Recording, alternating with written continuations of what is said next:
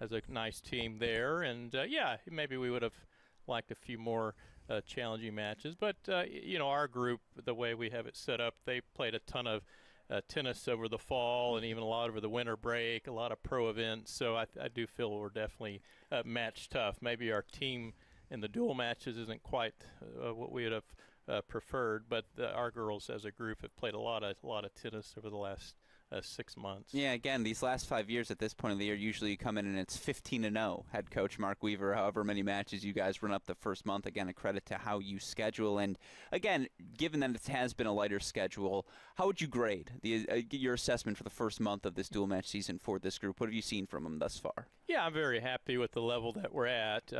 We've taken care of business pretty well. We've won rather decisively in the majority of our matches. I feel very good about each part of the lineup. We've changed around the doubles a bit. We kind of have a couple different options that we have in the doubles right now. But the lineup we turned in, we feel good about how we're playing at the doubles. We feel really good at every position in the singles. So the stakes are a little higher here, playing for a national title. The quality of the teams are getting a little bit higher and higher, and we're looking forward to the challenge. We're definitely looking forward to playing the best of the best, and I know the girls have been practicing against each other a lot, and it's kind of time to go hopefully beat up on someone else rather than beating up on the teammates every day. So, but at the end of the day, we've got a lot of really good tennis players that are battling it out each and every day, whether we're drilling or playing practice sets or whatnot. We feel like we're at a good level right now. No, again, defending national champs for a reason. Complacency versus comfort. How do you balance those two things, knowing, hey, it's a lot of returners, I don't want us to get complacent. At the same time, I have the advantage of that continuity, of that comfort. How have you balanced those two things that this team obviously clearly has? Yeah, I think our group, we've set our bar really high. Yeah. So I do feel like anything less than the level we've done with this group, they just wouldn't be very happy with or very satisfied. Sure. So I haven't had that conversation a lot. I know a lot of people have kind of brought that up and asked that same question. I honestly haven't brought it up that much. It's truly, and I'm sure I've told you this before when we've spoken, like, there hasn't been a day in years where I've had to tell our group, hey, we're just not getting after it, or hey, we're just not working hard. It's just never even brought up. So, as far as the work ethic and the energy, we're definitely not lacking in that part there. So I haven't even really brought it up with our group, and perhaps it's something that might have to be brought up at some point of the season, but it has not had to been brought up at all. No, it's a credit to the culture that you guys have built, and certainly as you look at this team early in the season, what do you feel your team's biggest strengths are? Bringing back this group here in 2025, what are the things you pride yourself on already?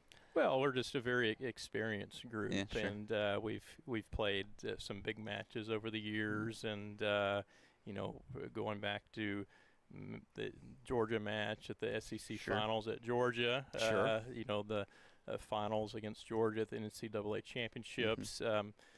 The majority of our returners are back, so we have just a lot of experience to pull from, a lot of the confidence to pull from, and we've got a really good group of tennis players, and obviously it starts with Mary Stoyana. She's been arguably the best player in college tennis the last several years, definitely one of the best, if not the best. And it's when you've got a leader like that in the singles and doubles, and we're just talented all across the board. Nicole Kieran, when she's on, she's as good as it gets, and Mia Kupris has done nothing but win a lot of matches for us in singles and doubles.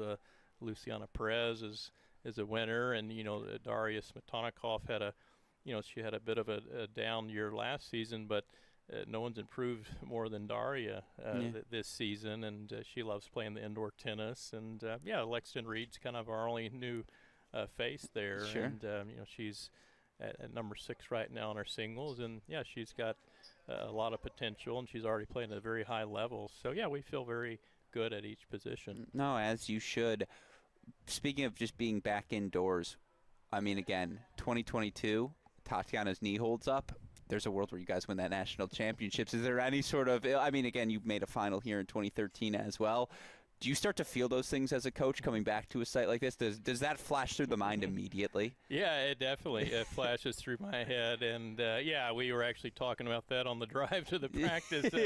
If Tatiana doesn't twist her ankle out there, we may win it all. And, yeah, sorry I left out Jeanette Morales out there as well. Yeah, she's had a lot of success over her career, a lot of experience. And, yeah, that match ultimately came down to Jeanette's match out there against Staker at 6. So, yeah, you have those memories. There's been a lot of great memories here and a lot of rough memories here. I was even telling some other stories. We lost the NCAA finals here in 2013. Of course, that was outdoors, and we probably should have won that one. I can still remember as a player, I was playing on the end court down there as a 50K challenger main draw. I was lost, like, I think I had 5 or 6 match points and lost. I remember I had a match point. I kicked wide against Jim Thomas. He shanks it back in return. I thought I put away a forehand volley. He shank lobs a winner over my head and somehow comes back and beats me. So, I have a lot of good memories here and a lot of memories I'd like to forget. But, yeah, I can definitely remember the I like that. We can ask about it now because we had last year, because we had all these things to celebrate, certainly. And, for your team to get back to that level, to get back to, competing at the final site come May, let alone here this weekend, what do you want to see from your group this year? What's it going to take to get back to that level? Yeah, I mean, I just want us to make sure we have the swagger. It's been such a unusual season so far as the team. We played so many individual pro events over the last 6 years. I'm really excited to see us back as a group, that's what college tennis is all about. This is probably the first trip since May that we've actually been all together as a group, and I'm really excited to see that when you're fighting for your teammates, trying to win titles for your university, and I just want to see them just embrace the big stages again. And we've got a group that's kind of a little hard on themselves sometimes. I just want them to embrace the competition and be professionals out there from point to point, and you lose a point, you move on to the next point. I'm excited to see them back playing as a group again. Well, in that vein, the addition of the electronic line calling, you excited to see it rolled out here at this event? Yeah, I was actually playing with it out there. In the I saw it. I was actually a little disappointed in my judgment out there. I think I was 8 for 10. I missed the first 2, but I got 8 in a row after that. Yeah, well, I look forward to watching you argue with the machine on the other 2 moving forward into tomorrow, as we inevitably will. But no, I know we're all excited to see that, and certainly, again, you talk about at the level in college tennis right now. We've got a couple players on your roster. Certainly, we can name all the names, but Mary being who she's been, Nicole being who she's been. I've pointed out all day today, so many players who played college tennis in the 2020s are currently top 100, top 150 players in the world, singles or doubles. You can't pick an Aggie. Who's next right now in women's college tennis? Do you think we still have more coming in the pipeline? Yeah, we'll see. Because Mary's been picked a lot today, so you don't have to make the claim for her. No, we've got a lot of players out there, and then that's what we're striving to be. We're trying to make our program a real player development program. We've got some great examples of Mary Stoyana, and you can kind of just really look at the kids that have really improved, and that's just something we're really proud of. We feel like our girls are improving. You've mentioned Mary and Nicole, and even Luciana Perez, Mia Kupris. They've all improved and gotten better. And Mia's had a lot of success at high levels in the doubles, especially. And Carson Brandstein's out there doing well. And I think it's becoming pretty recognizable of that. We'll see who the next one there is. I guess when you're watching like Mary versus Dasha, does it feel top 100? I think 100%. Yeah, right? It really does. It's just the level, the physicality. Yeah. It's just different, right? Like when they're out there? Yeah. I mean, it looks like, for sure, like a main draw of a like a 100K or a 250. It's no different whatsoever. It's, maybe who's just winning the bigger points. As far as the level of tennis, the physicality out there, like it's not much difference at all. It's the highest level I've ever seen it in college tennis, especially on the women's side. I don't follow the men's obviously as closely, but I feel like the women's side, there's never been there's not a lot of difference between that top 100 level in the pros and a lot of these girls out here in the college ranks. Yeah, no, I completely agree. Well, then my last 3 questions for you, and they're all going to be quick here. In terms of for fans tuning in, and obviously for you guys right now, really easy to support Texas A&M women's tennis. You're fresh off a national championship, but what is the thing that new fan can do right now that will best help support your program, college tennis, moving forward? Yeah, I mean, we're known, the Aggie Network is just off the charts, and I think unmatched, and we've definitely gained a lot of notoriety in the recent years, and us winning a national title at Texas A&M, I believe it's the first time of any sport in 7 or 8 years. So yeah, it's just the constant support that we get, and we're getting more and more, and yeah, it's just amazing, the Aggie Network out there. No matter where you go, just people come up and see you all the time. So it's been great to see a smaller sport like women's tennis being recognized the way that we have. What percentage of texts in May did you get from unidentified numbers? Were you like, oh, thanks, I don't know who this is, but thanks? Yeah, no, the texts are just kind of off the chart. yeah, no, it's kind of hard to ask, who is this again? Yeah, exactly. You're like, I'll just take the thank you and we'll move on here. No, I love to hear that. Well, again, I know you love your job. You've been at A&M now over a decade, and you wouldn't pick any other place. But for the sake of this question, you can trade jobs with one coach across the country this year. And not that you'd want to trade, but just to be like, hey, let's step into those shoes for a little bit. Do you have one that comes to mind? Yeah, I've always loved the city of Fort Worth. Okay. So, yeah, if I had to pick one, I have some good friends up in the TCU area. But, yeah, I think it's been hard to – I think people often say they're going to bury me in College Station. They probably will. But, yeah, I've always loved the something about even back as a player and the facility at TCU and the community there. Yeah, I've always liked it there. It's a good program shot. I like to hear that. Well, then my last question for you. Look, you're the reigning NCAA champions. I'm sure to some extent a winning week means bring home a title. But what do you want to see from the girls this week? What, in your mind, will constitute a successful national indoors for the Aggies? Yeah, I just want to see us out there. Just, we're always going to fight hard. So that's kind of oftentimes the generic answer. But, yeah, I just want us to come out with the real champions mentality, come out there with this is our tournament to win, and just coming out there with the belief. And yeah, I kind of mentioned a little bit earlier of just kind of how we're managing ourselves in the points. You talked earlier about the physical level of college tennis. I don't doubt any of our players' physical level. It's the same as the pro tennis players. It's how you're managing yourself between the points, and whether you win the point or lose a point, you have a good process and that you're ready to go for the next point. Those are the type of things that I'm looking for. I love to hear it. Is there a number, challenges, correct or incorrect? What are we shooting for as a team? Like 50-50? I'll say, how about 75%? I like it. Well, I always appreciate the chance to chat. Coach Mark Weaver, obviously good luck to you and the Aggies this week, and thank you for taking the time to join us here today. Thanks for having me on. Welcome back in, everyone, to Media Day here at the 2025 Division I Women's National Team Indoor Championships. Joining me now on the stream, a familiar face to all of you college tennis fans. Of course, the last time we were here as a college tennis populace, he led his team to the 2022 National Team Championship. Of course, now back with his rising Texas Longhorn crew. It's Texas Women's Tennis head coach Howard Jaffe. Coach, it is always good to see your smiling face. Welcome back to Champaign. How are you doing today? I'm good, thank you. Nice to be back in Champaign. Fun memories, as your intro would suggest. Yeah, it's not just, by the way, the 2022 team final. Of course, you made the final with A&M here back in 2013 as well. Is it just the Illinois air? Something about it? What is it that seems to bring out your best? Yeah, no, we've had good success over the years here. So, yeah, nice to be back in Illinois. Yeah, well, we are certainly happy to have you. And, look, I know you are an experienced coach, but we might have some new college tennis fans we picked up along the way. Someone might have watched Peyton Stearns or Lulu or any of these players and said, hey, let me dip my toes into this level. For those new fans, can you explain the significance of this national indoors and how it fits in the broader tennis calendar? Yeah, I mean, I think from what my understanding is, the world's changing, the college world is changing, but certainly the team indoors is played in the first portion of the season when most of the country is indoors, and sets to determine a national champion of the indoors. But I think one of the important things is it is a place where the top 16 teams, top 20 teams, whatever it is, meet to decide sort of how the rankings look for the remainder of the year.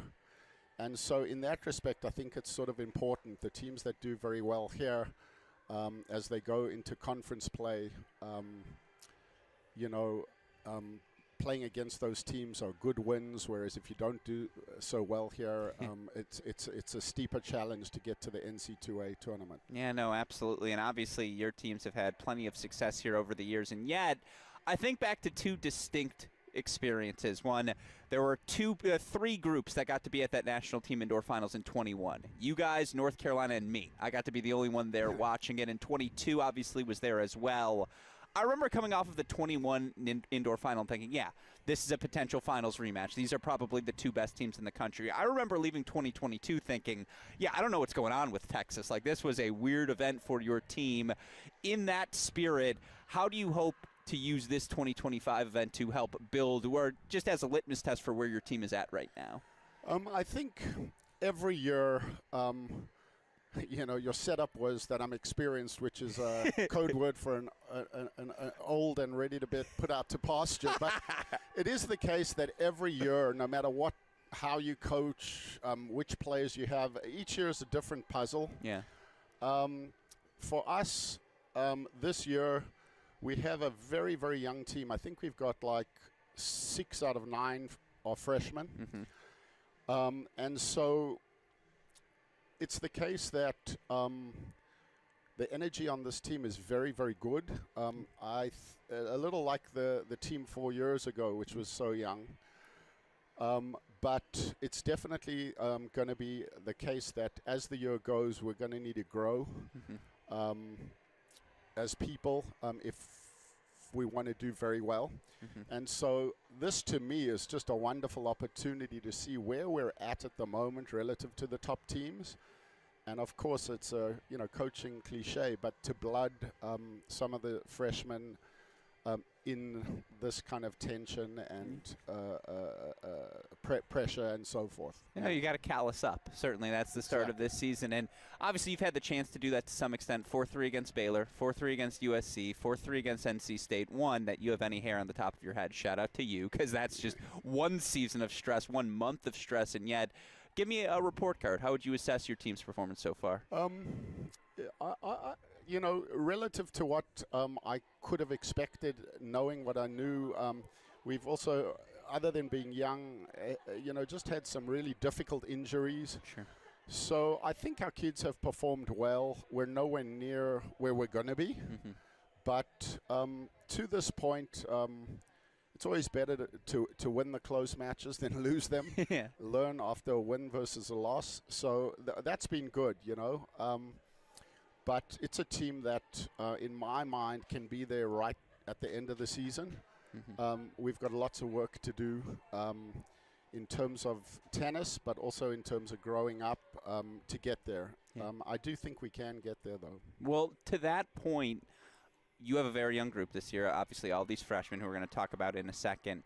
What comes first when you're working with a group like this? Are you trying to establish principles, tactics, whatever it may be, or is it about implementing the culture first and communicating, hey, this is how we want to compete, this is how we want to practice? I'm sure it's a balance, but how do you go about that with such a young group?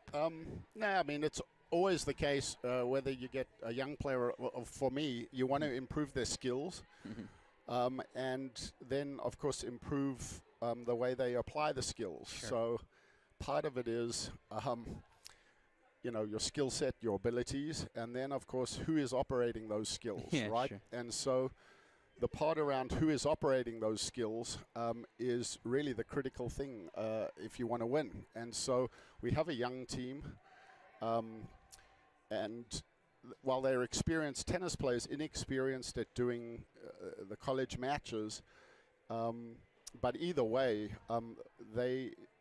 the operators of the skill, the person, or so to speak, needs to grow. Mm-hmm.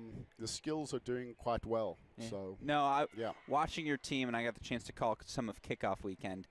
Did you just find some forehands and you're like, yeah, we'll take that forehand. We'll take this forehand. Because I watched some of these freshmen hit the cover off of the ball. And again, I was around that 21 group. This group feels as special from a ball striking capability. No, we definitely have a very good team. We also have, I mean, part of the struggles here earlier, we have one player who was a semi-finalist at the Australian Open and played in the Australian Open main draw 2 times. She will only become eligible here at the end of this week. Yeah. And so when you add her to the equation, we definitely are going to be bolstered. But they'll definitely be flattered to hear about their forehands. Yeah. I'll pass that on to the group. No, I was watching that. It's like Bowers, Pursue, Marie, and Hooray. I was just like, I mean, I know Sabine a little, and obviously Vivian a little bit more, but it's just, oh man, it's a lot of talent on that roster. There's a lot of good players, no questions. Yeah, it's a testament to you as a recruiter, and obviously there's the hanging all over all of it, Maya Joint, who played herself out of college tennis by approaching the top 100 as well. What is it? Can you share the special sauce? How are you getting all these players to come to Texas right now, Coach? Oh, gosh, I couldn't say. They'd have to say why. But, no, we've definitely had I think probably what was a good help is winning the titles. And, you know, Peyton was a great player, but came into college only about 400 or 500 in the world. Lulu was a very good ITF junior.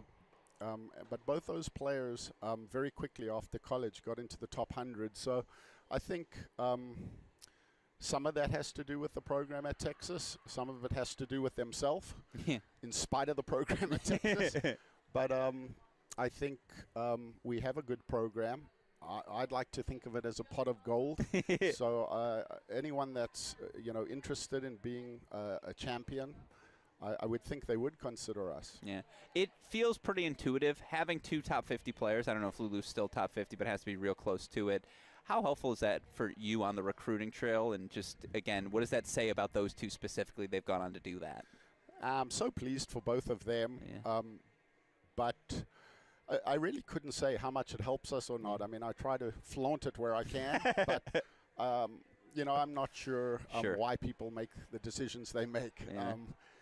But as far as those 2 players, I'm just delighted to see them doing well, and both great kids. So ladies, young ladies now. Yeah. No, it's a testament to 1, your ability to develop talent. 2, obviously with those who've been able to do with that talent as well.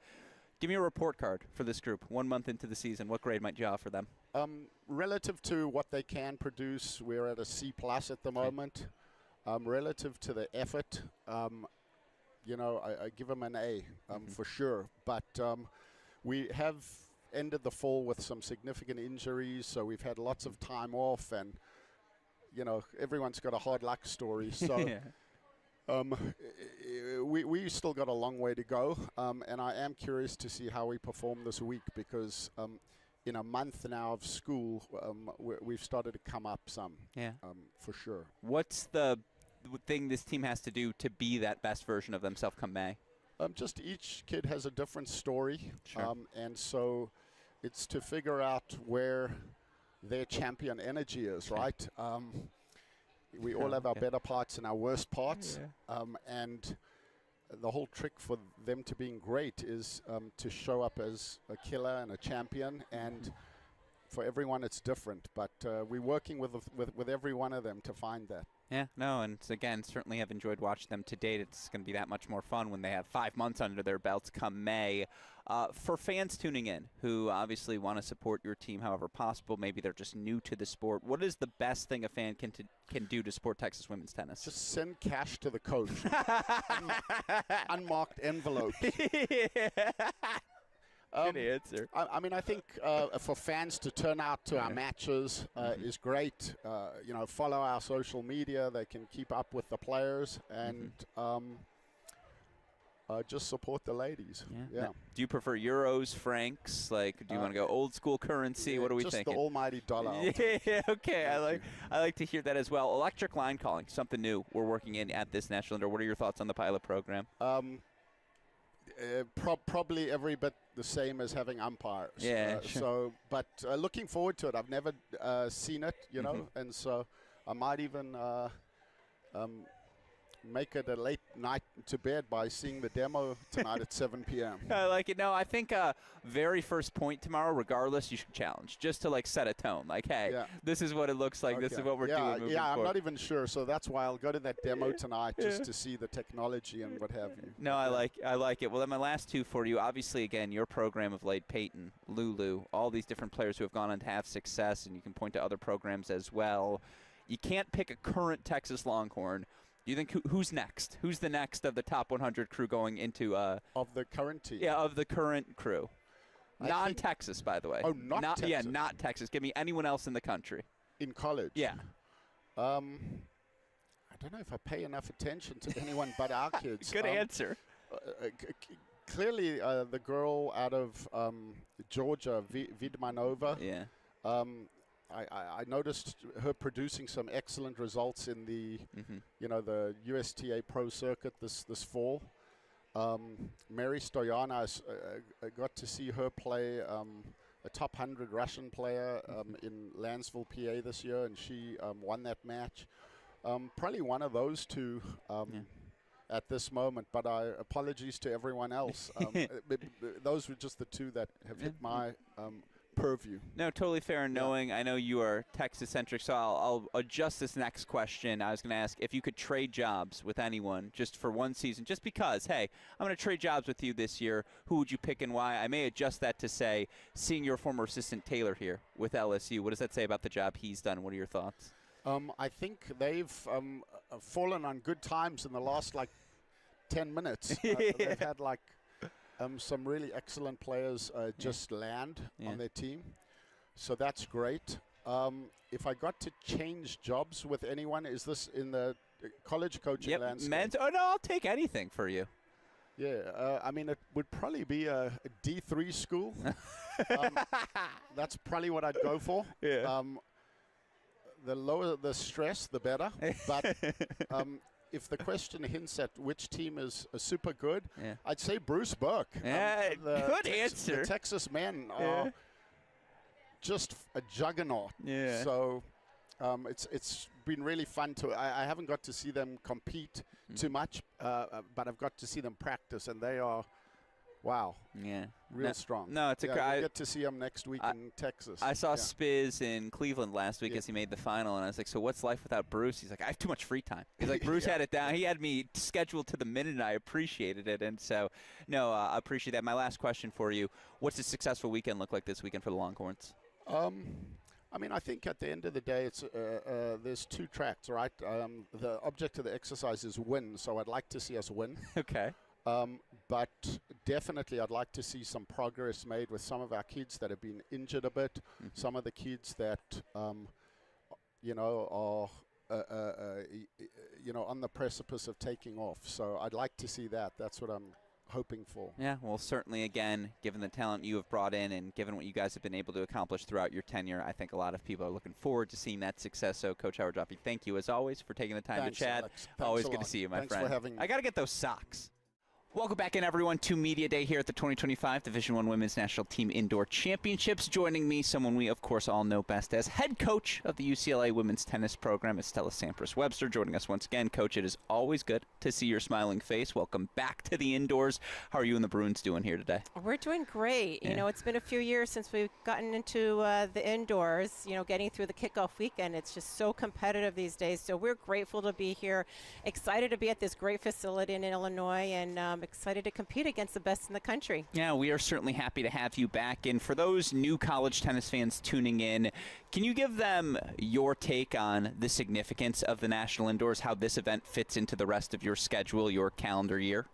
Yeah, I think this event is like in the middle of our season, and it's a great event for our team to really get a sense of what NCAA's is going to be like, because the intensity of it is huge. And I think it's great to see like what other teams have and like we're going to get so tested with every match that we play. So we're excited to kind of see where we're at. It's really kind of a test of like where we are right now and kind of where we want to be in May. So it's a great event to be part of, and we're just super excited to be here. Yeah, no, it's the perfect litmus test to start the year for all of these teams. And I'm curious for your group, again, we're only 4 weeks into dual match play, but if you were to offer a grade for your team's performance thus far, how would you rate the 2025 season for the Bruins to date?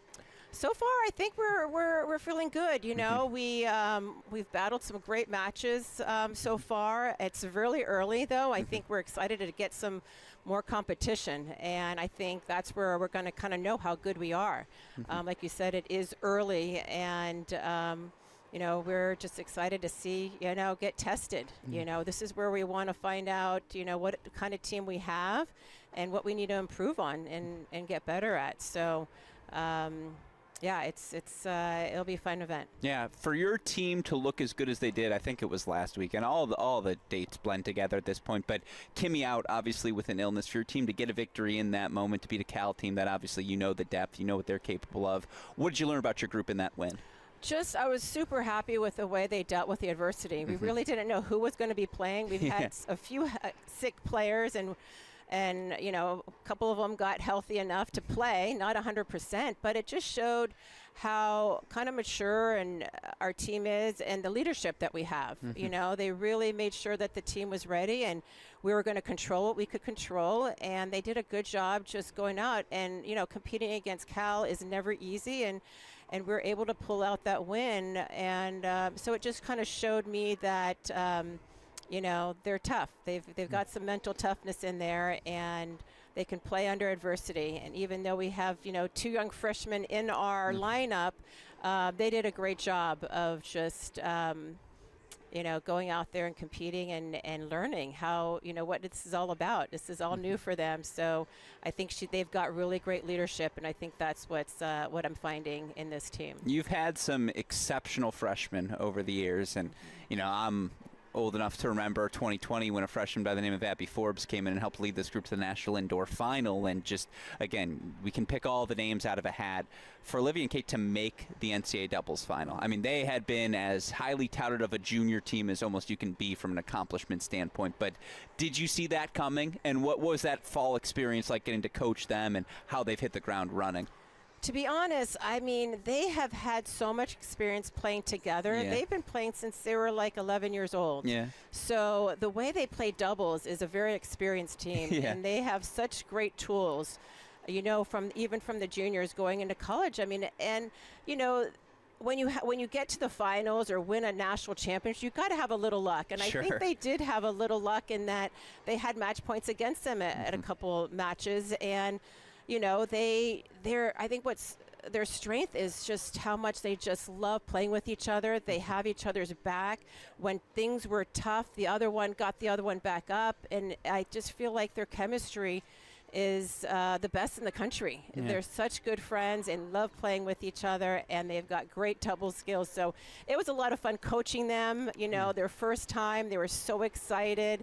You know, to play in an NCAA doubles, you know, final and play through that tough draw.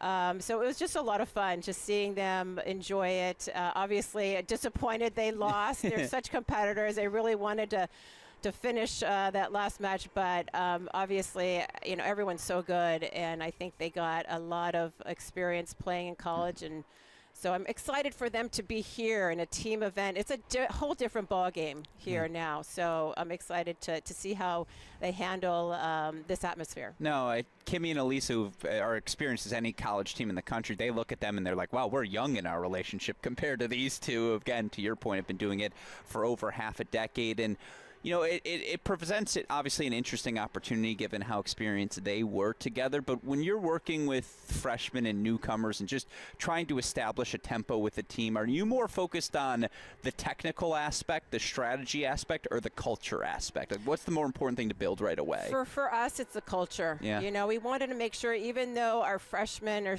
had so much success, they're still freshmen. They still haven't experienced this season. There's a youthful smile to everything they do, too. That's so fun. fun. Exactly. So they're so innocent, and I think our upperclassmen has just embraced them so well and brought them in, and are so excited to have them to really, build up our team and give us so much depth.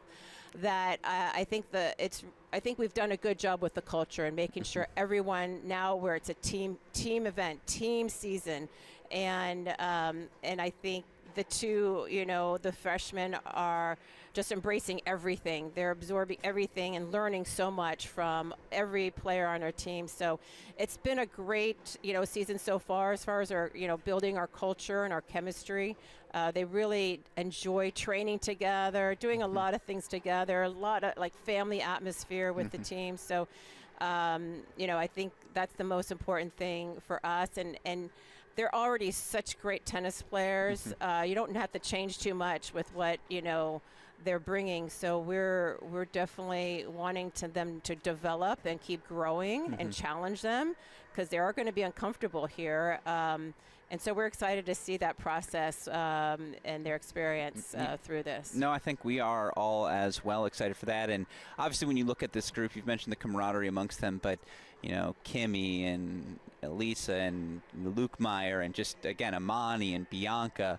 Is the depth the biggest strength of this roster? What are you, in your opinion, the biggest strength of this group so far? I think our doubles is definitely one of the biggest strengths. I think they feel like we have, some of the best doubles in the country, and I think they take pride in that.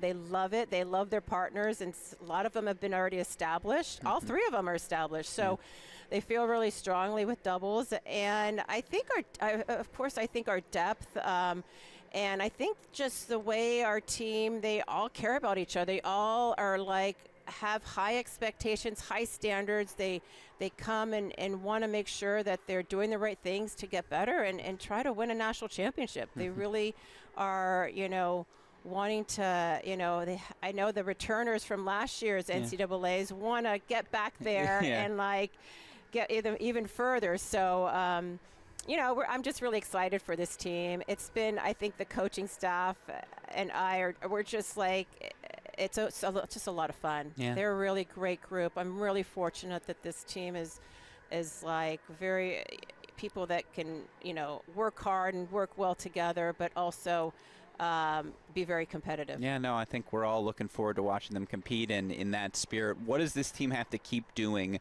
to be the best version of themselves come May, to get back to that NCAA tournament final site? I think we need to keep working on fitness is huge. We all know about how tough the season is, and keeping everyone healthy is going to be important. I think the mental toughness, under pressure, making them in practices, putting them in situations where they're going to be uncomfortable. I think that's our biggest thing that we're trying to do now, so that by NCAAs, when they're uncomfortable, we'll get more comfortable. Sure. Because obviously it's, they all want to win. They all, have high expectations, but it takes a lot of mental strength, mental toughness, and, to stay competitive with these great teams. Everyone's good. Everyone's going to be good. So it's those little things, the details we have to make sure we take care of, starting with their bodies, starting with little things like getting enough sleep, their nutrition. All those little things are going to matter. To that point, knowing that, again, noted Big Ten powerhouse UCLA, you're going to play more indoor tennis this year than probably ever in program history. Do you have to change things in practice? I mean, you can't generate indoor courts in LA. That's really difficult to do. Do you change anything at all from a logistics standpoint because of that? Yeah, we have to. I mean, we have to we change balls every 3 games just to make sure the balls stay fast and stuff. And we put them in situations where balls on top of the line, shorten their backswings, things like that. We work on serve and volley, shorter points. And, being able to finish points up at the net, because everything, and I think we have the games to do well indoors, because we're an aggressive team, so we do like to play up on the line, but we have to get used to how quick the balls are going to be coming back. And so adjust our backswings a little bit. And, so I think some facilities are faster than others. Yeah, so it's going to be an adjustment just going into the Big Ten, and I think dealing with that kind of uncomfortable feeling is going to happen. Yeah. And this is our first year, even for us as coaches, just traveling, like not knowing where we're going and driving in the snow. And, and you know, we're going to have to go through it all together. And I think that's what, you know, we're looking forward to. We'll be together and we'll figure it out together. Yeah, well, I will say this, and said with love, you're going to see better overheads than you've seen probably in the last 10, 15 years, because we're inside, and it's that much cleaner, all of it. And no, obviously, again, looking forward to that aspect. For fans tuning in, right now it just feels more important than ever for that connection to be there. Fans, program. What would you tell a newly found UCLA women's tennis fan? What is the best thing they can do to help support your program? I think just to support us is be just, I think, just support us coming to matches, you know. I mean, college tennis is so strong. I think the level is unbelievable. So the level of play is going to be great. I think our players love having support and being loud and, you know, getting behind their court and fighting with them and knowing that they care and, you know, following our progress. And I think it just makes a difference when we have, you know, the fans that, you know, just kind of come to events like this, come, you know, to NCAAs, you know, support us financially. You know, we always can use that. But, you know, it's just making it such a great atmosphere with fans is what I think college tennis is all about, where it can get rowdy. It can get, like, loud, and especially indoors, it gets super loud. And I think that's what I'm really excited for them to experience at the team indoors. So, you know, I hope a lot of fans come out. This is a great event, and they're going to see a lot of great tennis. And I think, should be a great day. Looking forward to it. Speaking of which, something else they'll see, electric line calling. You excited for that development here this week? I do. I am excited. You know, we have had some experience with it in the fall, and I really thought it was a great tool. I think the players couldn't complain to the the machine or anything. It was like they got the call and they went right back to the line. So there's no arguing, there's no nothing. You got to accept it, and I think it goes both ways. So I really I think it's a good thing. It keeps, I think, people on, you know, a little making sure that they're calling the right balls, you know, and stuff. So I think for college tennis, I mean, it'll be interesting if we can keep that going. I'm looking forward for the first person to argue with the machine, but it's not going to be successful. I know. So. I mean, we've had some that were like a little crazy, but you know, you got to accept it. I mean, that's what we're doing. Whatever they say, it's you know, you can't do anything about it. No, certainly. And my last three here for you. Obviously, you look of late, and certainly there are players who have competed this decade: Stearns, Navarro, Kessler, Startup, Seva, Son. I can go on and on. The pipeline of college to the pros, it feels stronger than ever. If you had to pick one non-UCLA Bruin who you think is next up, top 100 player in the world that we have active right now in college, does a name jump out to mind? Oh my gosh, non-UCLA. Gosh. It's a lot of good choices. That's the problem. Yeah, there's a lot, and you know, again, I haven't seen every team. And I'm not familiar with every team's lineup except for, you know, I think teams here. But, here and there, Ask you after the weekend? Yeah, after the weekend. Okay, I'll let you know. I like I'll it. let you know. Did it shock you to see Shibahara go on the run that she's gone on over the past couple of months in singles? Like, what does that mean to you? I am so happy for her, you know, because she was always this doubles, you know, specialist. Typecast, Yeah, and for her to start, you know, and start from zero to, like, and work her way up to, I think she's, like, what, 150 or 200, you know. It's crazy, She's gotten up there, so I'm really happy for her. You know, she's obviously doubles is very, you know, very not easy for her, but she's just got those double skills. But singles obviously is a little more difficult, and it's great to see her just go in there and work her butt off and prove to herself and to everyone that she can play singles as well. Yeah, no, it's so impressive to see. My last two for you, and again, this one is just old school, so you know I'm still me. That's why I got to ask a question like this. Yeah. If you could trade jobs with any coach around the country, just for 1 year, not to say you don't love your job at UCLA, of course you do, but you're looking at all these rosters, all these situations, you're like, I want to change, just try it for one season. Is there a school that jumps out that you'd pick? No, never. Never. Why would I do that? I mean, I went to UCLA. There's no way it would be. Yeah, no, it wouldn't be a good thing. Bruins I can't exclusively. Imagine. Yeah, I can't. I love my team. I'm not going to go anywhere else. I want to stay where I'm at, so I feel like I'm very loyal. That's who I am. I would have accepted any answer. Yeah, so that works for me as well. Get me in trouble. I don't want to say Hawaii, because I just want to spend more time there. I don't know. Like, gonna go That's a good answer, across the board. Well, then my final question for you: what does a winning weekend this weekend look like for the Bruins? What do you want to see? I mean, winning weekend is everyone stays healthy, everyone competes and fights and gives it their all. Things that we can control, and we do it in a very professional way. And then win a national team championship. Yeah, I love to hear that. Well, again, indoor specialists, Big Ten country, their country. UCLA women's tennis head coach Stella Sanford-Subser, thank you as always for taking the time to chat. Great to see you, and good luck this weekend. Thank you. Welcome back in, everyone, to Media Day here at the 2025 Division I Women's National Team Indoor Championships. Now, you noticed I have changed gear. There's a reason for that. When you're with the host, you got to come kiss the ring. And, of course, joining us now, our host here for the next 3 days. Of course, you all know him best as Illinois women's tennis head coach Evan Clark. Coach, it is always good to see your smiling face.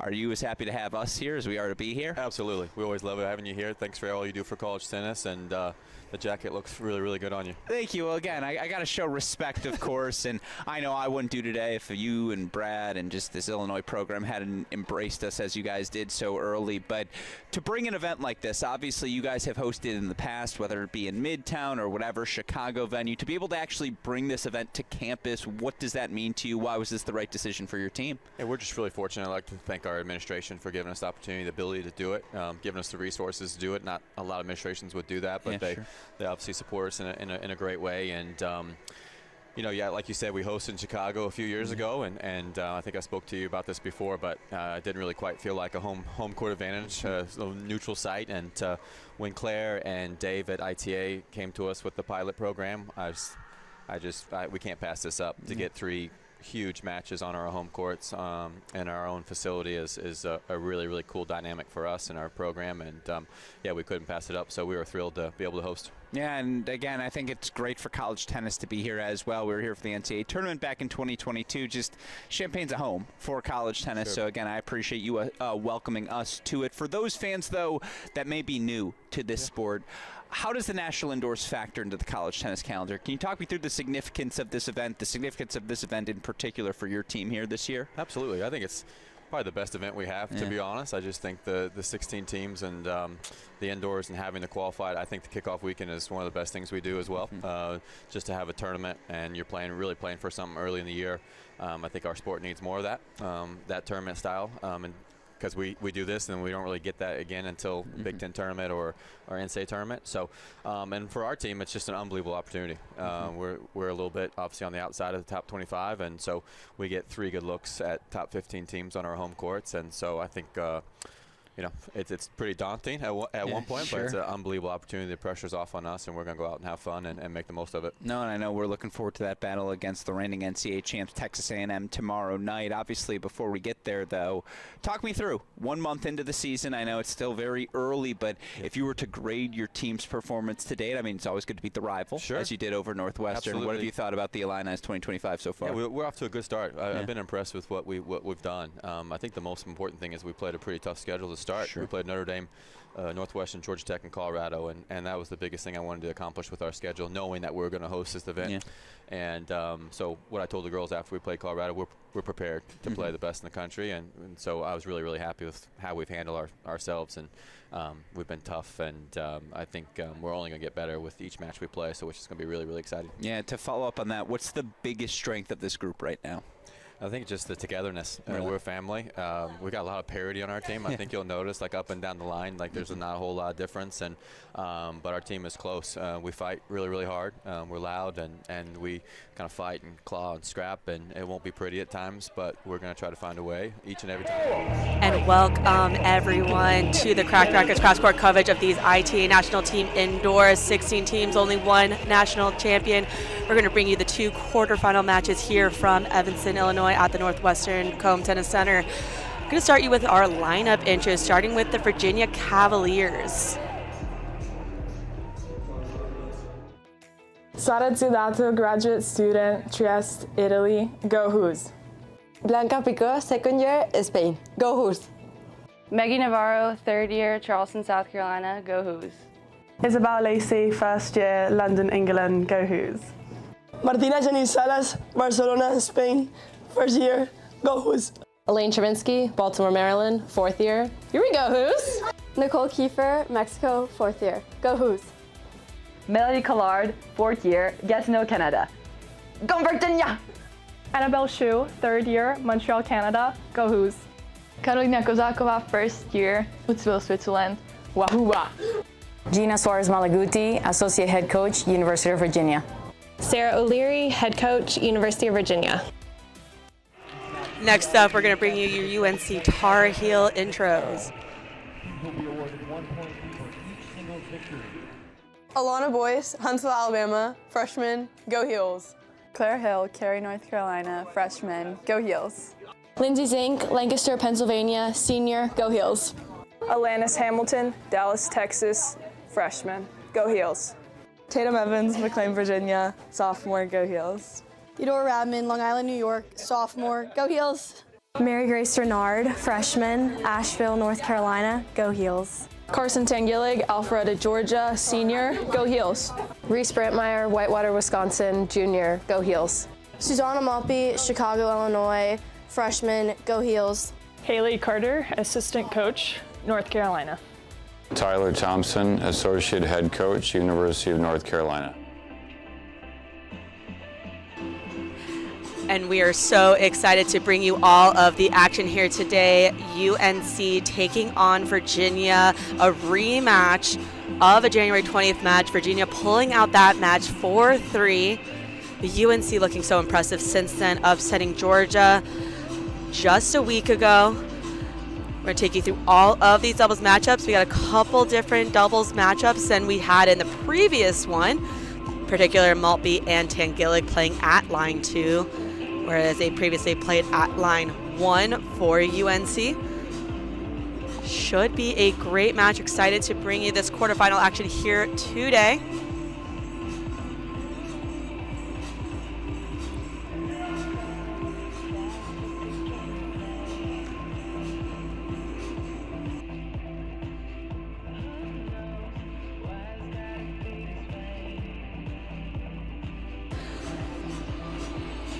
We're going to recap some of the results from yesterday to rush you up. UNC taking a 4-1 lead over Pepperdine. Pepperdine winning the doubles point. UNC responding with 4 singles matches. Virginia beating Tennessee 4-2 in a dog match.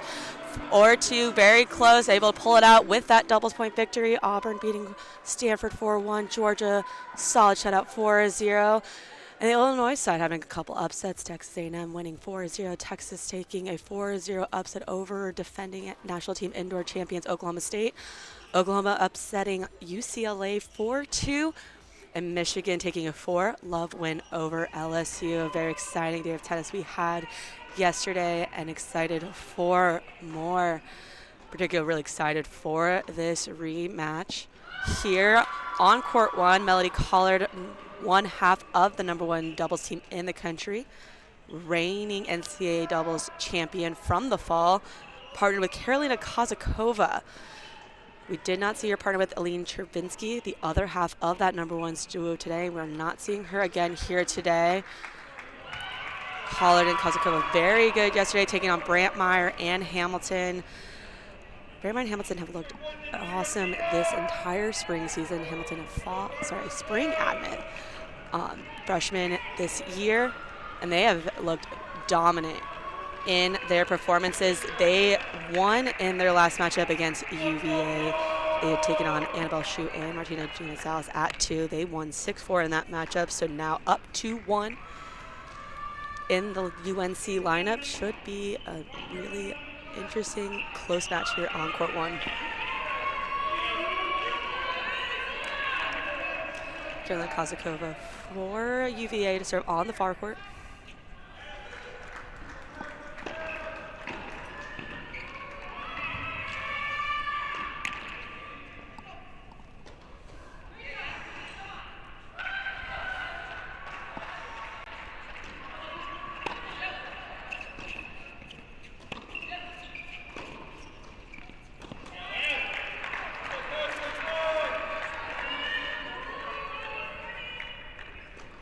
As a reminder, doubles is 1 set, no ad tennis. Heated it often yesterday, but it goes by so quickly. You want to come out of the gate fast as a team. Try not to get down too early. It's hard to come back, not impossible. Melody Collard taking a fall there. Kozakova has her back, no big deal, she gets it. Hamilton puts that ball away.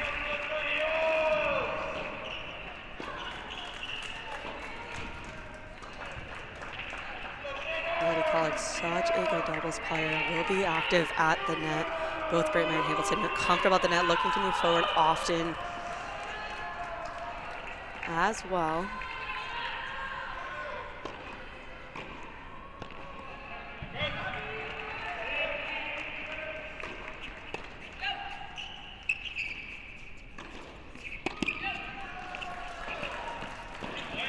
Great hit by Hamilton, draws an error from Kozakova, so it's a triple break point to start this match here on 1. And we will take you through each of these matches here, introduce you to all the players. Each team looking just for 2 doubles match wins to take that doubles point. UNC took the doubles point in their last matchup. UVA able to find 4 singles victories to take that 4-3 win back in January.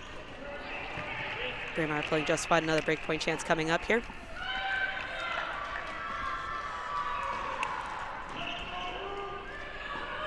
We have a packed UNC UVA house here today at Northwestern. It's really exciting stuff to see both teams get a lot of fans out cheering loud to start. Excellent put away from Melody Collard. Great setup from Kozakova with the serve. Another breakpoint chance on deck for UNC.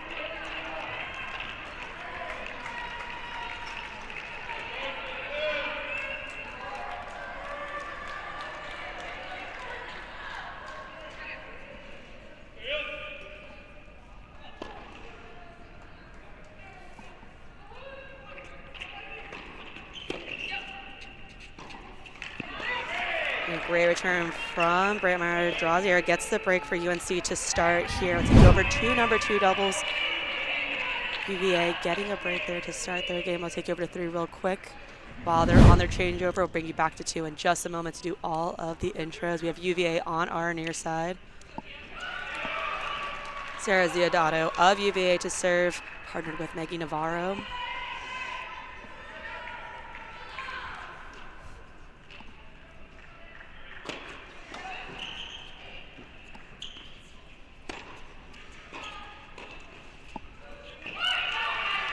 Maggie Navarro very active at the net, constantly looking to go. Maggie Navarro did not play in the last matchup. Sarah Ziodato did play this team of Tatum Evans and Thea Rabman for North Carolina. Evans and Rabman pulling out a 6-3 victory there in their previous matchup. We got a new team for UVA. Maggie Navarro looking so good yesterday. We're going to capitalize on the strong balls from Ziodato.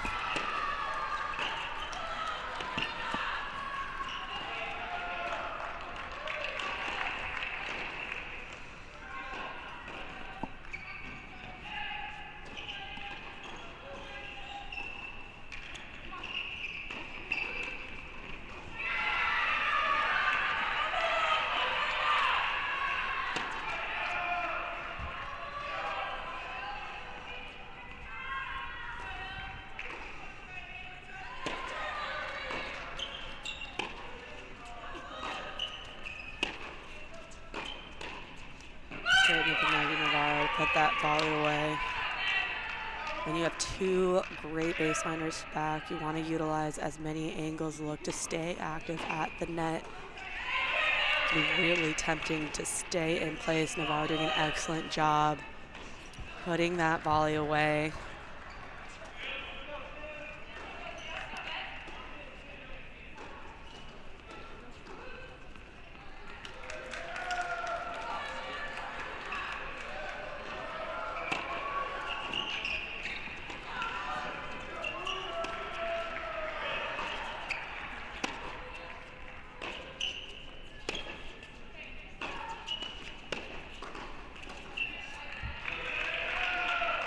Great rally from Evans and Robin. Evans really hard to beat in long cross-court rallies. It's kind of what she's fixing to do here in this match. As long as she can swear, she tends to thrive a lot. Robin also excellent from the baseline as well.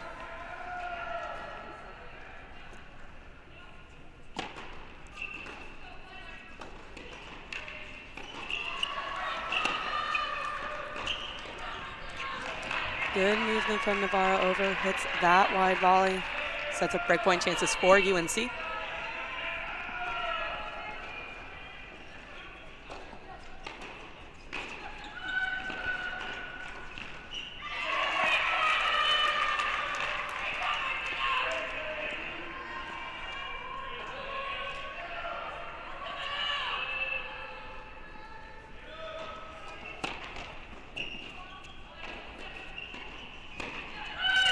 Great put away way to take advantage of the let serve.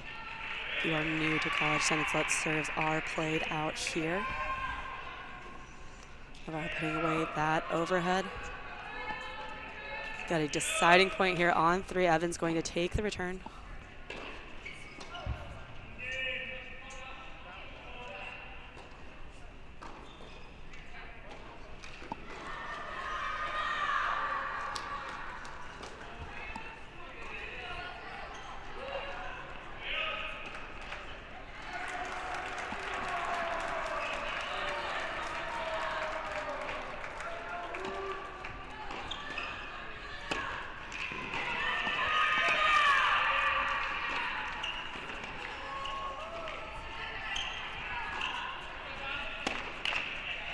Great long play from Evans. Loves herself a long cross-court rally. Takes Diodato missing that in the net. Gives the break back to UNC. We'll take you over to court 2. Finish out our introductions over there.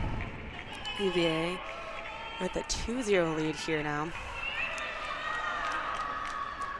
Annabelle Shu and Gina Salas on our near court. Taking on a different team again from their previous matchup with UNC, Susanna Maltby and Carson Tangillig, currently number 5 in the nation of former number 1. Fame, Carson Tangillig, NCAA champion in 2023. Excellent shot from Gina Salas. Seeing Carson wanting to move.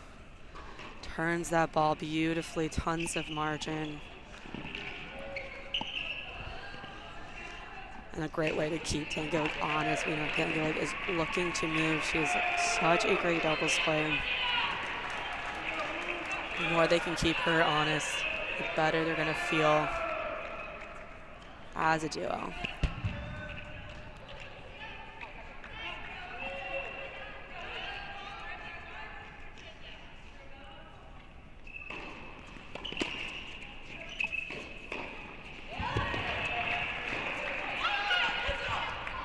Susanna Maltby sending that ball long.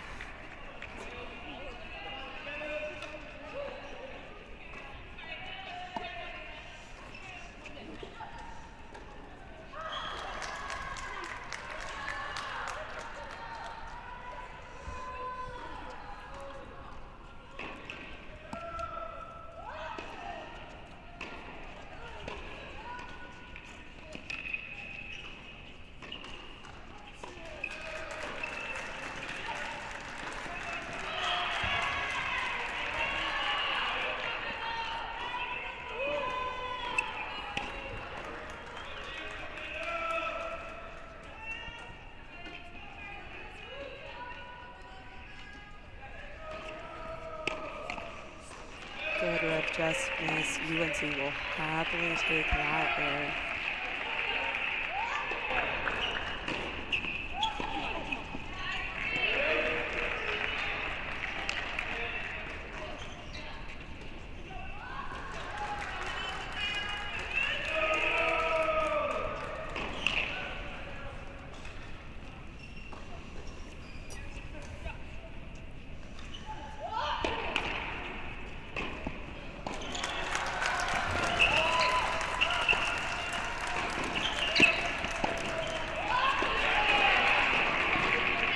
Missing that ball, and I've seen a few too many errors from this UNC early to start.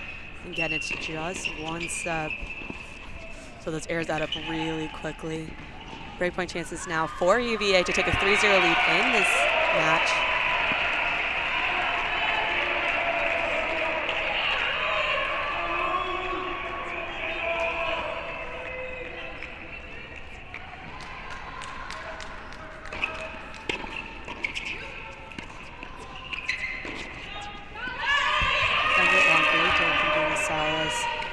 To secure the break, we'll take you over to court 1. UNC leading 2-0 in this matchup. It's a nice little counter to that court 2 match. Great shot from Kozakova.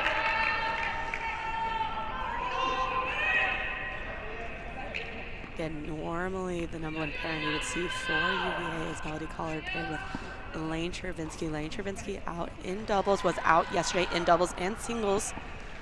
Chervinsky and Collard, currently the number 1 team in the country and reigning NCAA team champions. We know how good Melody Collard is.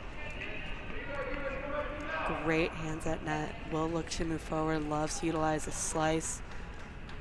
Great serve from Collard. Draw an error from Elena's Hamilton. Big point chances now for UVA to get on the board.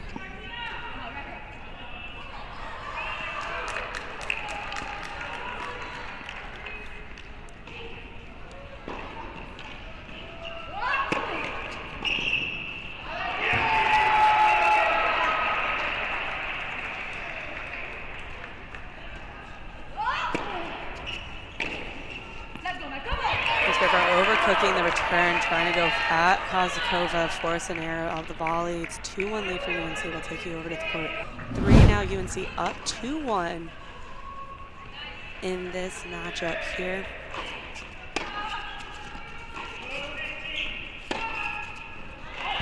Great play from Evans to get the passing shot on Ziodato.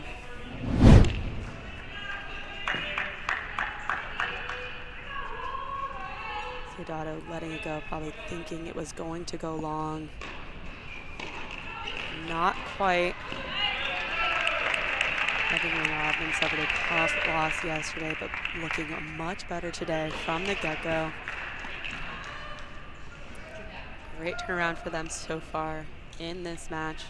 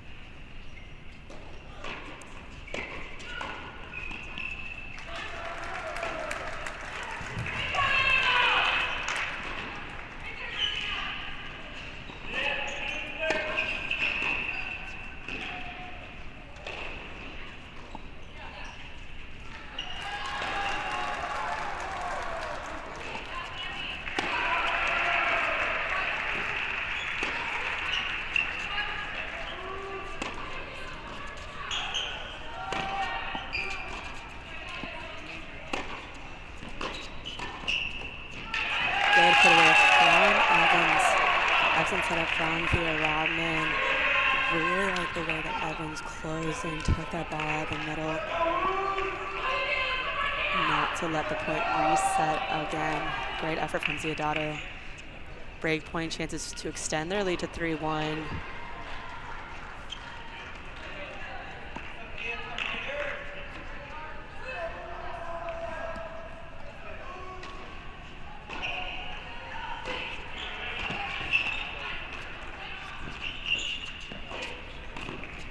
Oh.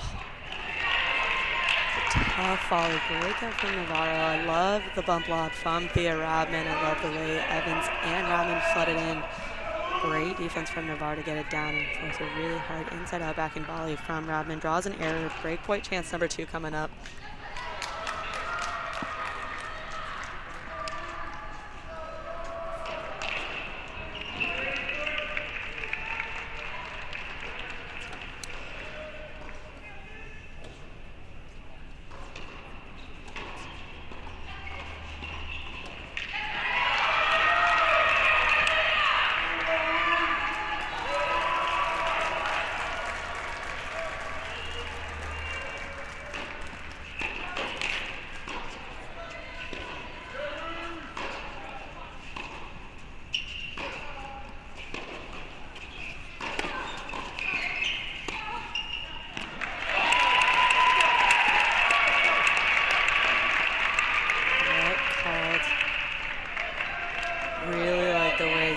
Took a slight inch to the middle, looked for that first volley on that ball. It's kind of activating. You need to see at the net from her.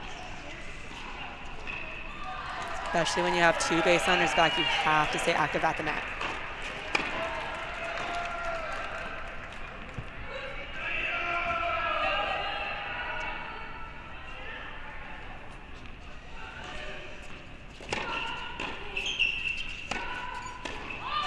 Second serve volley. Serving volley. Incredible work by Tatum Evans. Too good. Takes that ball, redirects it down line, gets the passing shot on Ziodato to secure the break. Up 3-1 now for UNC. And that's just nice. It's just too good. We'll take you over to court 2. UVA now up 3-1 on that court. We're up 3-0. Get Maltby and Tangillig. 5 in the country in doubles. Great run in NCAAs this past fall.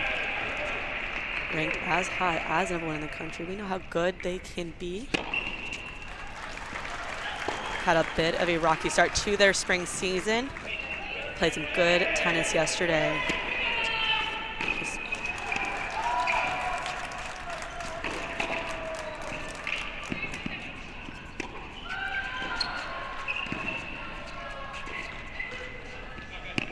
Great hands from the UNC crew. Great move forward. Excellent volley to draw the lob error from Annabelle's shoe.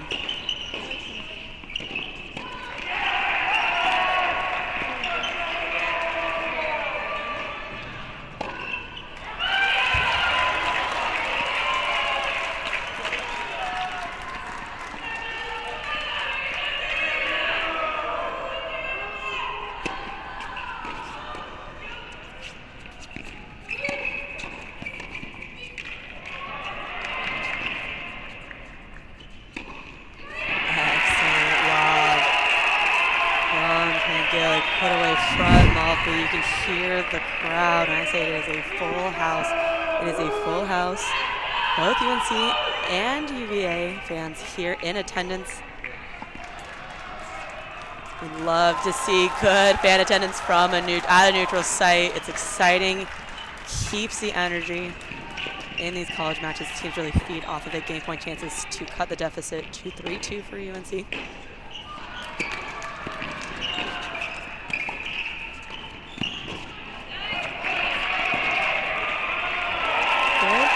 From UVA. Just too good from Maltby there. Hear the crowd getting into it now. They get the game. They're UVA still up 3-2 in this match. We'll take you over to court 3.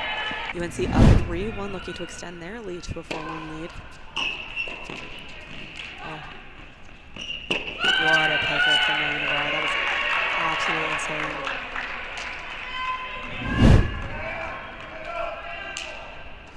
And Thea Rodman with the good move, but nice pickup there from Navarro. Tatum Evans can't do much about it.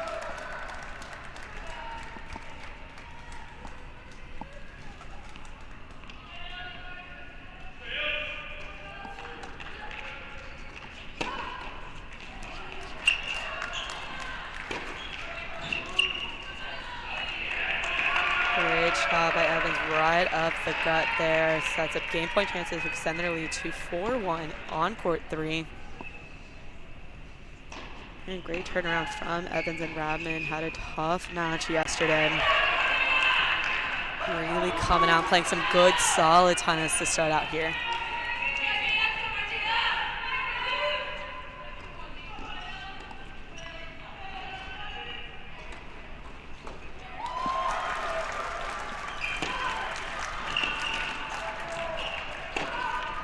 Nice shot from Tatum Evans right at the net person. Gets the game, takes a 4-1 lead here in this match.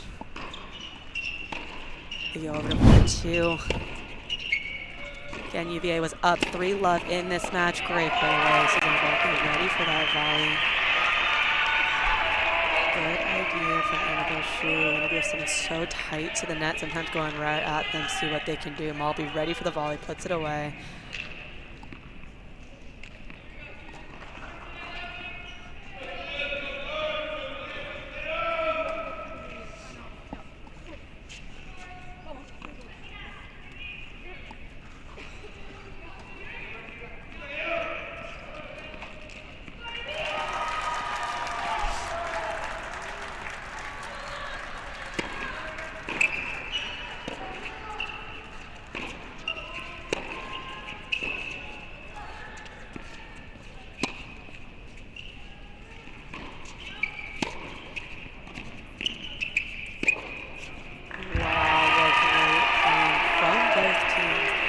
Really tightening up on those areas we saw early in those first 2 games. Moppy doing an excellent job, looking to move forward, apply that pressure there.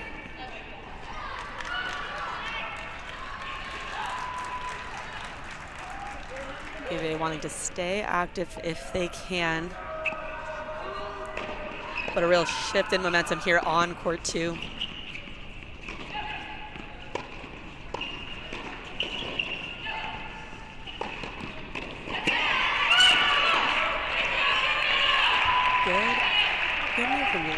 Not quite executed.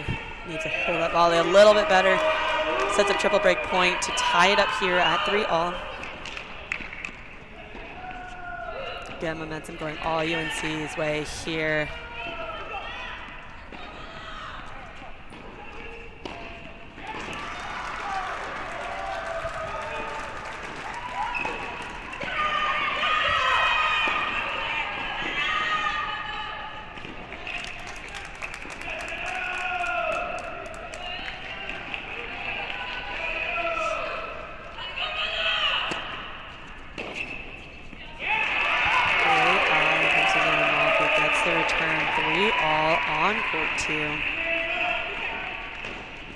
Thank you back over to court 3. UNC has taken a 4-1 lead here in this doubles point.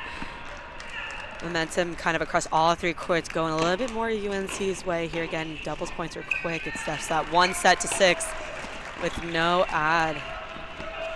UNC took the doubles point in their last meetup. Great shot. Just missed it. Great digs from Ziodato there on court 3. Doubles points are quick. You're trying to get advantage on the board. UNC did win the doubles point last time. UVA able to find 4 singles matches. If you don't have to find 4 singles matches, you don't want to.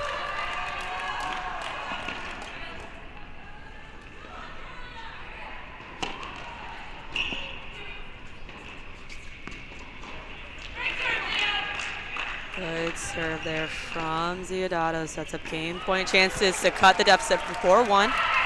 Get it back to 4-2. Build a little momentum back their way.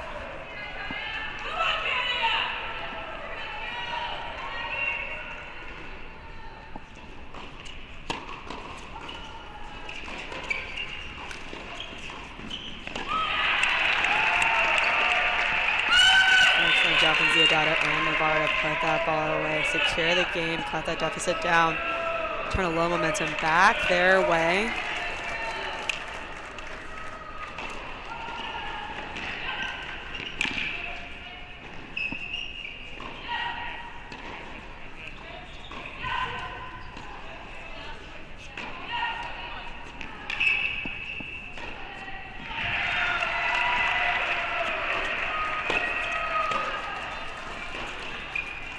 missed return.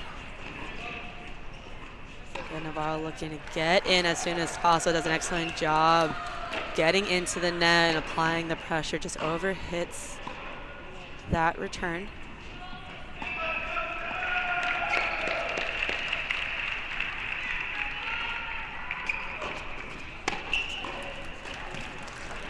Great volley from Evans. Great effort from Navarro. Doesn't quite make it.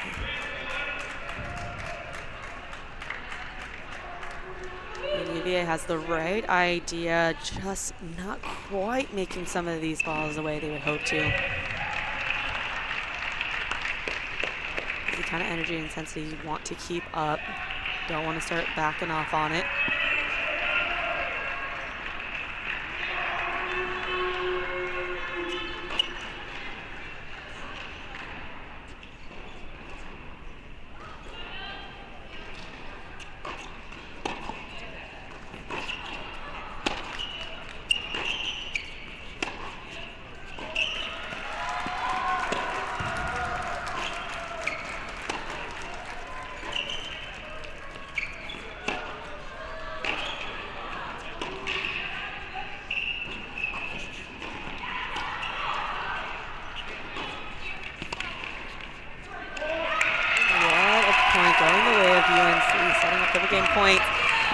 Excellent job from Thea Robbins to really reset that play and get back into the offensive position.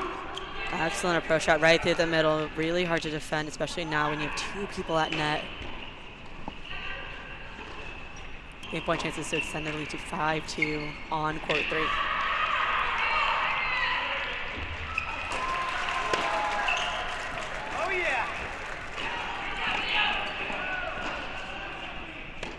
Made return from Ziadato, saves one of those game points.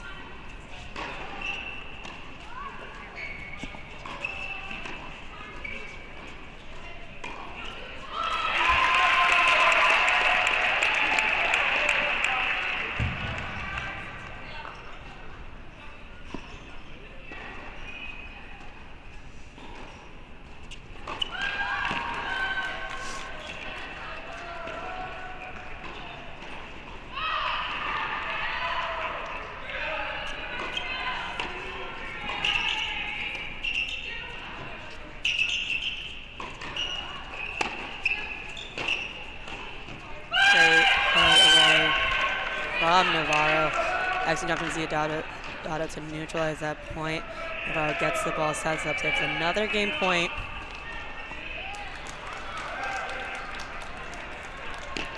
UNC still looking to extend this lead. Chance on deck for them.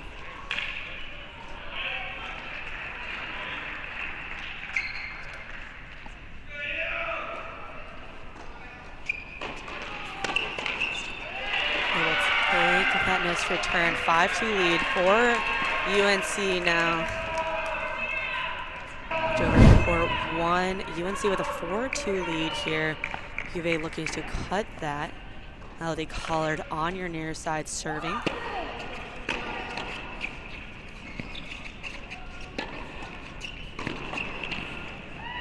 Excellent defense from Linus Hamilton. Good ideas from Kozakova at the net. Like the idea for that angle volley. Probably better than it needed to be. Another game point on deck for UVA.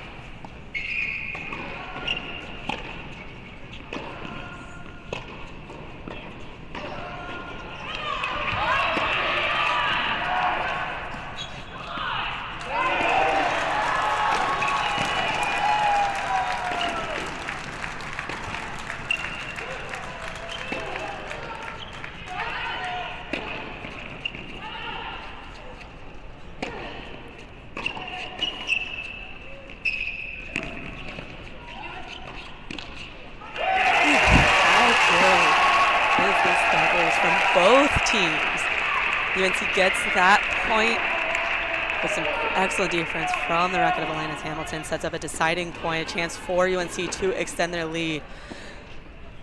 And we don't get to see doubles like this often. Both teams looking to be aggressive, both teams digging out balls, setting themselves up for just multiple opportunities.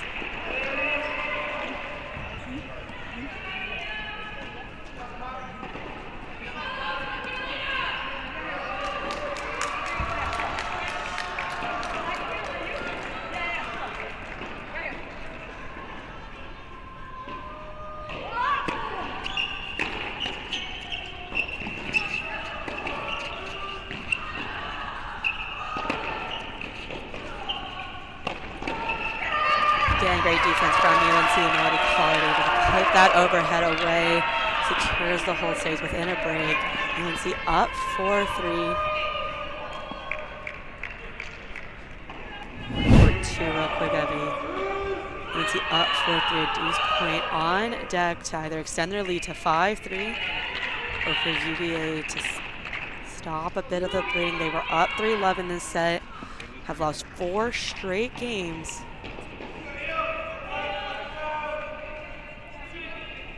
Looking for a chance to tie it up at 4-all.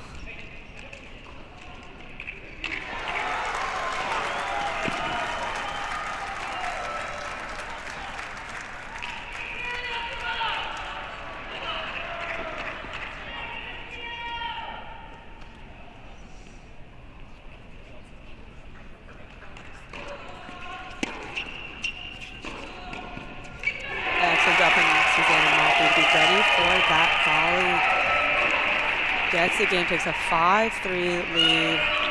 Slides you over to court 3.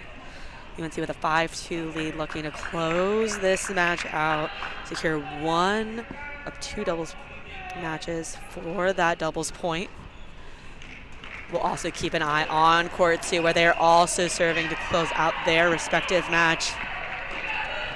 Things right now looking all UNC right now. UNC also up 4-3 on court 1. Good move from Ziodato. Overplaces that volley. Maybe match point coming up on 3 for UNC.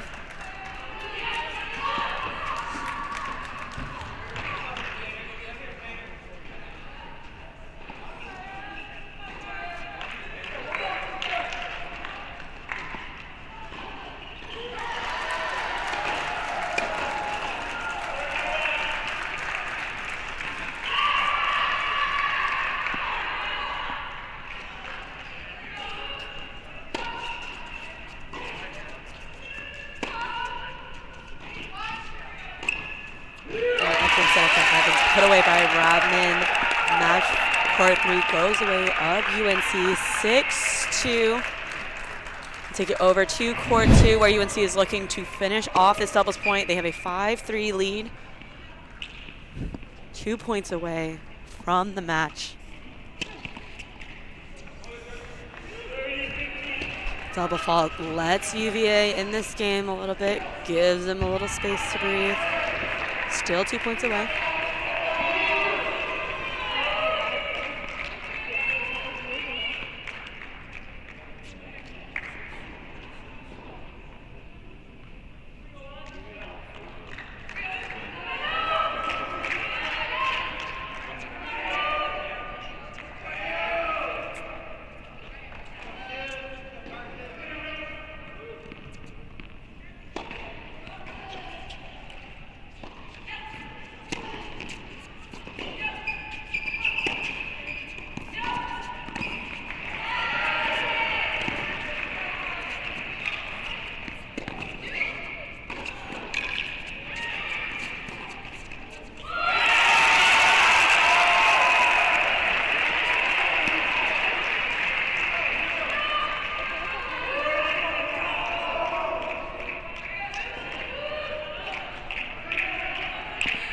All right, match point coming up here on court 2 for UNC to clinch this doubles point, give themselves a 1-0 lead.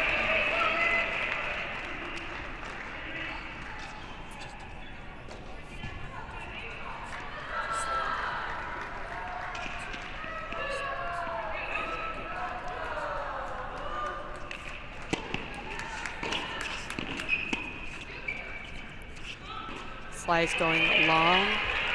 Another match point on deck for UNC.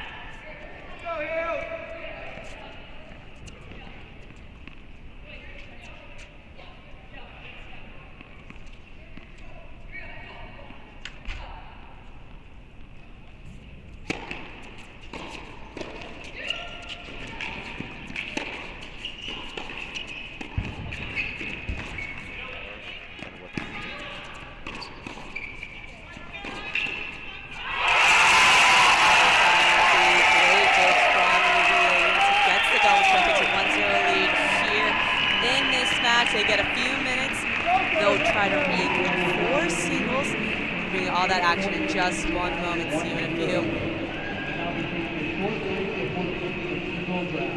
I love it. Well, anyone who watched you guys take on Texas at this event last year knows how special that match was. If this one's even 10% of that, we're in for a doozy. I forgot to ask the bonus question was the Gruskin family recognized this year when the holiday card arrived? Yes, thank you. We got the holiday card. Good, that's all I can ask. I think it came in January. It threw us off, look, we're better late than never. That's right. Okay, we like to make an impression. So first card you forget, last card you remember. Last card, it's still there. It's not, it could still be on the refrigerator. Yeah, exactly. No, all the time you're on the road now, it's going to be up there till May. That's right. Yeah, it'll hang up there. But no, certainly I always appreciate your tolerance of my nonsense, and looking forward to watching you guys compete this weekend. Defending champions. We'll say that one more time. Oklahoma State women's tennis head coach Chris Young. Thank you as always, Coach, for taking the time to chat. Appreciate it.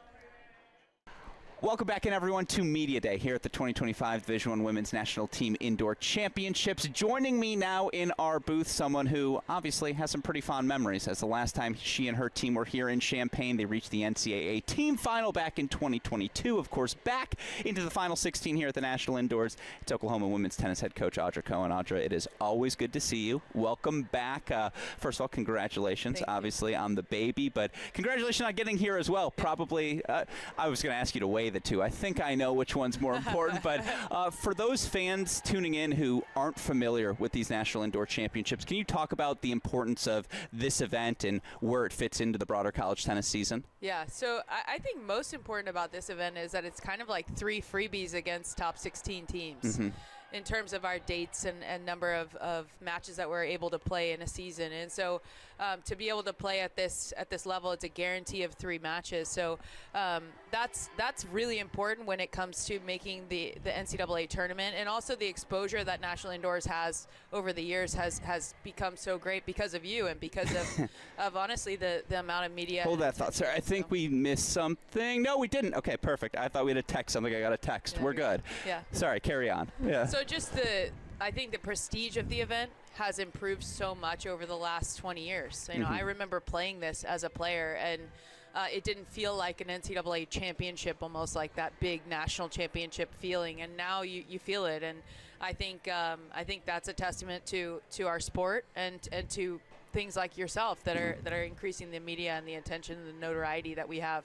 Yeah, that's why I had to cut you off. I was so uncomfortable with the compliment. I was just like, please stop, please stop. No, tech has been fixed, so I apologize for that. And again, it's early in Media Day, so we're still rock and rolling here. But no, it's obviously great to have your team back. And for those that don't remember, not only team finalists here in 22, you made the National Indoor Finals, of course, that season as well. And, you know, again, talk me through. We're about a month into this season now. If you were to give a letter grade to your team, how would you assess their performance so far this dual match season? It's tough to tell.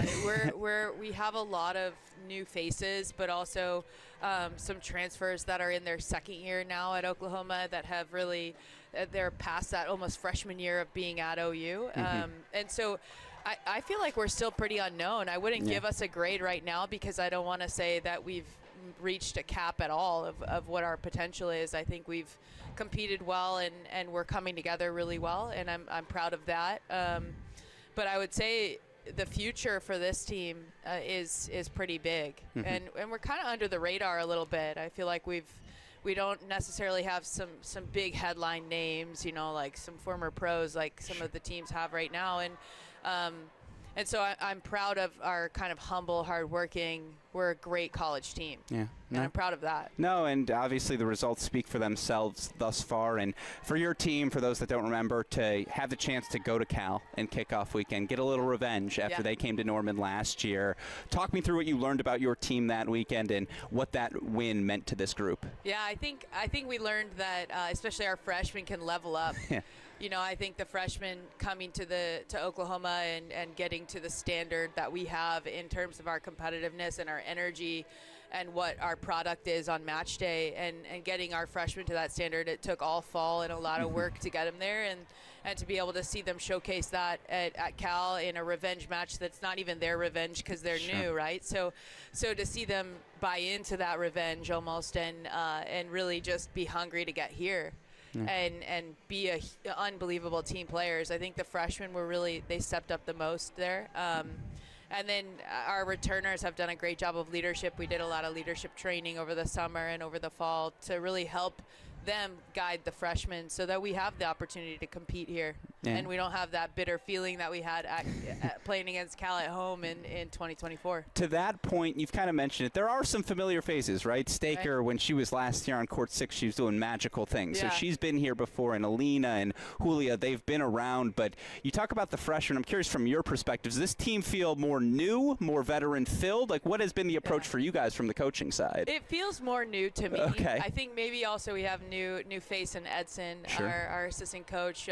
It definitely feels more new to me, especially since the only really player on our roster right now that was part of that 2022 run was Emma Staker. Mm-hmm. So I think Julia's been through quite a bit of our Sure. success as well, but Emma's really the last woman standing there of Yeah, that sure. 2022 team, and which I think is great as well, because that's kind of like we're not just trying to be as good as that 22 team. We're trying to be who we are, which Yeah. is this is still unknown for this team, and they're chasing something that's not a history of repeating. It's a history of their own, and I think that's important for us to all have. I feel better about that heading into the future as a head coach as well. So it does feel new. It feels new. It feels fresh. But I will tell you, I got here and we were hitting on court 6, and Emma Staker clinched, I think, against Texas A&M on court 6, and I was Duke, right? I was on her the whole time about hitting the ball. I'm like, no pushing right now.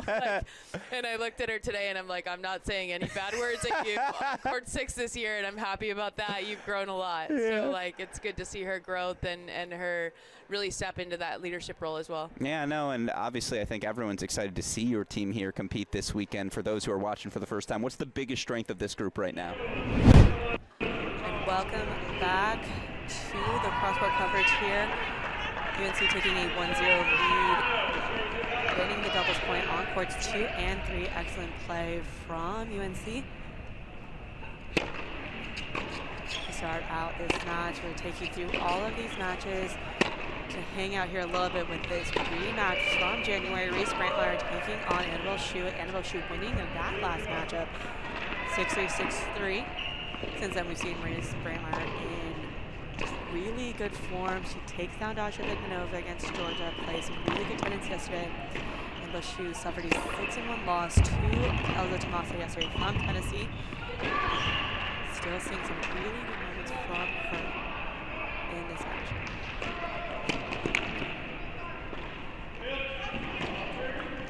In the previous matchup, UNC did get the doubles point there, but we're not able to find 3 singles. EVA able to find 4 singles matches in that. Hoping to recreate that magic here again.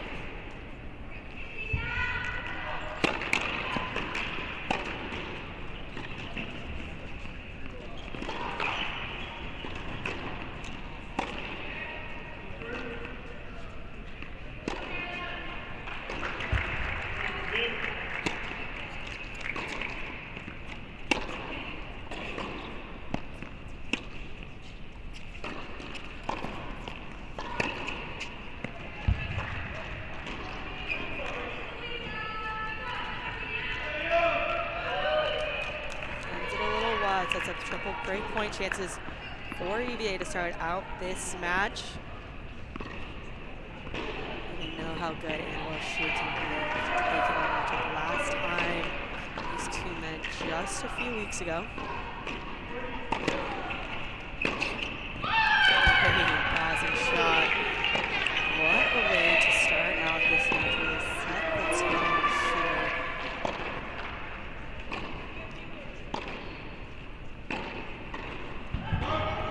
Introduce you all to the electronic line calling system we'll be using at these championships, trialing them here and at the men's site. Coming up, each team gets 3 challenges per set. Use it or you lose them. If you're correct, you get to keep your challenges. If you're incorrect, you lose that challenge. Notice a lot different calling. We got to see it a couple times yesterday. I know at the Illinois site, a couple dramatic times it was used and used well by the team.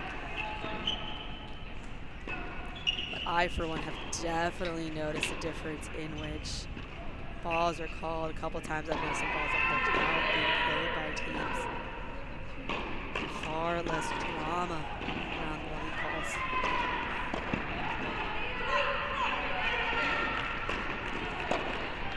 And if you have UVA to serve on the near side, you can consolidate that break to start out this match.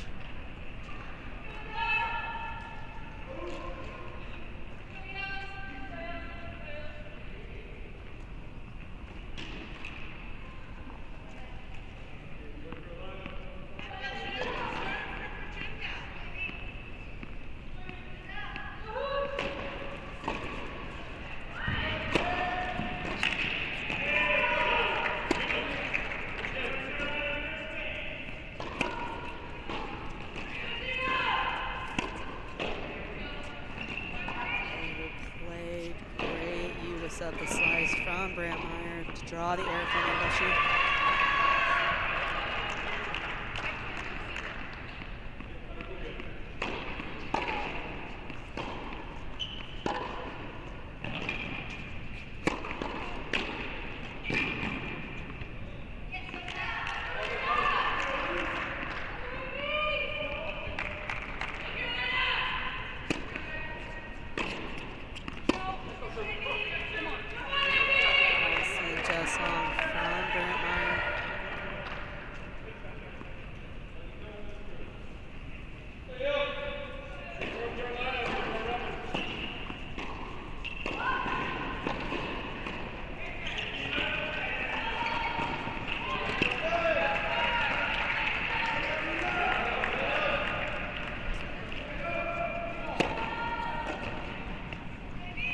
Great serve from Annabelle Shoe.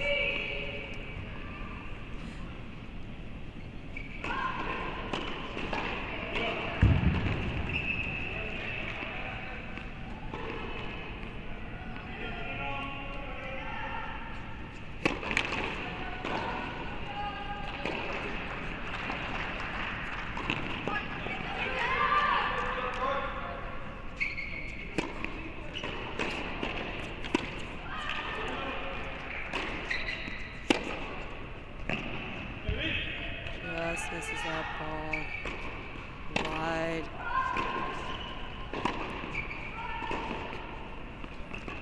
And UVA hoping to recreate the magic they did just a few weeks ago, finding 4 singles matches.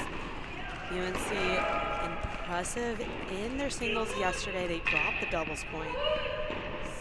Feeling a little better today with that doubles point lead.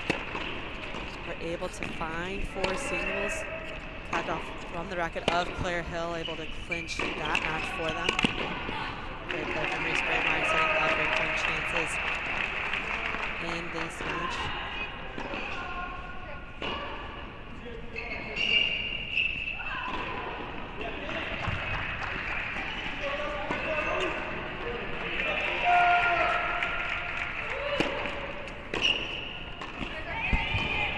Just long deuce point, second point coming up here on 1.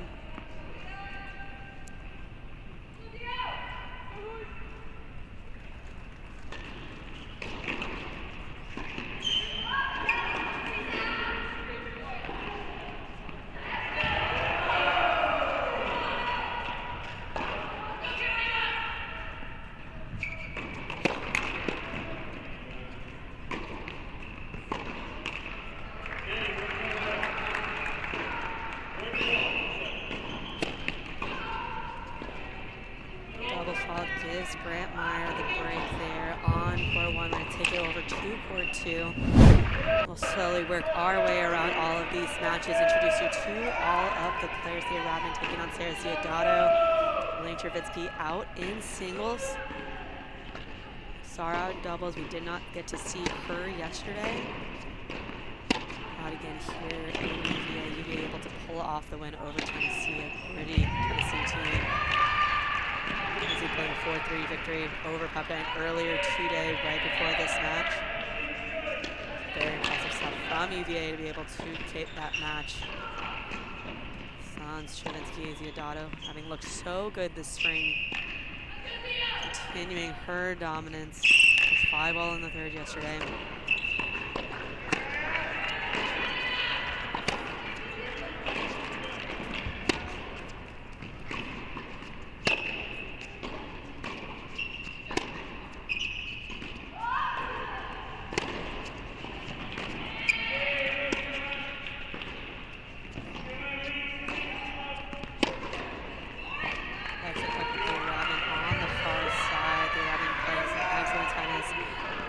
this fall and continuing it this spring. Tight match with Pepperdine's Grechikina. Grechikina, just a big ball hitter. Robin able to split sets there. Keep that match from being finished.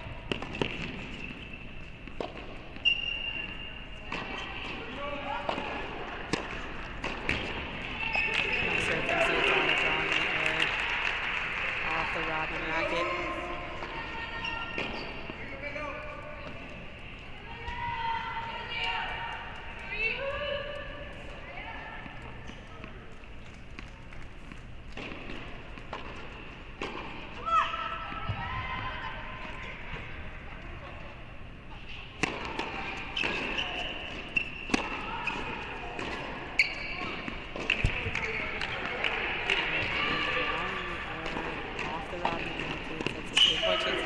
To go up 2-1.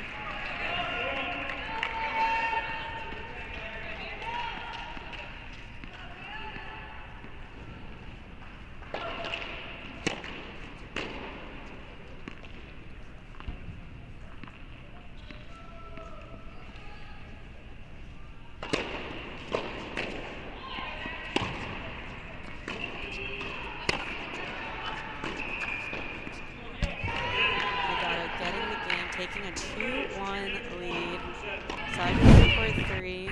Isabel Lacey up 2 love, looking to extend her lead to 3 love. Lacey did not play in this matchup last time UNC and UVA played.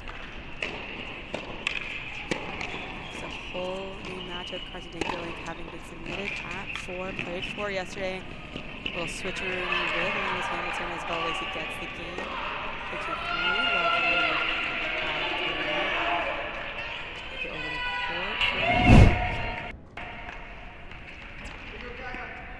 Landis Hamilton taking on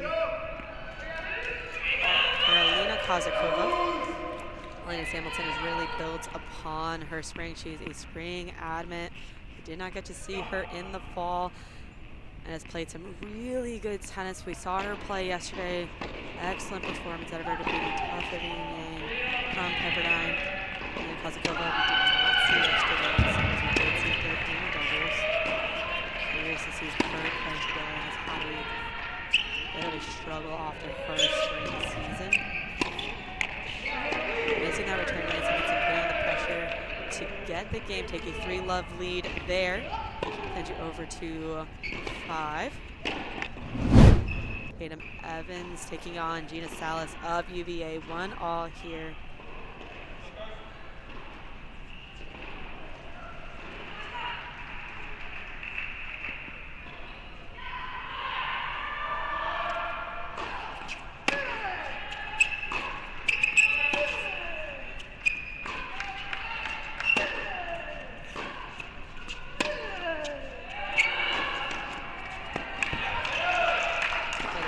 Good at redirecting that ball. So good at that.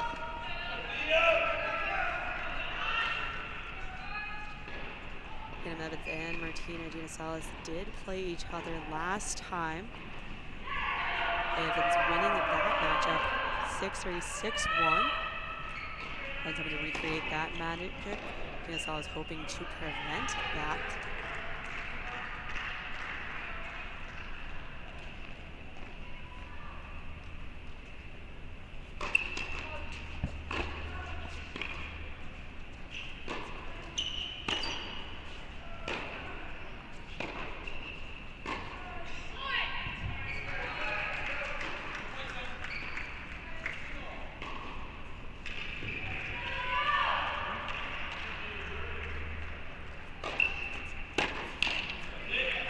Solid serve from Evans, draws an arrow from Gina Salas. Gina Salas is going to be aggressive in that. Not enough clearance there. Evans with a chance to go up 2-1 in this opening set.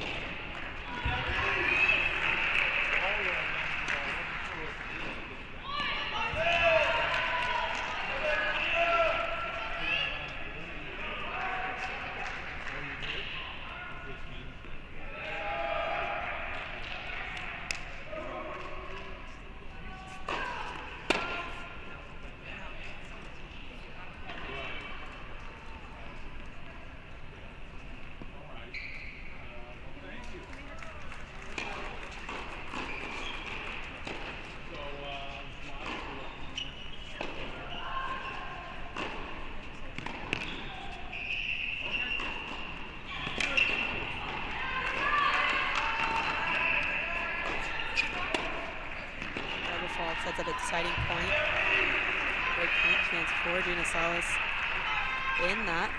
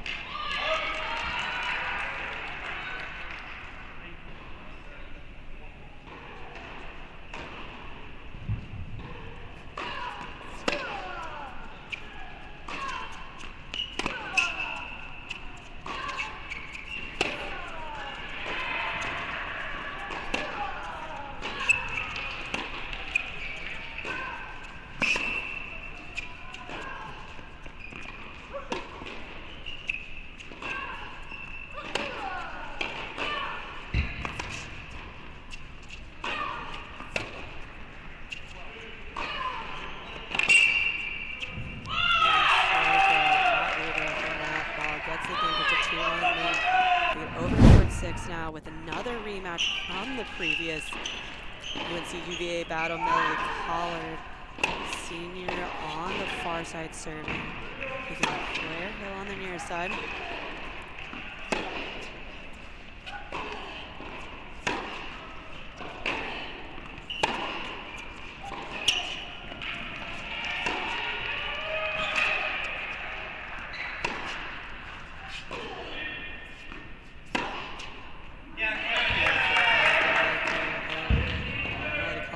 Hero in this previous matchup, clinching the win for UVA, saving multiple match points, able to split sets, was down 3-love in that final set, able to pull out 6-4. Some really gutsy tennis. Collard liking to move in, slice it, to make things really uncomfortable for her opponent.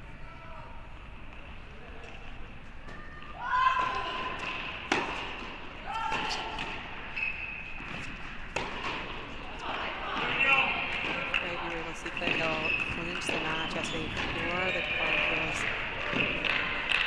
Was up 5-1 in that second set. Able to close it out 7-5. Match she really needed to get under her belt. She plays so well. Could set up points so beautifully, but has had some tough breaks early in her spring season. She's just a freshman.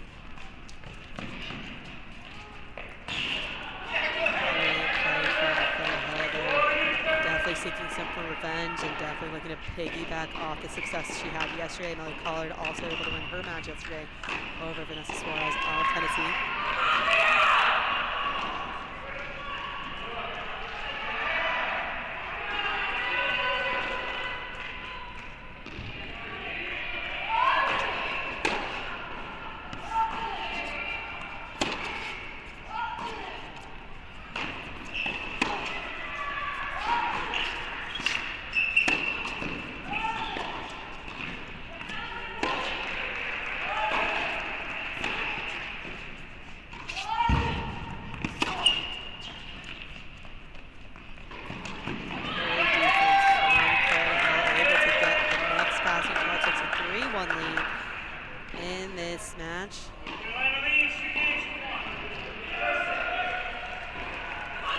Over to court 3.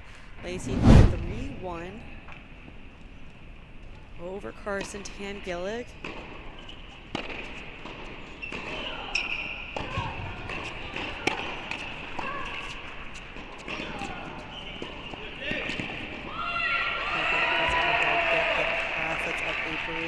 Chance to cut the deficit here.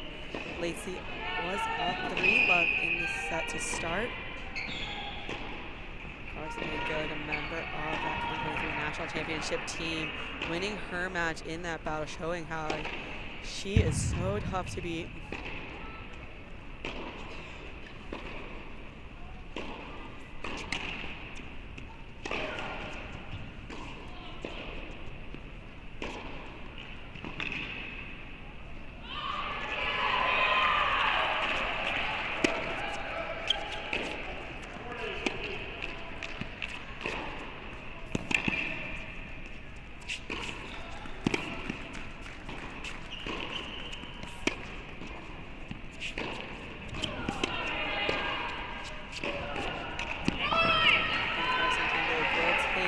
gets the break and takes a 3-2 lead.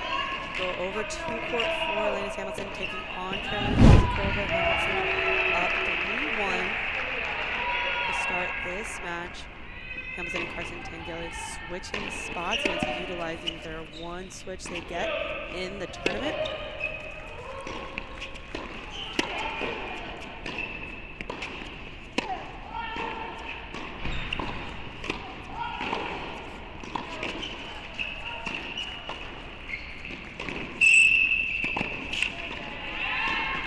Great play from Kozakova there. These two did not meet up in the previous January 20th matchup. All for advantage. Here onside, I can tell you, it's almost a sea mostly of that Tar Heel blue. Still got some UVA fans. We're hearing a lot more of the North Carolina fan base getting loud in this matchup.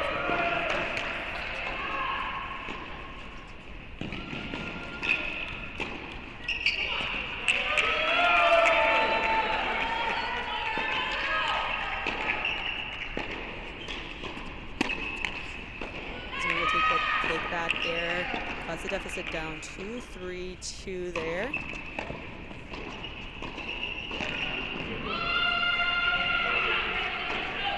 go to court 1 and 3-1 lead. Bremer with chances to cut that deficit down.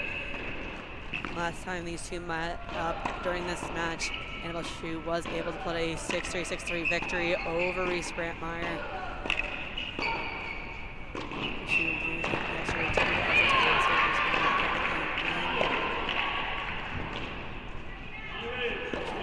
Much better today.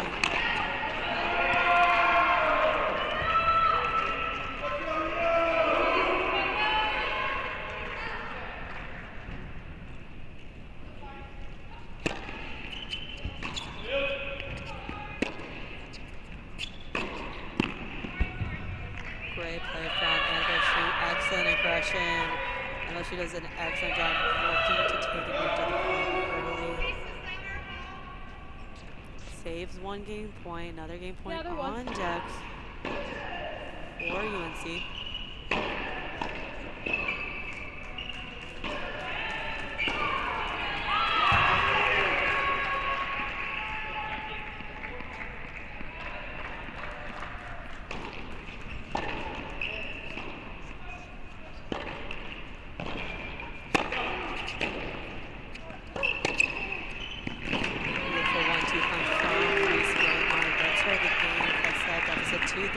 Over court 5. Ada Evans with a 3-1 lead, looking to recreate her magic from their previous matchup. And Ada Evans having so much fight yesterday in her opening round match.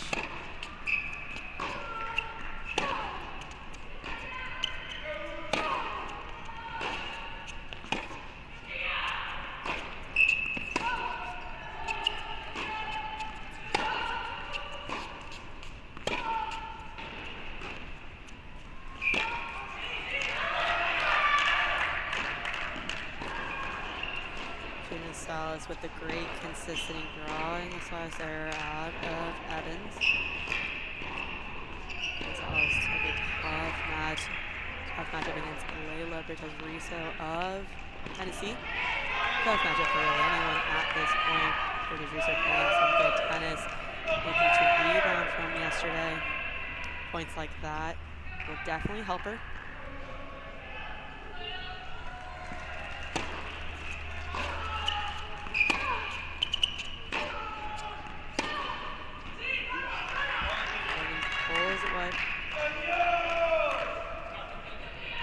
Evan's going to look to open up the court. Does a great job with the directionals, opening up the court wide, turning the ball when she can.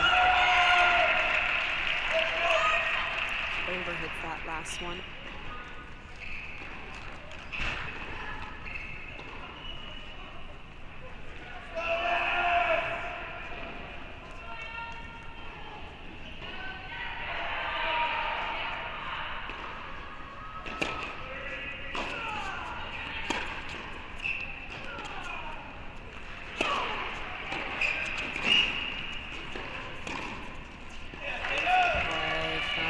Evans to open up the court, go back behind her opponent.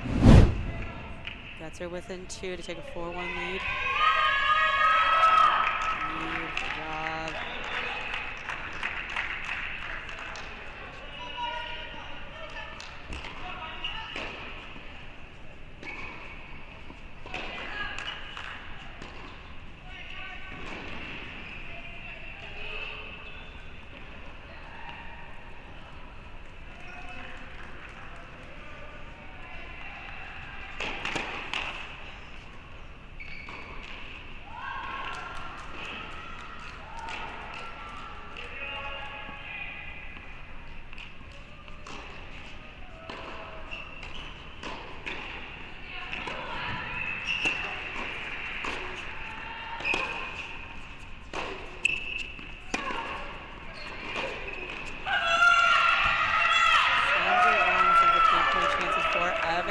Take a 4-1 lead in this match. UNC only needing 3. UVA needing 4.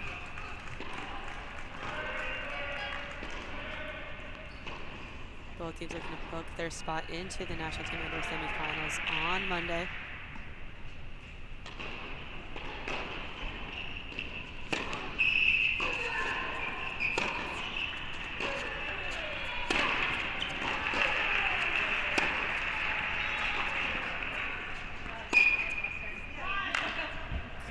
Play by Evans, beautiful use of the redirection. Go ahead and trying to challenge.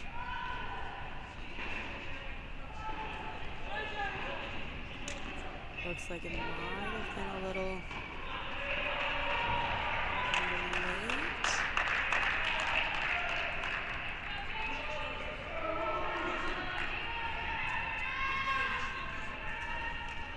She did want to challenge that call. Looks like it might have been too late to challenge at that point. It's a deuce point coming up here on court 5.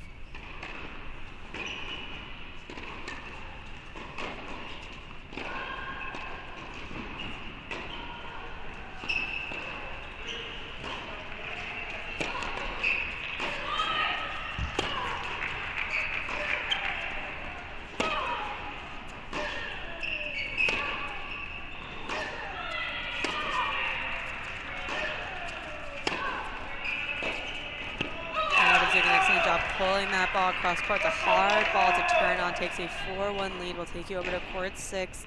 Up in this match, 4-2.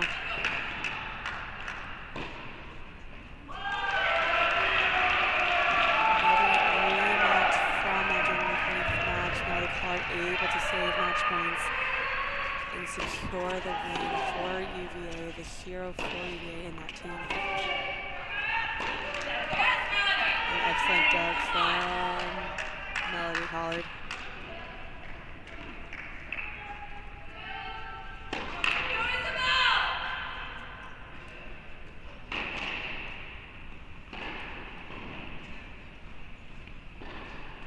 Did an excellent job playing some really disciplined points, and we've seen that in multiple matches. She's had a hard time getting over the hump. Able to do it yesterday. Hoping to build off that momentum. Called in.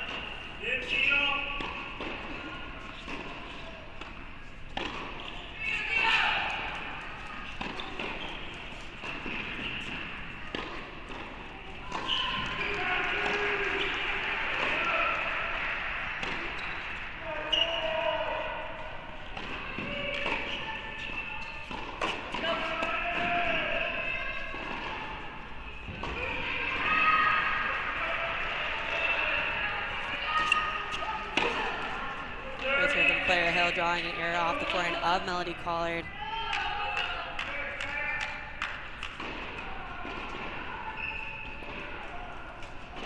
Claire Hill off to a great start in this match, building off her success from yesterday. Melody Collard was tough out. Oh, that yesterday was down, able to pull it out. She got her energy up. Probably the loudest for UVA.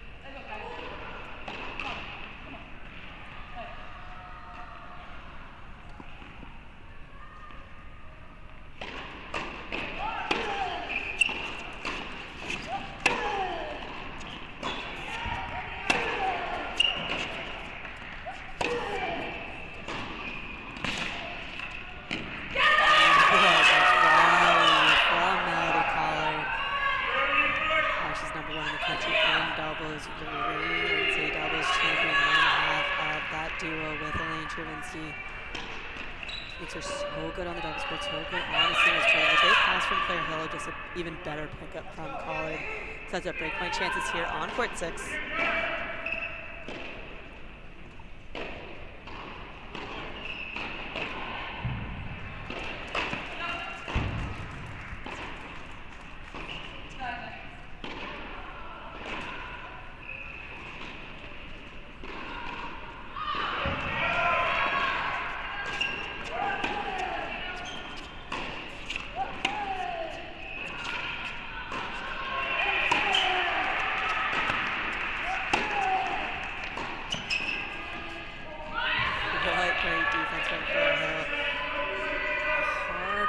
Drop shot, something that's going to be able to do it. It would be Melody Collard.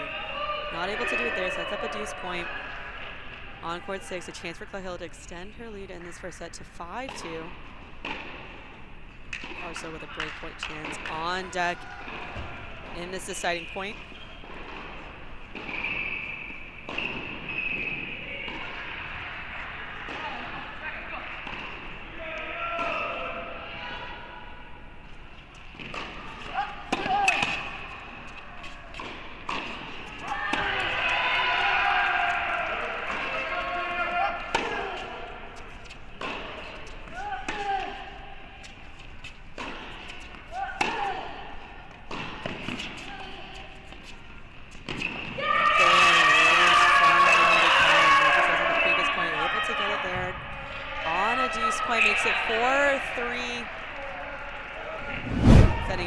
To court 3.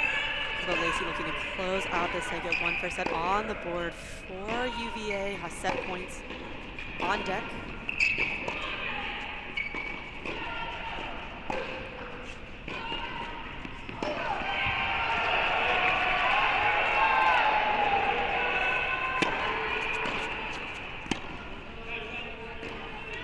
One set point saved, another one up for UVA.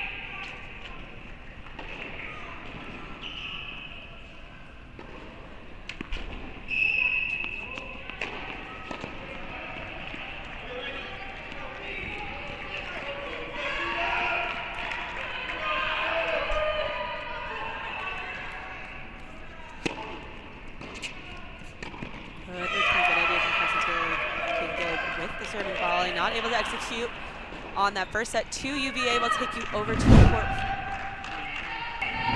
4. Elena Sampson also looking to serve out her set, added put a set on the board in response to UVA's first set.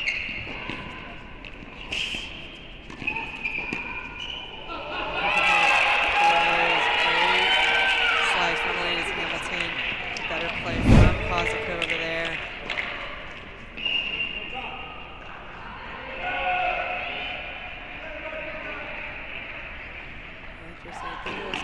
Double bounce. Just looking at the replay, one way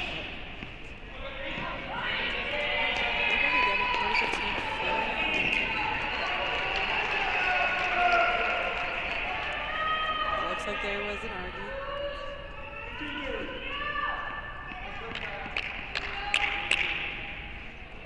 Following in regards to exactly what I was saying regarding the double bounce, I thought it was not.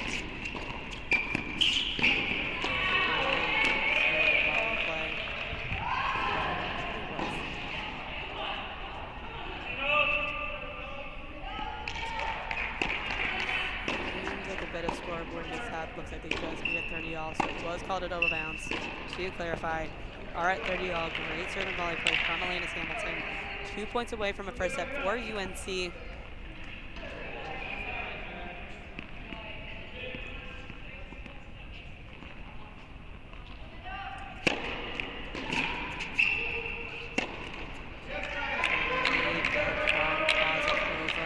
Elena Hamilton overrunning that ball a bit.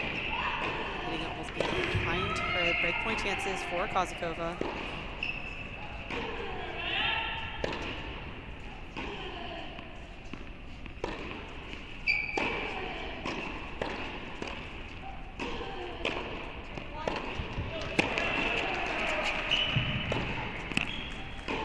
saves the break point. Deciding point coming up. Set point chance for Colleen Hamilton to give UNC their first set.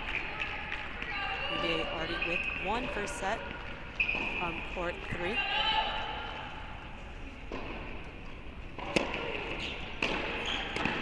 And a beautiful serve volley play. Gets the set. We'll take it over to court 5. Tatum Evans also serving for another first set, up 5-1 here. Tatum Evans playing some really good tennis out of the gate, really able to lock into her style of play, redirecting those balls. Serving for a chance to add a second first set for UNC.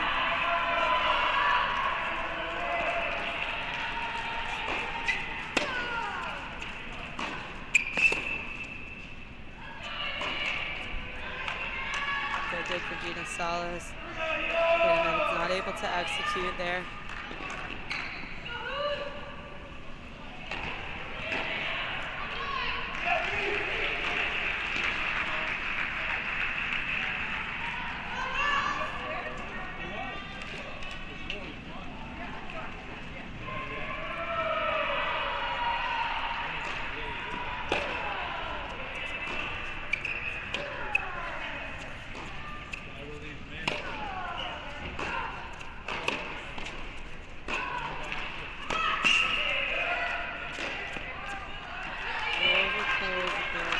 Exactly where she wants it. Great fight from Gina Salas to get back into this set, get back into this game.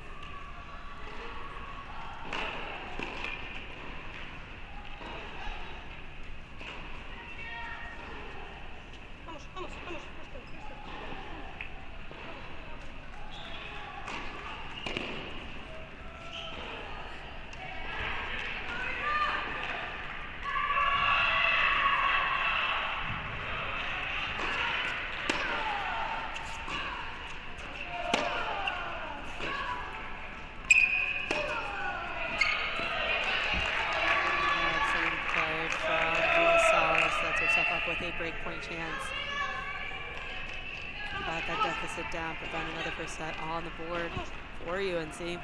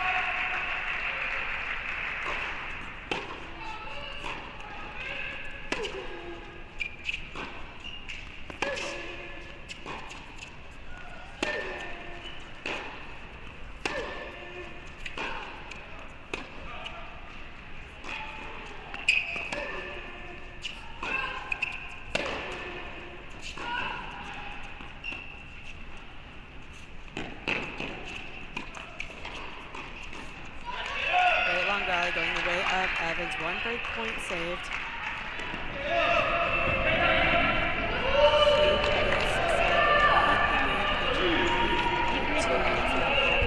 Those matches are close in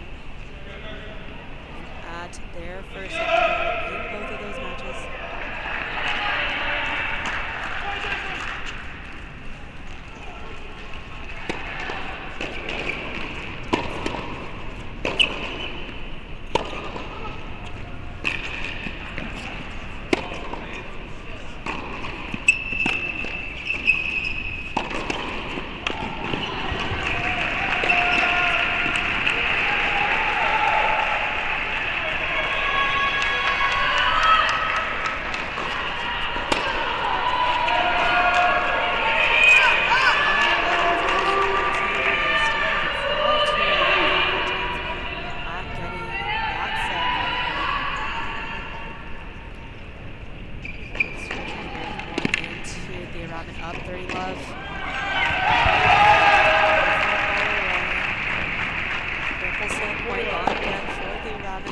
close out this set.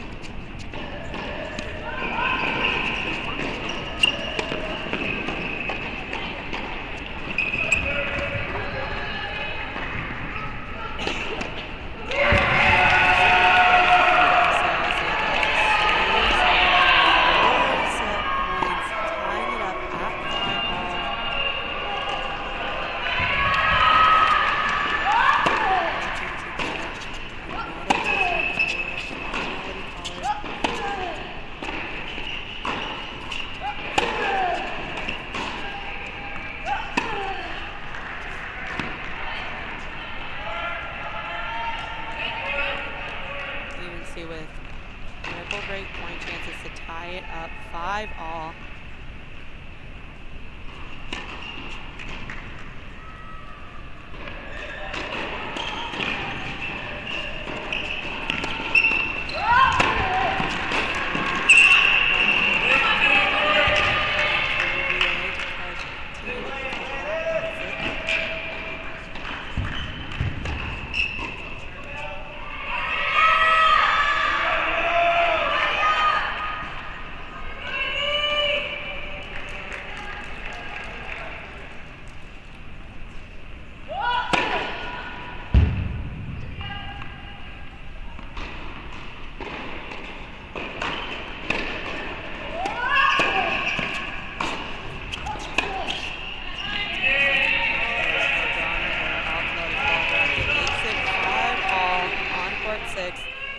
Court to court 5, where Tatum Evans still trying to close out this set. Gina Salas making it really hard. Double fault saves 1 game point. 3 more on deck for Gina Salas.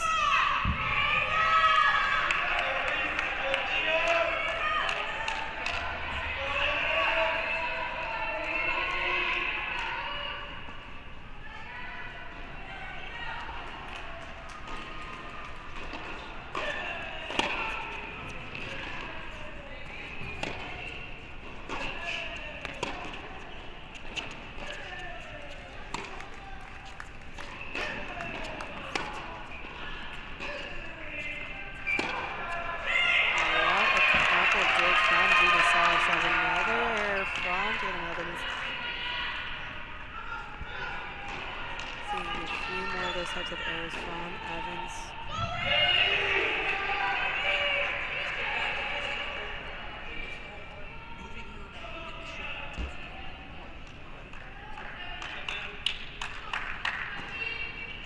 Over to court 1.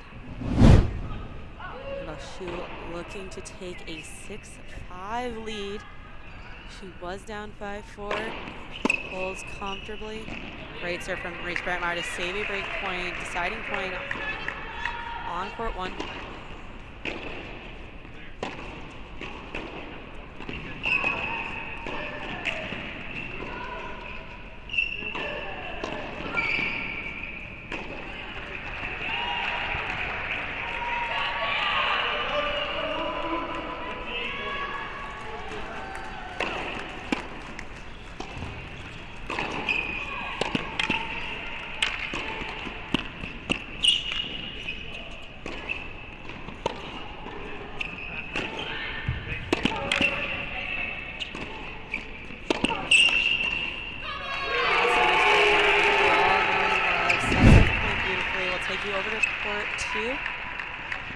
Also looking to take a 6-5 lead. Have some drops up from Ziodato.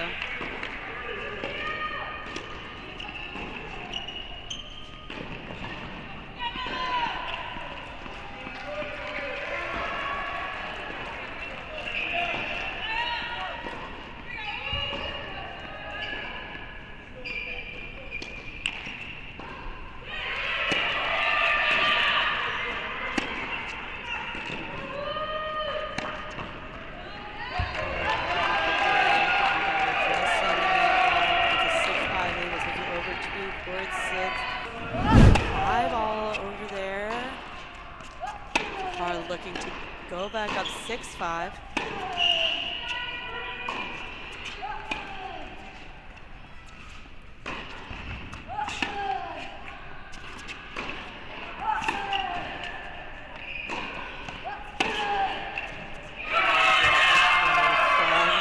On the passing shot. Her energy is just some of the best she'll get out here. She makes such good plays. That seeing authority there, 6-5 lead for you. Take it back over to court 1. Reese Brantmeyer looking to close in on the set.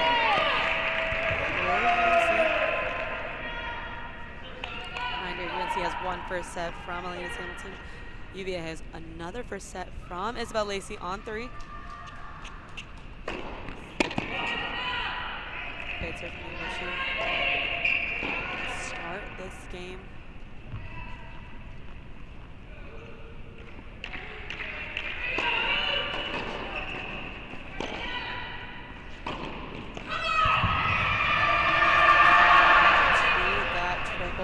Still keeping court 1 in your big box. UNC up 6-5 on 1. UNC up 6-5 on 2. UVA up 6-5 on 6.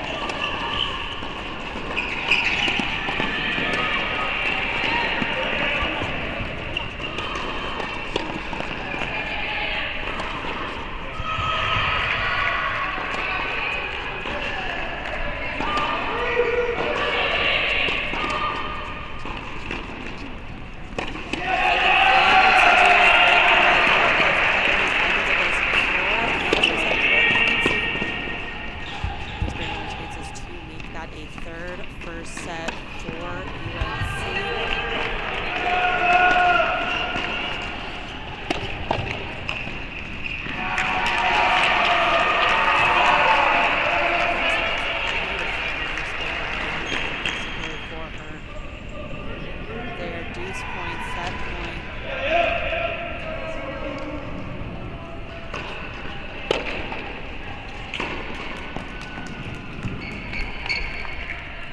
Split screen, we have a set point chance on court 6 for UVA. Also the second first set for them.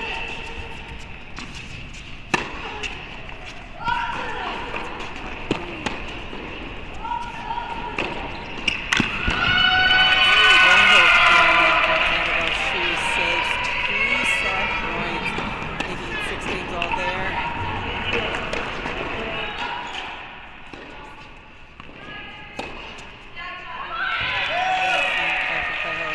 Set point, deuce point coming up. Melody College still with a set point chance.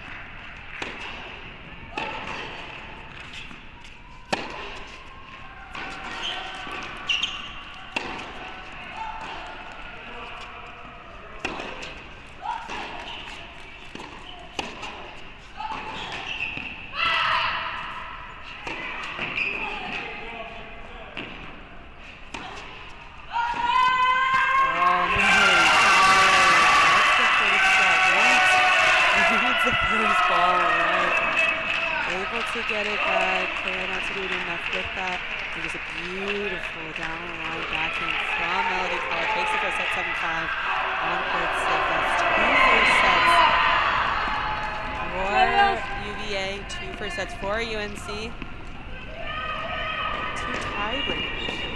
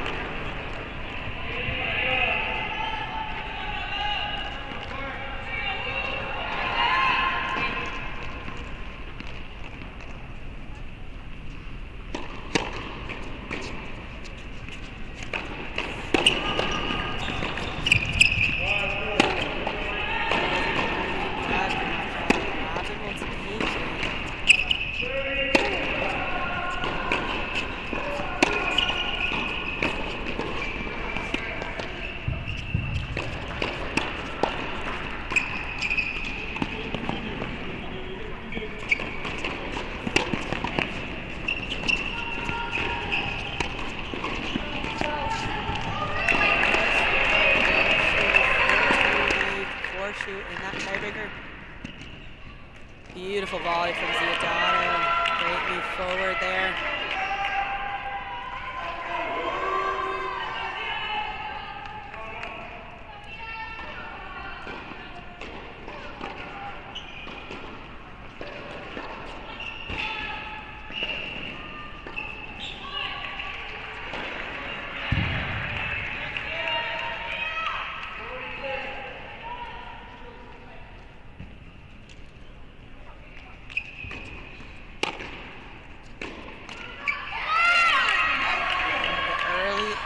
Gives Ziodato a set point chance.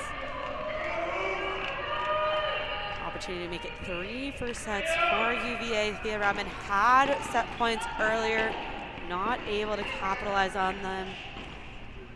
Now Ziodato with that set point chance.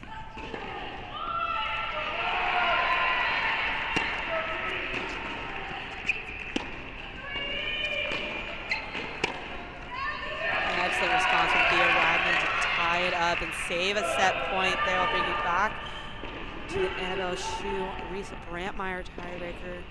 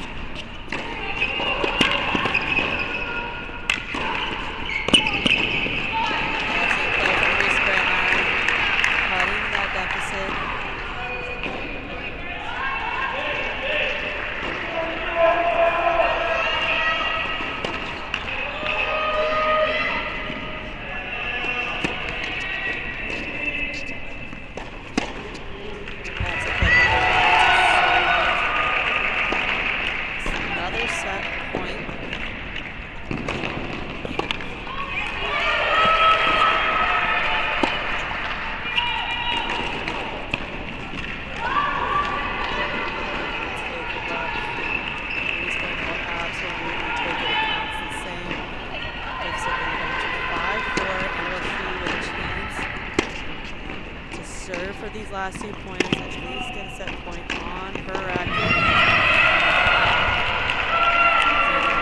Excellent play to take another set point on 2.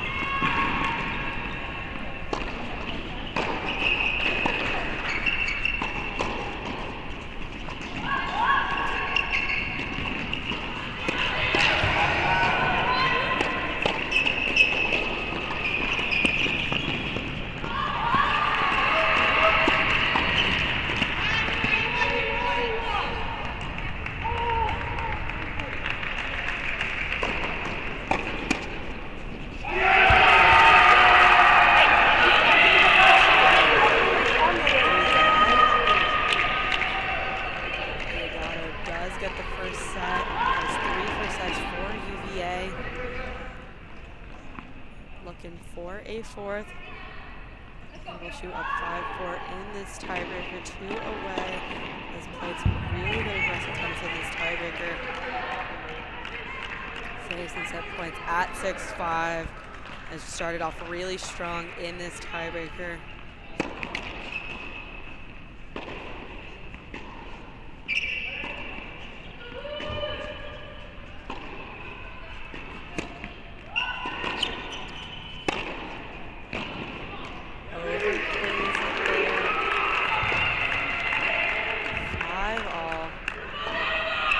to watch for pressing on these points. She's been so good at maintaining aggression and being smart with her changes of direction. She gets into dangerous territory when she starts to try to make it too good too soon.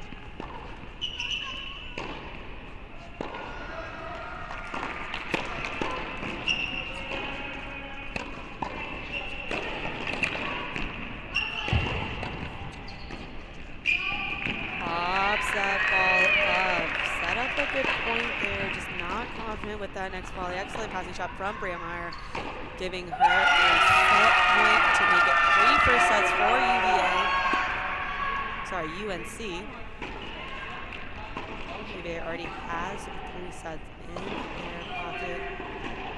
Are hoping to make it 4.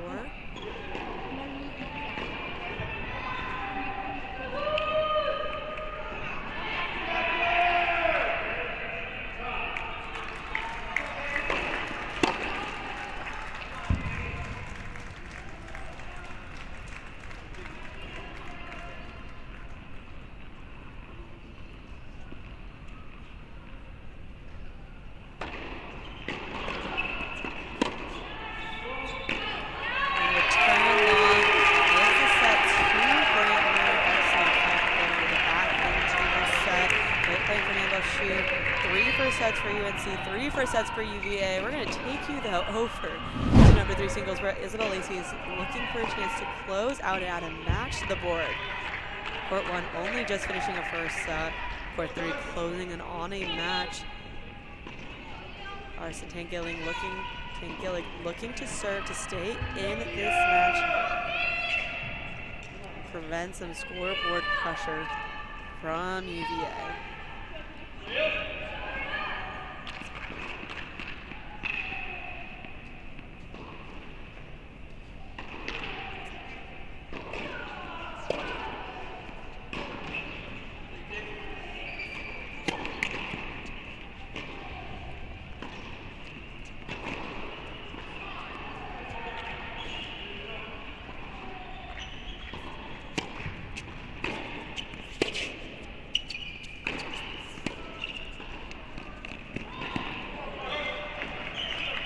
Great move by Isabel Lacey, just a little too cute with it. Doesn't quite execute, gives the point there to Tangilling. Tangilling doing a great job in that point, staying in it.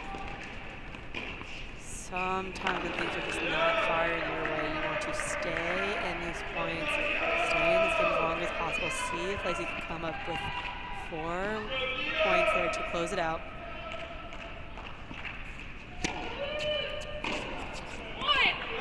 Excellent serve from Carson Tangilling, takes a 30-love lead in this game, 2 away from cutting that deficit.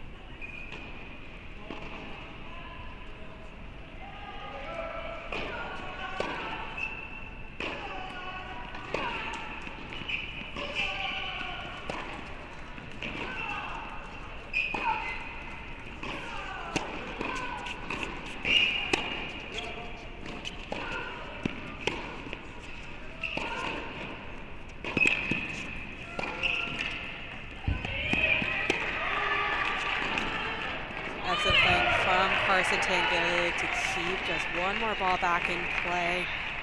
So Lacey just overhitting that ball. Seemed like she was done with that rally. 40 love for Tangilling. Gave her chances to cut that deficit on her racket.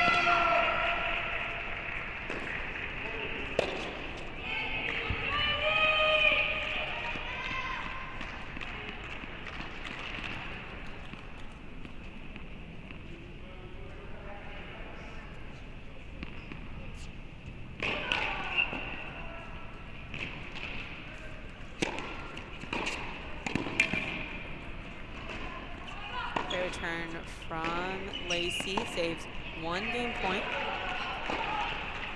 And good on Carson to maintain her aggression. Mixing in that serve and volley, not quite able to execute.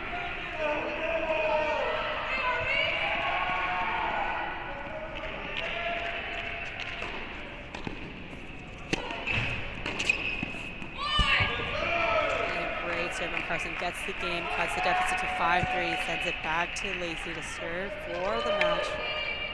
and get UVA on the board.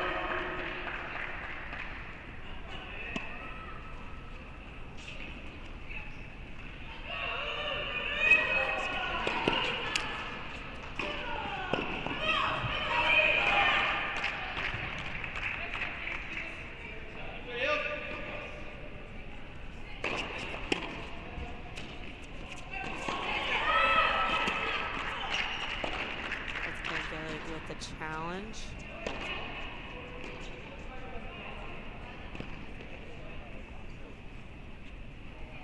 Confirmed out from the electronic line calling.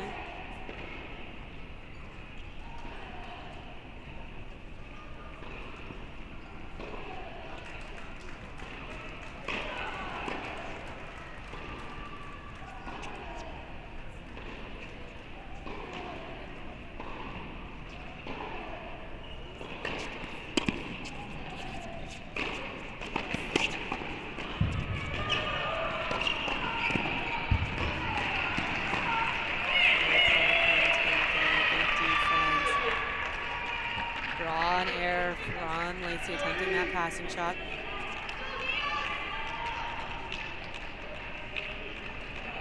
Evan showing a little support for her teammates, and UNC does so well. You'll see them high-fiving each other in between points, pumping each other up in between matches. So well connected as a team.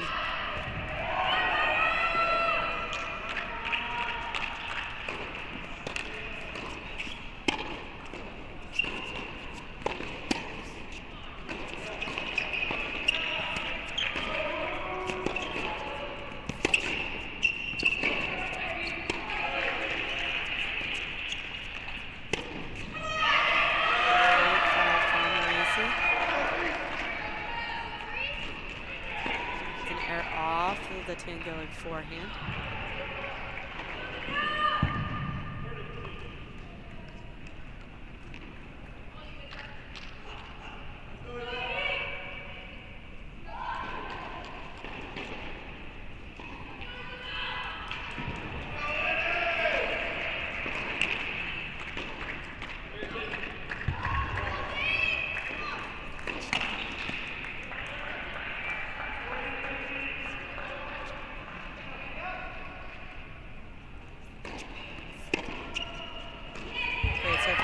Sets herself up with a match point. Chance to tie up the dual match score 1-1.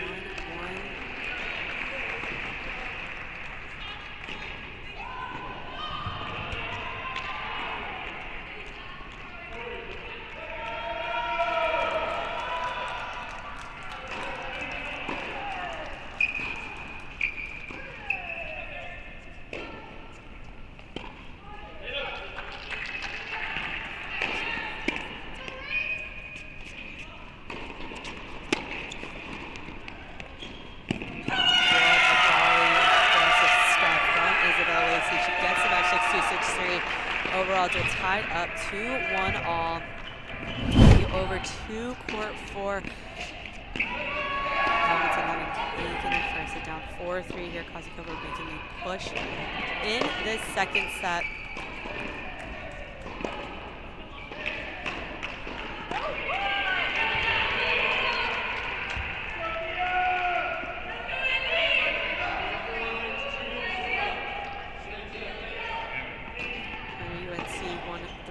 First sets, UVA taking 3 first sets as well.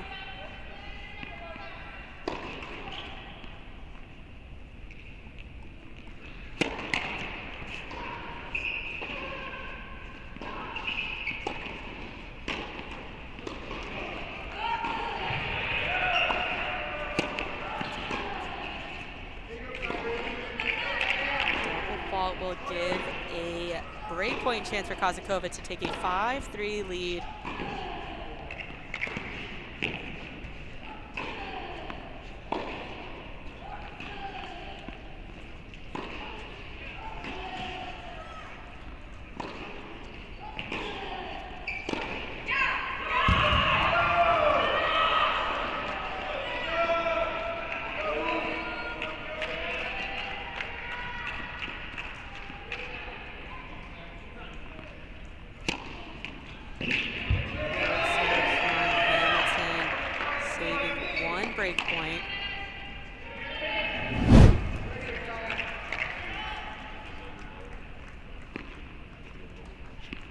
just beautiful slider. Another breakpoint chance on deck for Kozakova.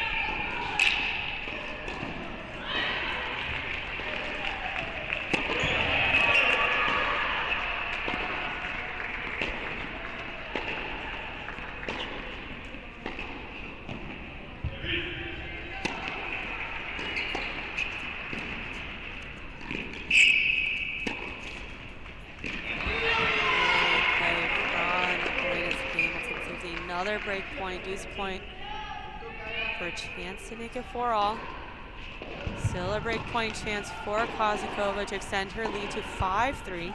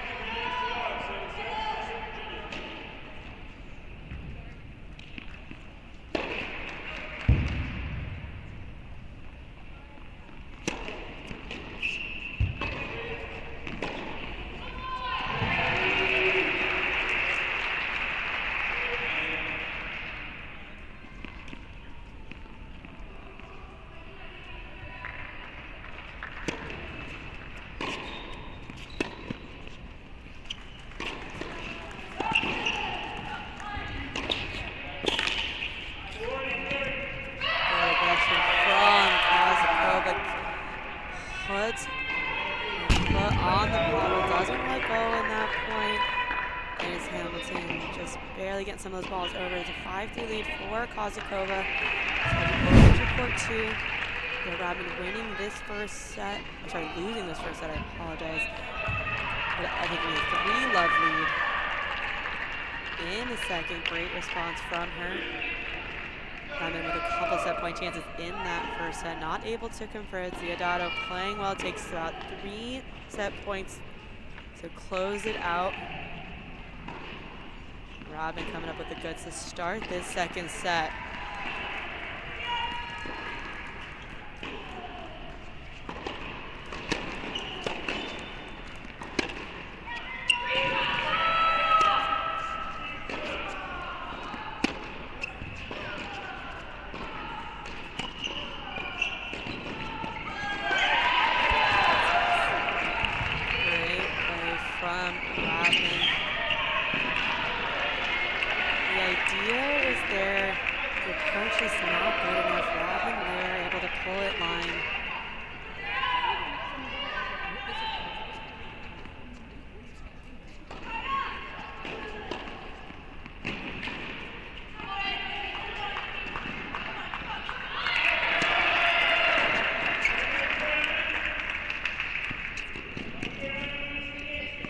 Excellent drop shot from Ziodato.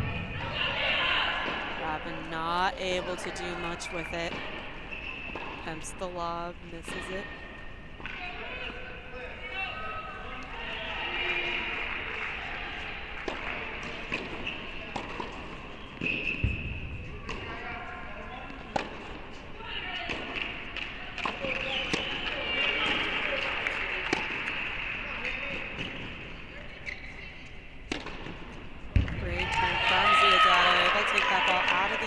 Sets herself up with 30-15 lead, 2 away from getting on the scoreboard in the second set.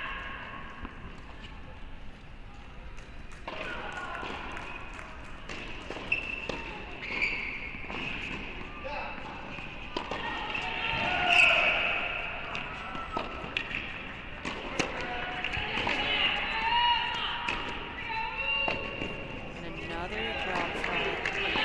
Ziodato gets her main point chances now.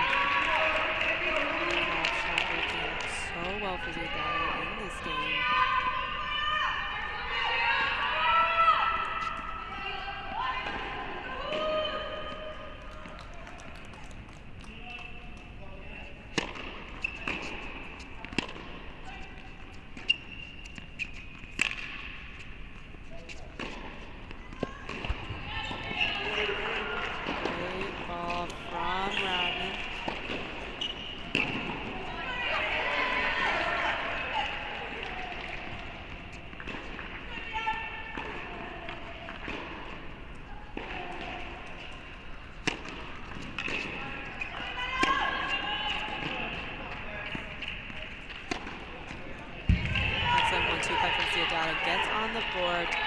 Gavin still with a 3-1 lead. Set point chances for Kozakova on for to split here.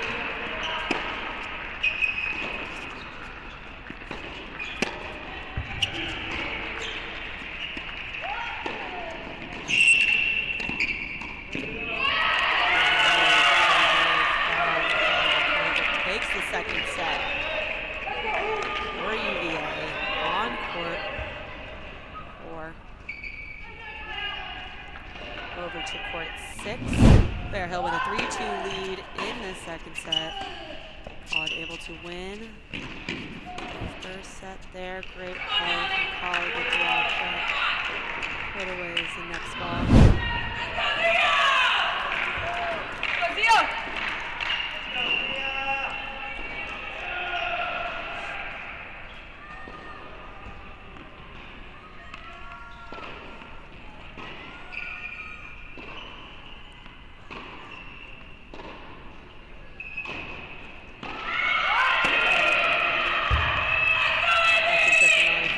Ties it up 3-all here.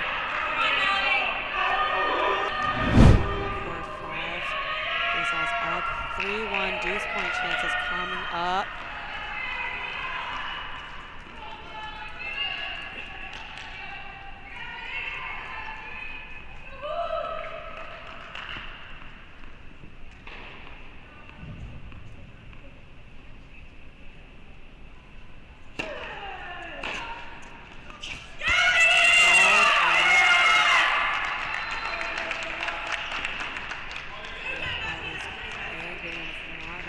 Confirmed out by the chair.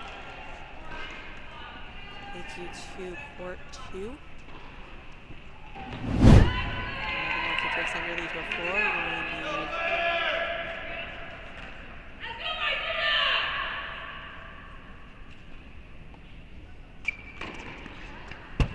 Great serve.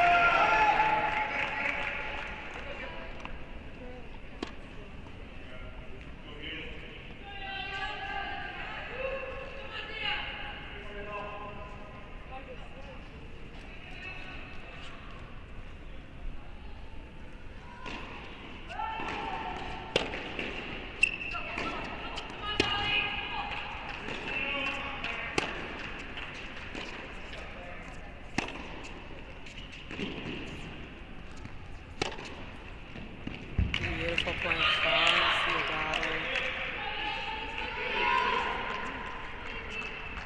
Break point chances. Having up 3-love in this set. Theodore coming out in these next last few games. Utilizing the drop shot, building up her points. Rewarded with a break point chance.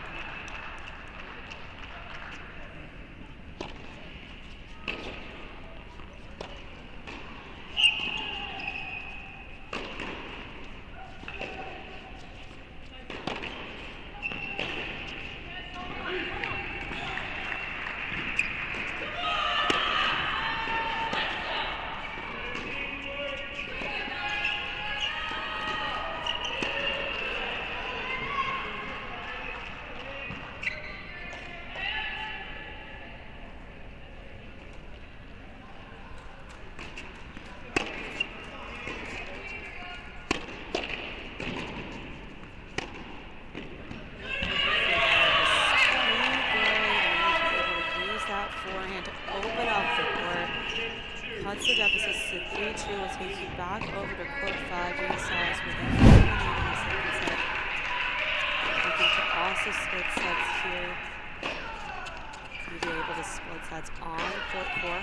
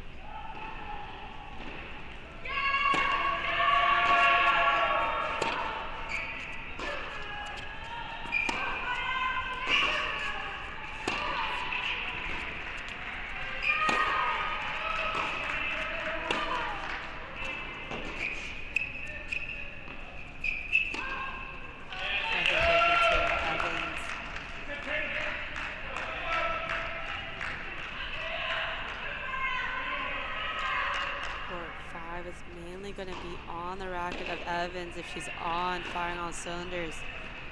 Saw it in the first set, able to take it. If she's not, it's going to go the way of Gina Salas. Gina Salas is going to make a ton of balls. Look to slice, look to extend rallies.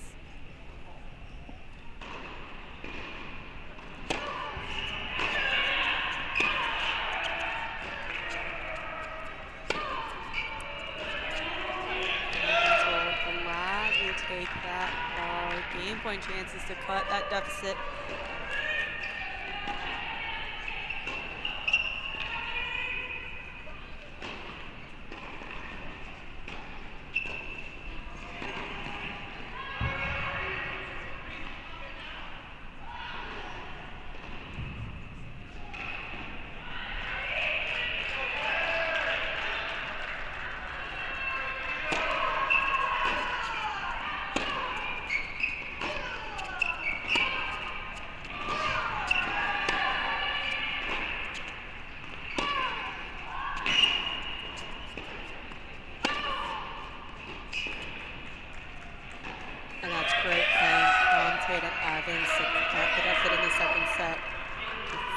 Gina Salas with a chance to serve to extend her lead in this set.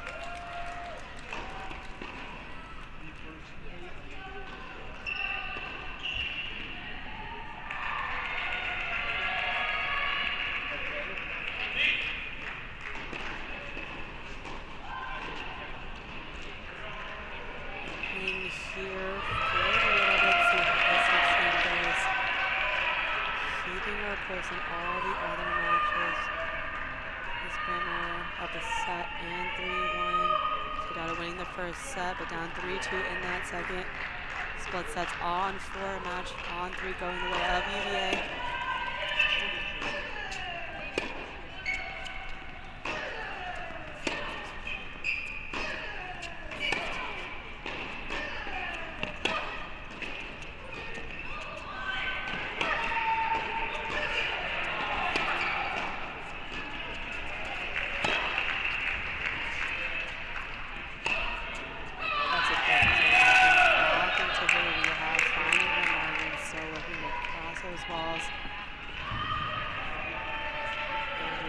Doing an excellent job extending those rallies. Evans just a little too good there.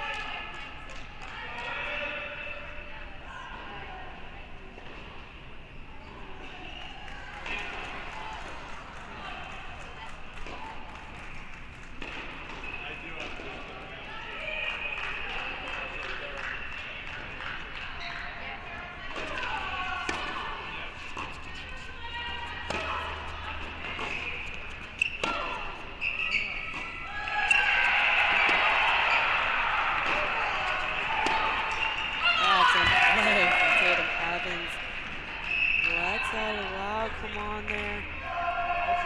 Pull away from getting back on serve in this set.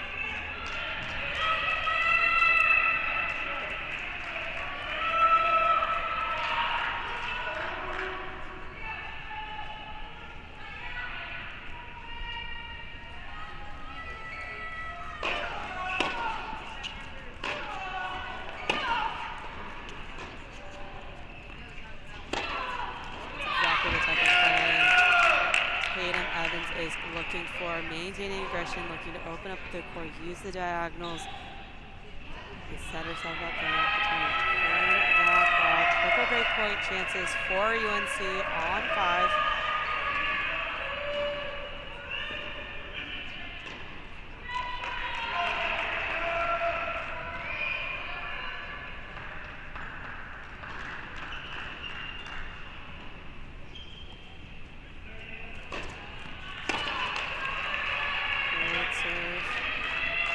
Saves 1 break point chance.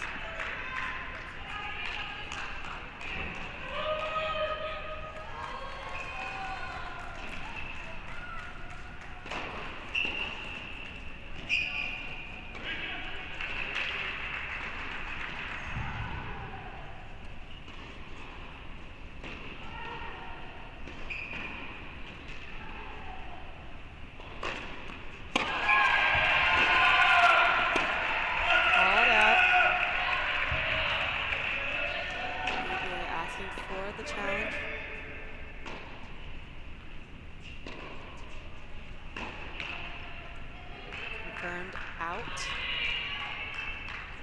UVA with a 4-3 lead here now in this second set.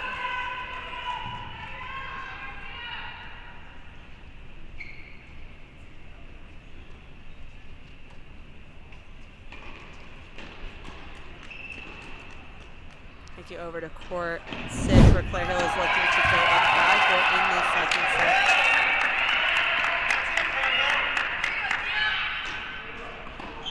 Update from Illinois, Michigan, and Oklahoma. 3-all overall, down to a third set between Reese Miller and Emma Staker. Emma Staker up 4-3 in that third set. Be sure to tune in to the other cross-court cast with Alex Gruskin for all of that action.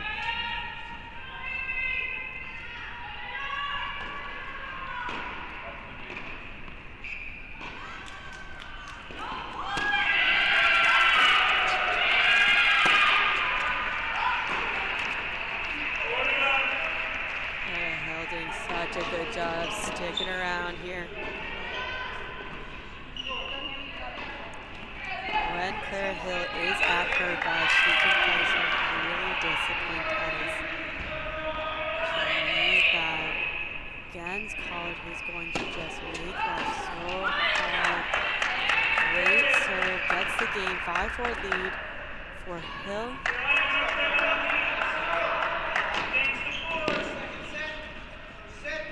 Take you over to court 1. Here's Graham up 3-2.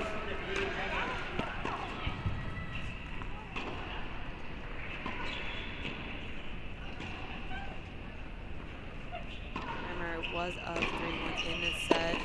I'm also looking to tie it up here. One break straight. Up 4 in the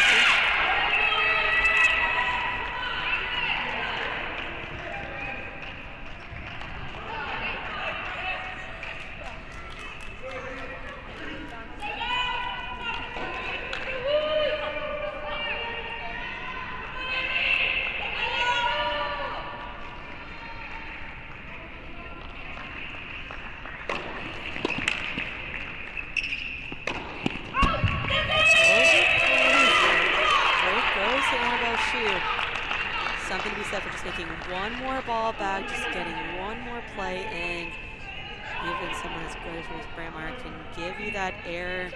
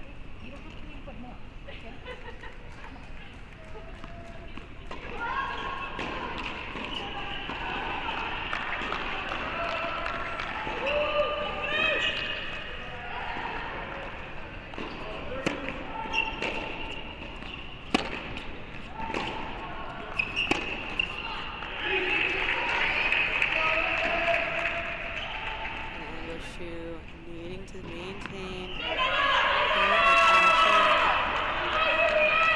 bringing back in her margins. When she starts to press, she gets into a little bit dangerous territory. We know how good she can be when she finds her margins, works her points the way she likes them. 3 lovely kicks for Brandmeyer.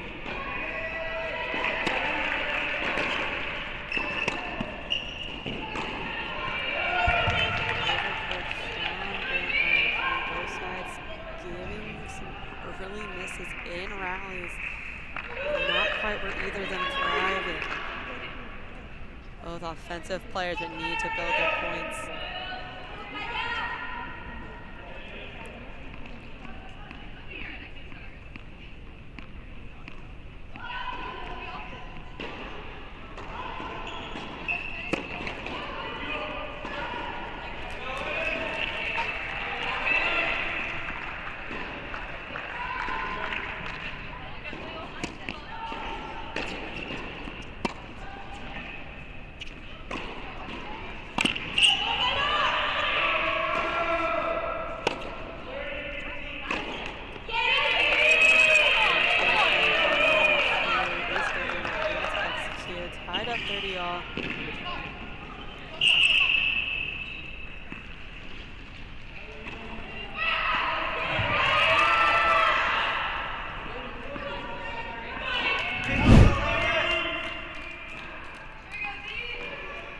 Claire Hill looking to split sets here. Neutralize a split set on court 4.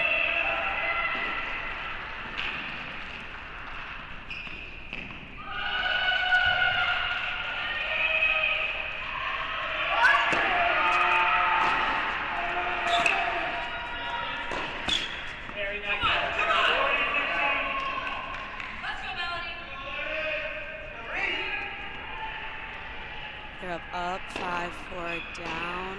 Breakpoint chances.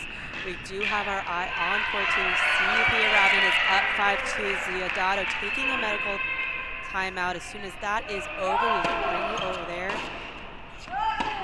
for all that action. Gina Salas also on court 5. Breaking for a 5-3 lead. Excellent play from Claire Hill, saving 1 break point.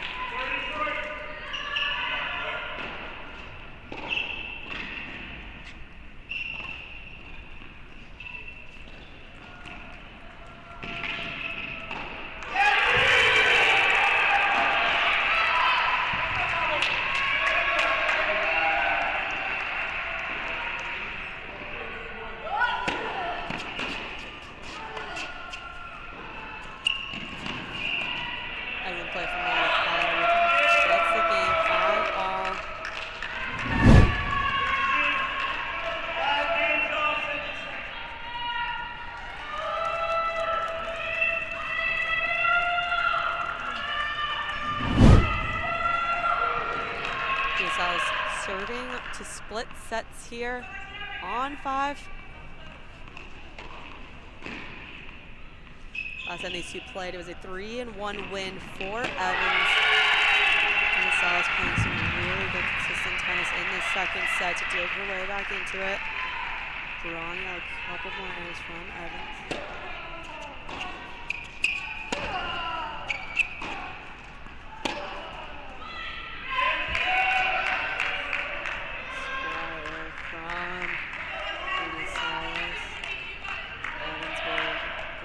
Take that.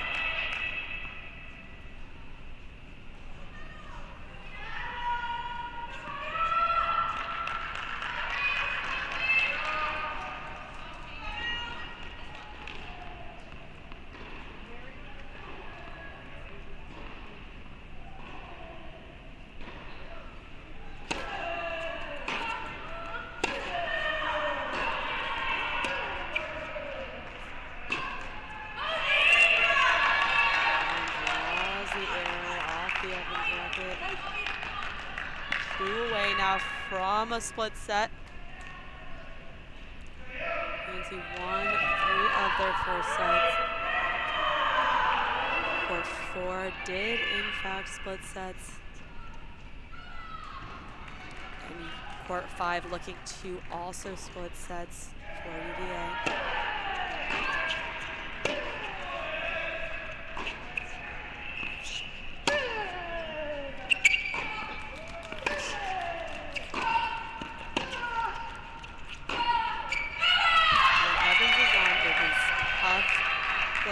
To play, sets herself up with a break point chance to serve to stay in this match.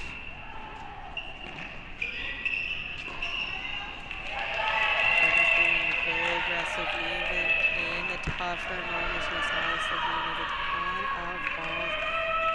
See if Evans can come up with the goods.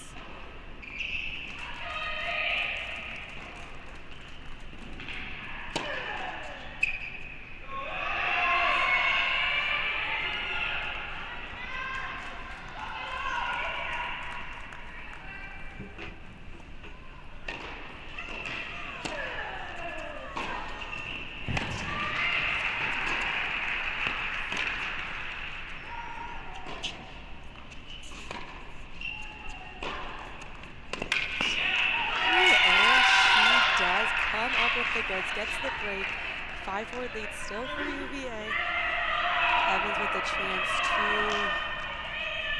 to serve to stay, and it will take you over to court 1. As a reminder, Thea Radman on court 2, up 5-2 in that second set. Ziodato still on medical timeout. We will take you over there once that is complete.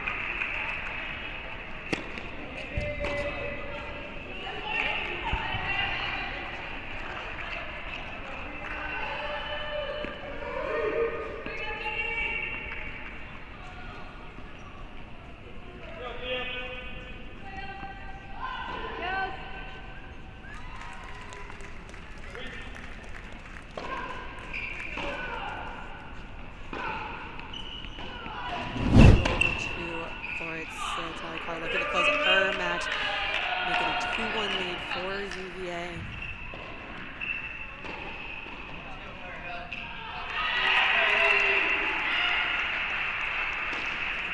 On all of these matches.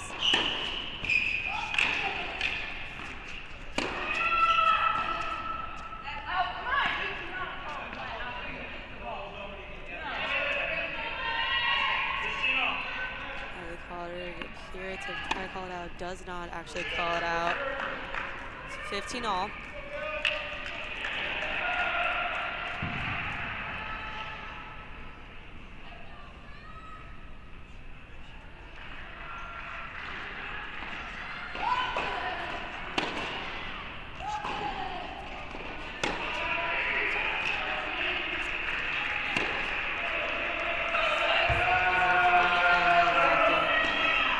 Collared within 2. A potential 2-1 lead for UVA. And that's how the two teams met. UVA won the doubles point.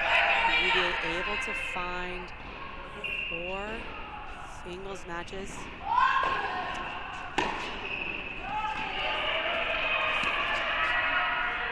Going up there from Illinois, Michigan, Oklahoma, 3 all overall. Michigan able to save a deuce match point to make it 5 all in the third. Reese Miller taking on Emma Staker over there. We might be locked in here for a hot minute if you want to tune into the end of there. Great tennis all around.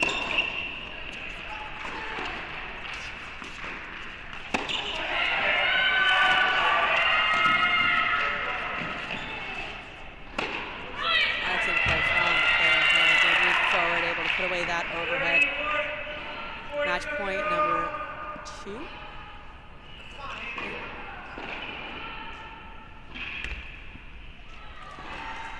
Coming up for Collard here to extend that lead, make it a UVA win.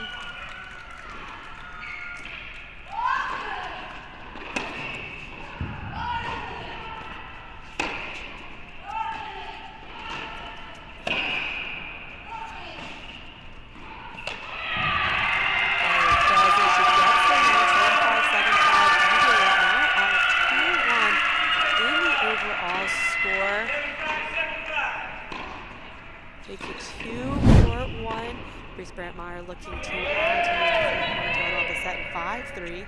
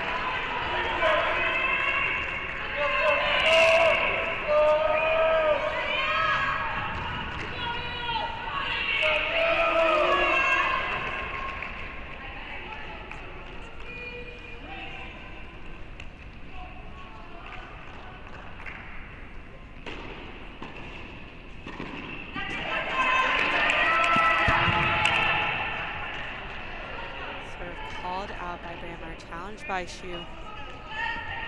Overruled by the electronic line calling. Excellent use of the challenge from Annabelle Shu.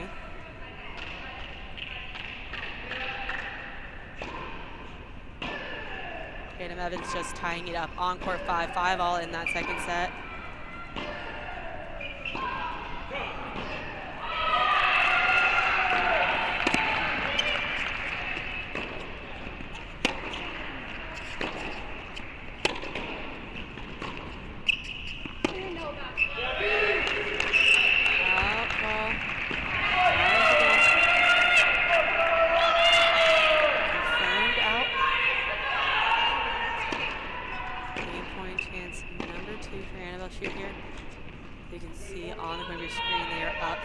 Medical timeout now on court 2. Students watching here. We're going to send it over there to see if the 11 can close out that set.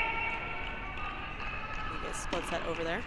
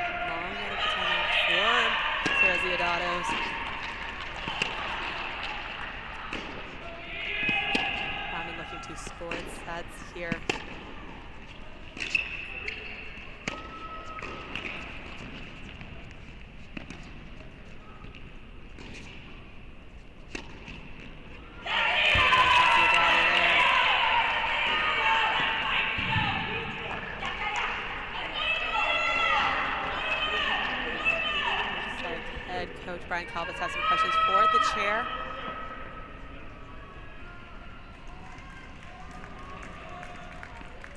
Calvis unhappy with whatever that response was, but play continues on.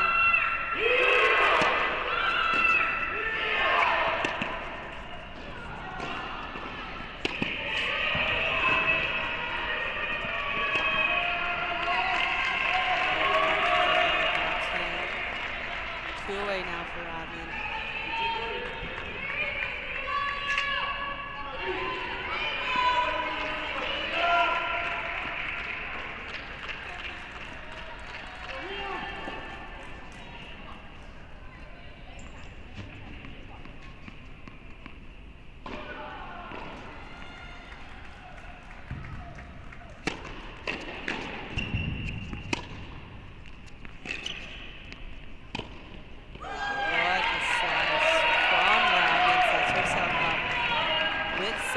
Chances to split here.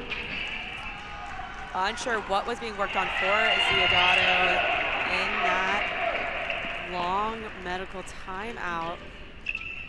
See, trainer still on the sideline.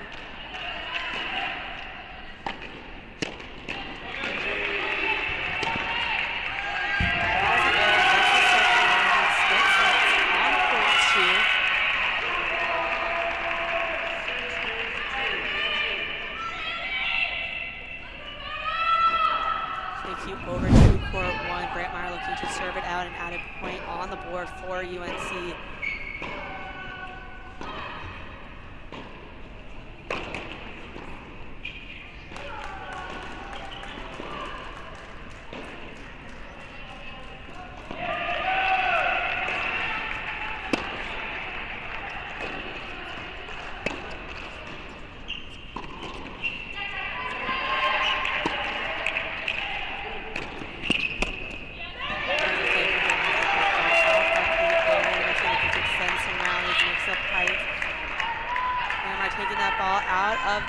Taking away time from Shu.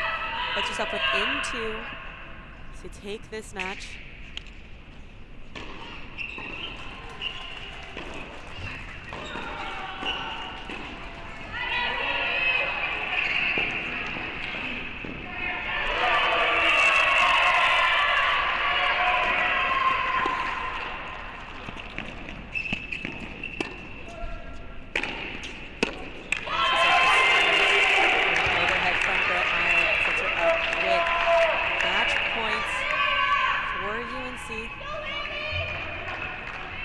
Feeling pretty good with the Reese Brantmeyer serve for those.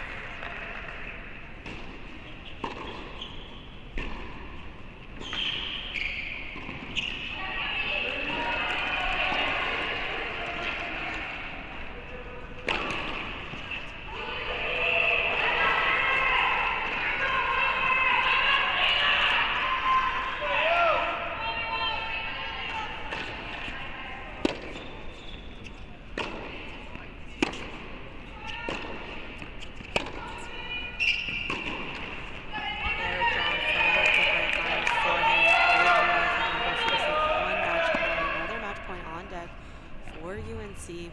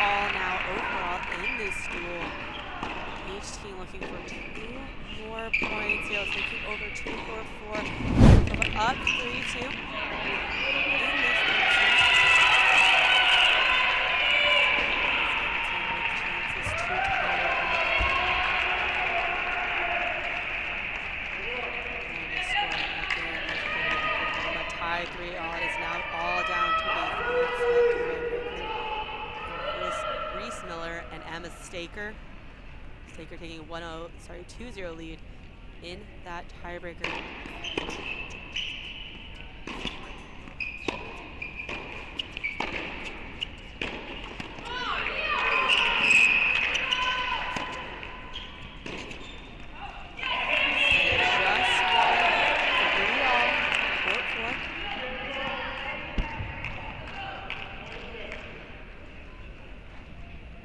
Take you over to court 5 here.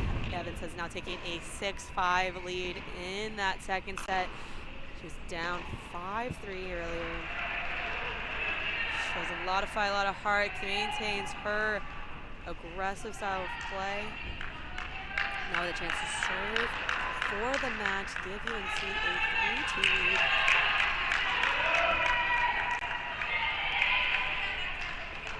Radman with split sets on to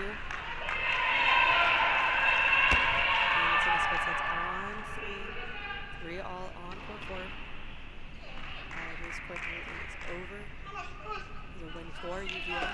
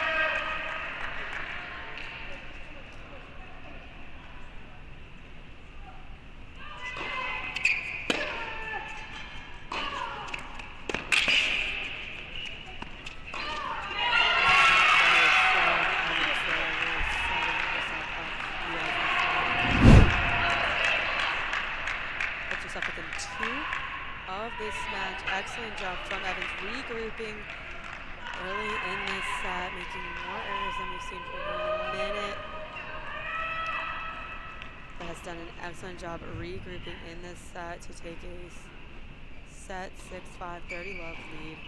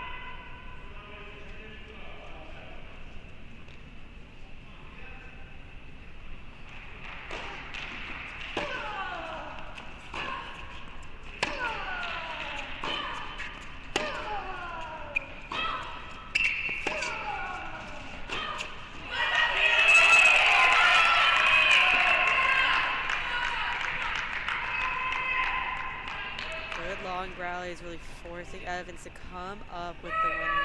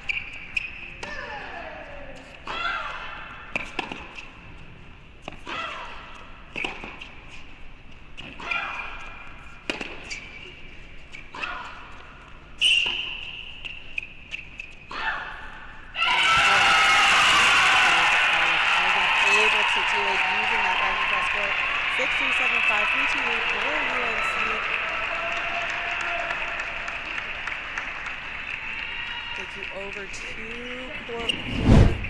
Positive cover up 4-3.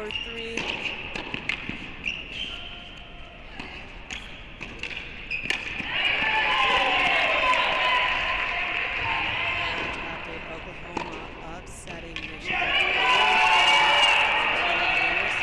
In the semifinals on Monday.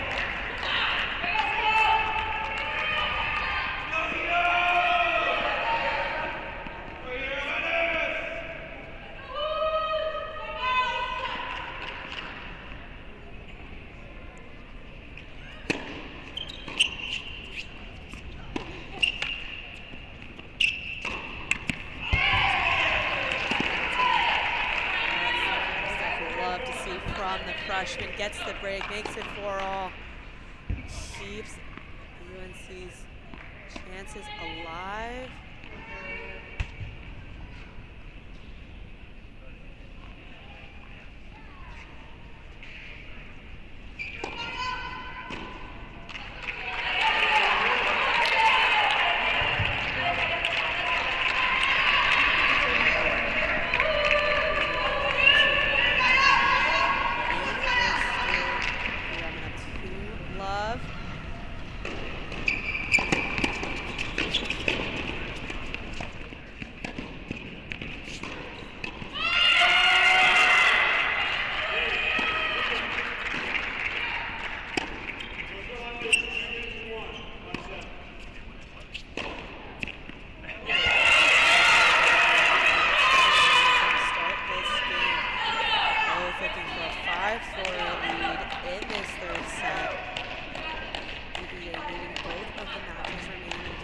Just needing one.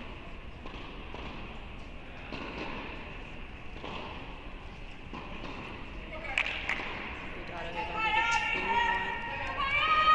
So the 2-1 lead in that third set.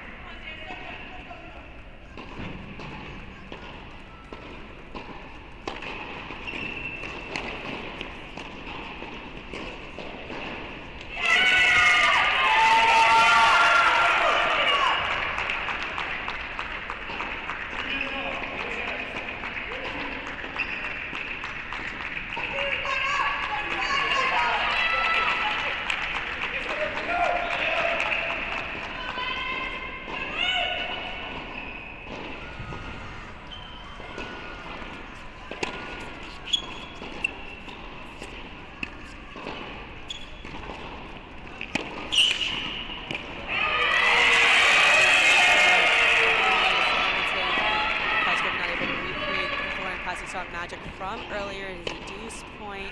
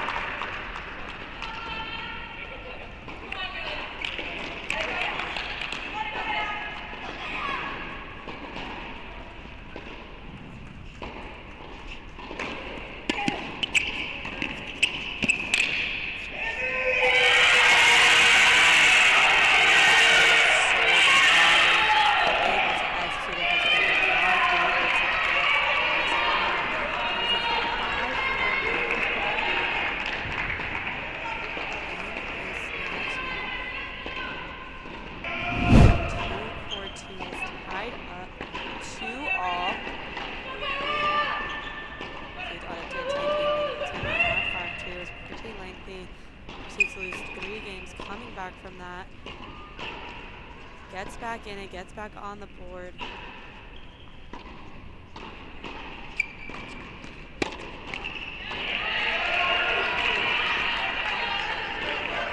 That turn error.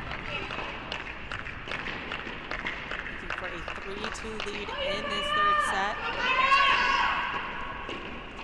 And UVA needs both of these remaining matches. UNC just needs one.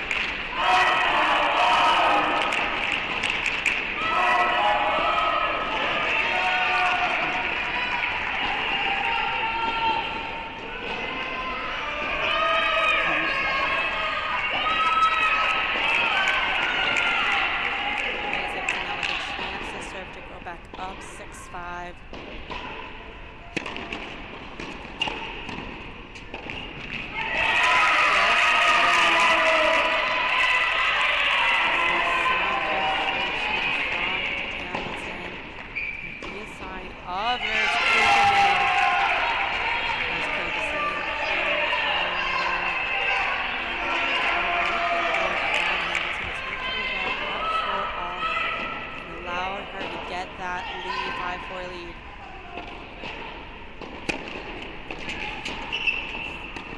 Excellent play there. Great review for the Cardinals.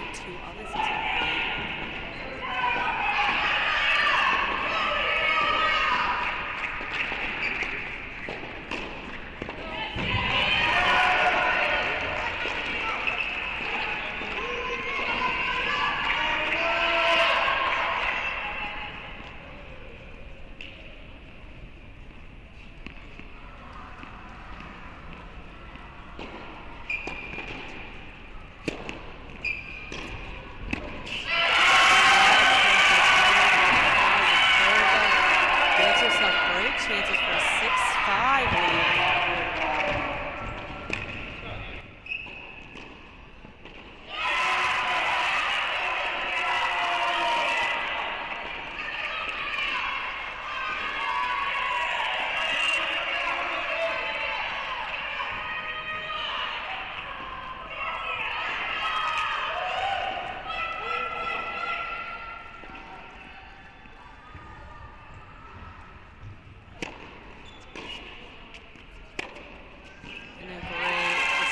From Hamilton, saves a break point. Another on deck for Kozakova.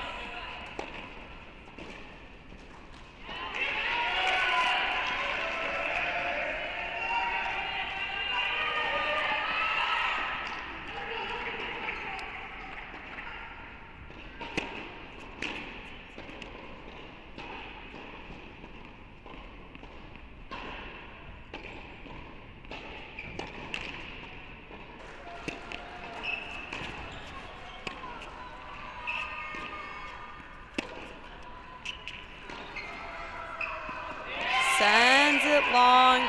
It's a deuce point for a 6-5 lead here on court 4.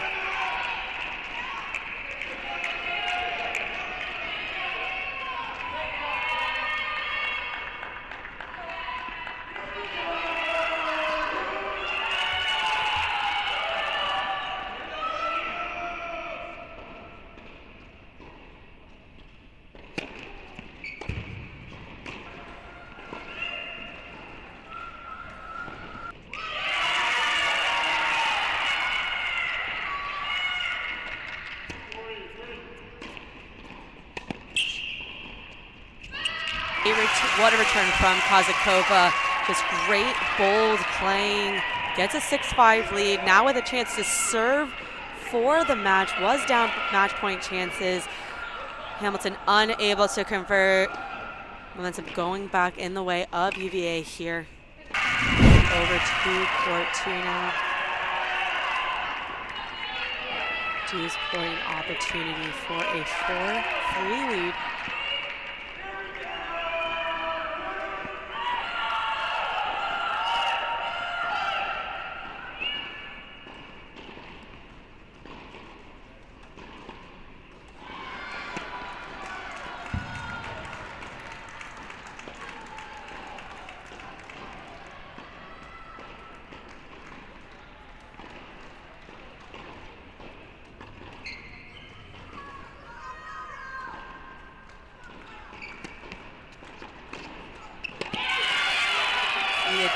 Sending that return log. Rabin gets the 4-3 lead here. Kozakova up 6-5 in the third on 4. Rabin with a 4-3 lead on 2. UNC just needs one. UVA needs both. Both teams fixing for a spot in that semifinal.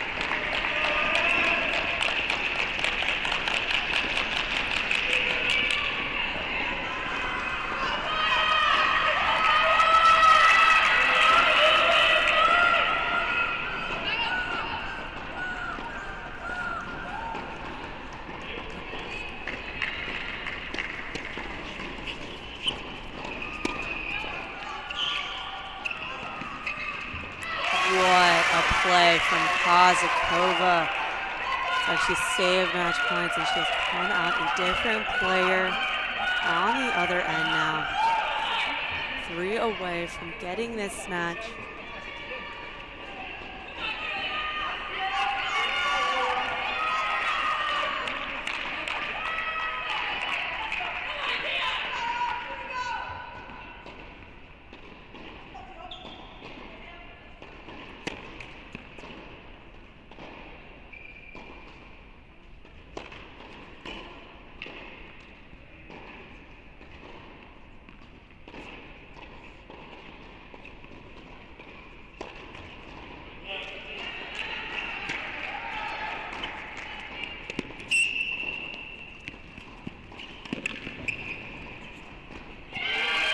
Excellent play from Hamilton.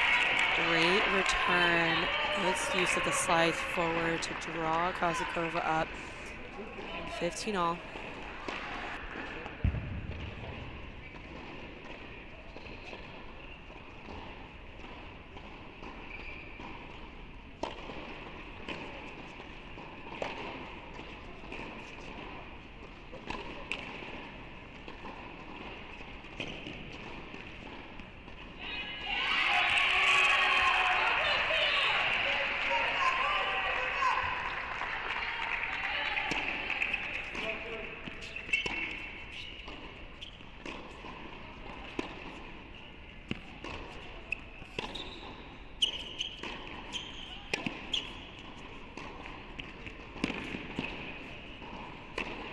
Hamilton with the cutaway there. Excellent bold playing in. So a couple of disappointing lost points. 2 away from a 6-all.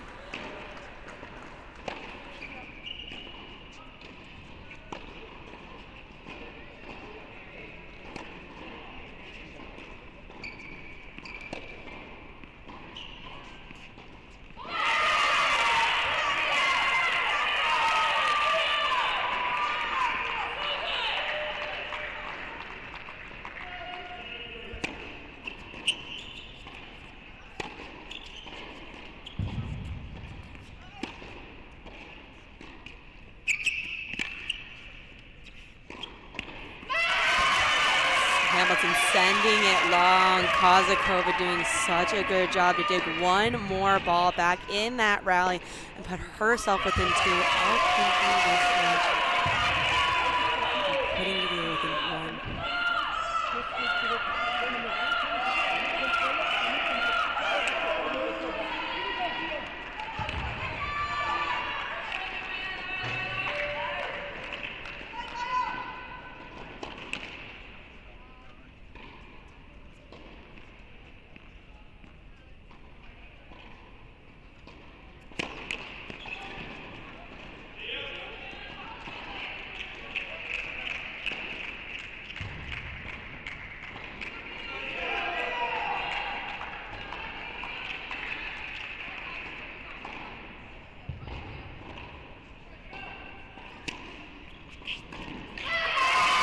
What a serve from Kozakova. Match point coming up for UVA here on court 4 to tie up the overall match 3-all. Some excellent ball playing from Kozakova here.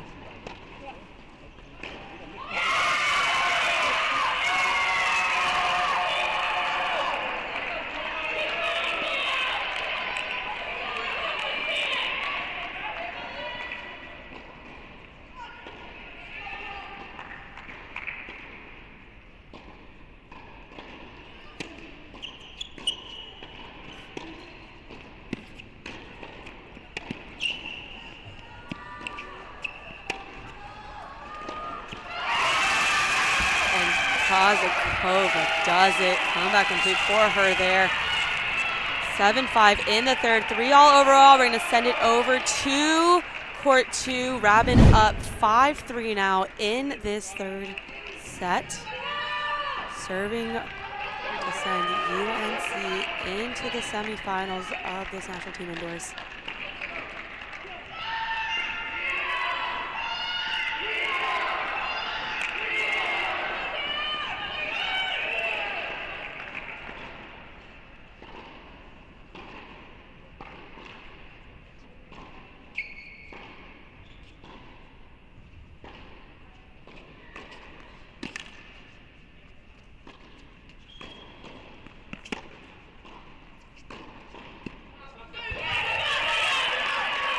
A little bit wide to start this game, looking to stay on the offensive.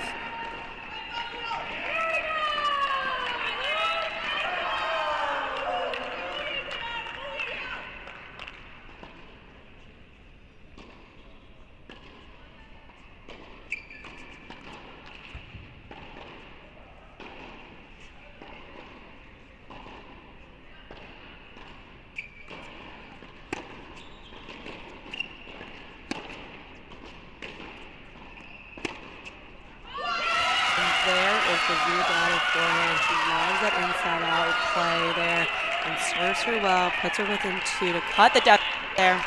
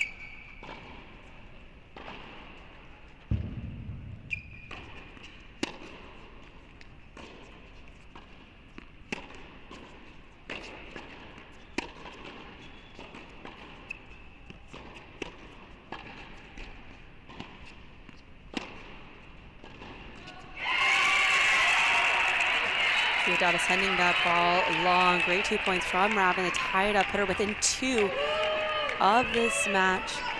Again, looking to maintain, using the slice to mix up the spins and put her into good position for this next point.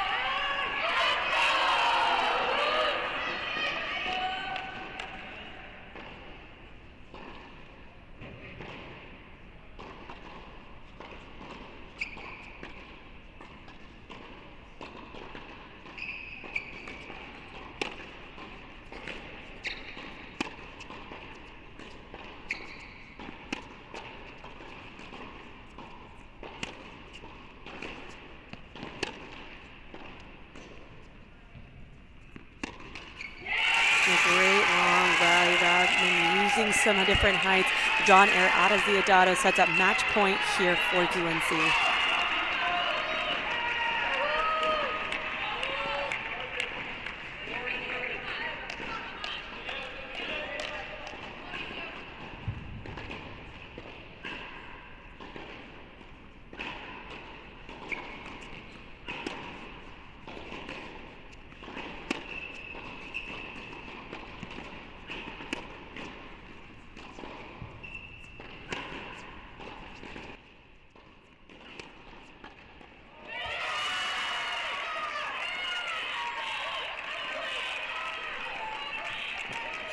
And an excellent shot from Ziodato. And again, utilizing that inside out forehand. It is a deuce point coming up. Another match point on the books for UNC.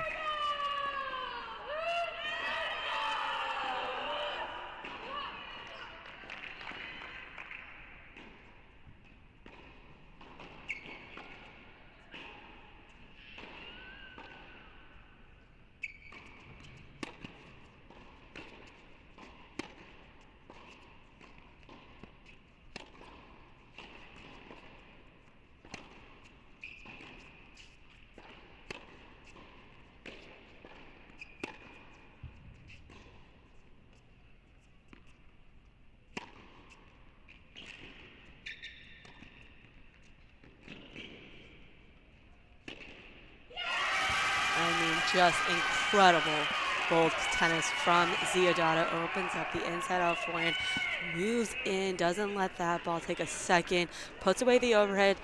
Still 5-4 up for Radman, but with 2 match points saved in that game. Radman will look to serve. Apologies, I think Ziodata is going to be serving next to stay in this match.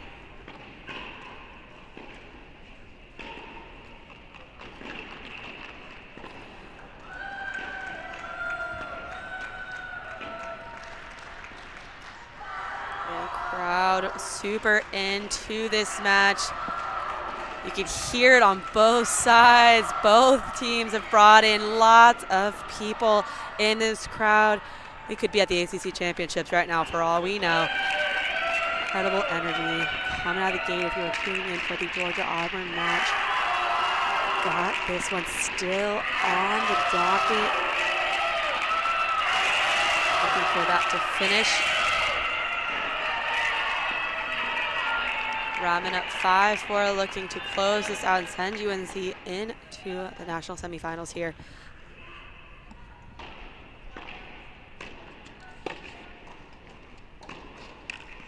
Great first point from Ziodata to start the game.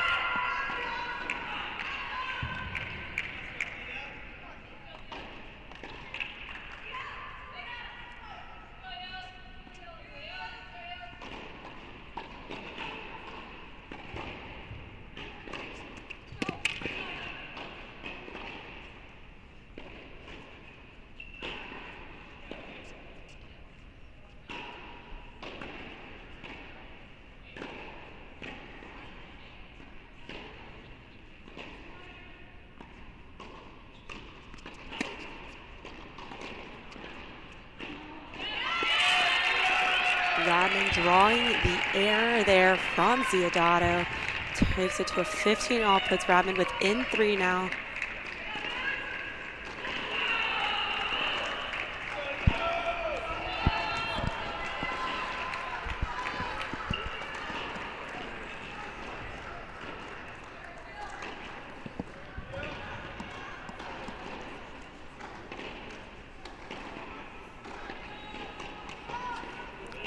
Radman will gladly take the double fault there, puts her now within 2 of this match.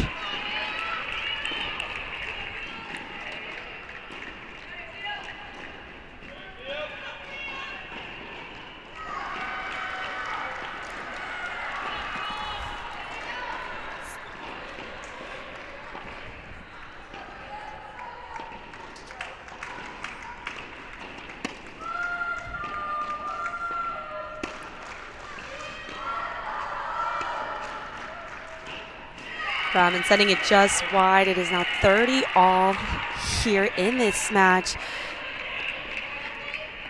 Ziodata looking to get some forehands, open up the court, and stay in this match.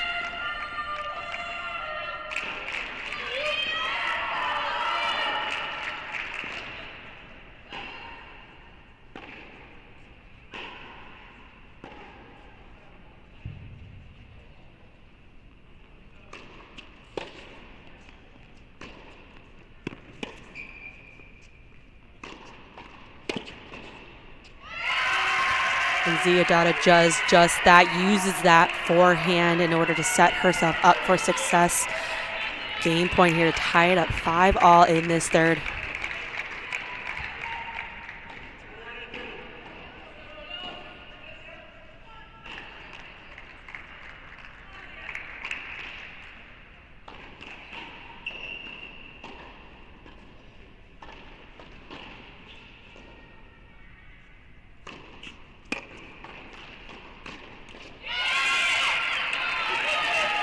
Early error from the forehand, uncharacteristic for Ziodata, but makes it a deuce point, match point coming up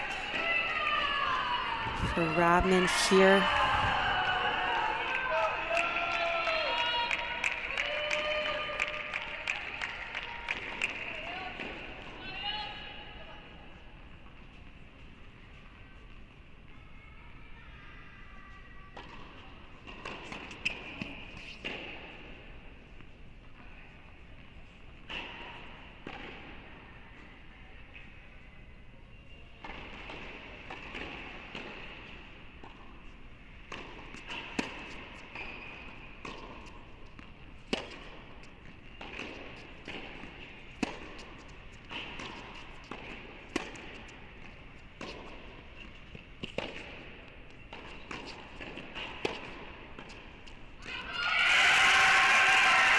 Robin setting it just wide, trying to look to be aggressive, unable to do so there.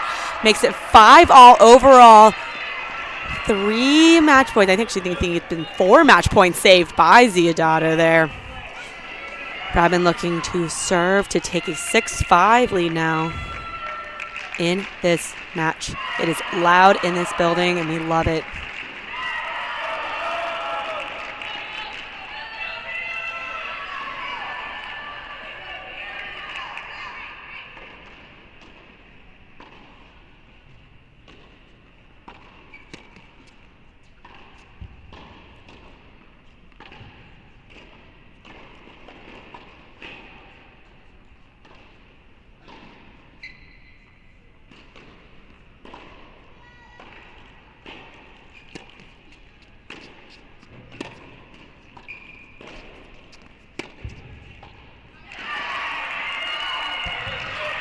Robin missing the ball just deep to start this game. Good long rally from Ziodato to start off. And the team's cheering loud, excited for their teammate.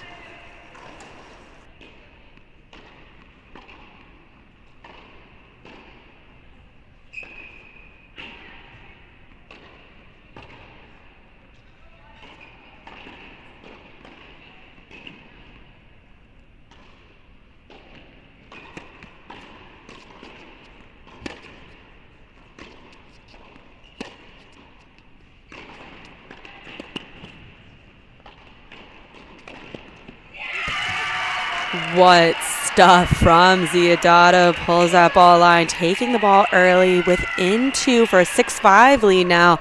Really playing some inspired tennis since being down 5-3, 40-15. And looking to continue her success here now.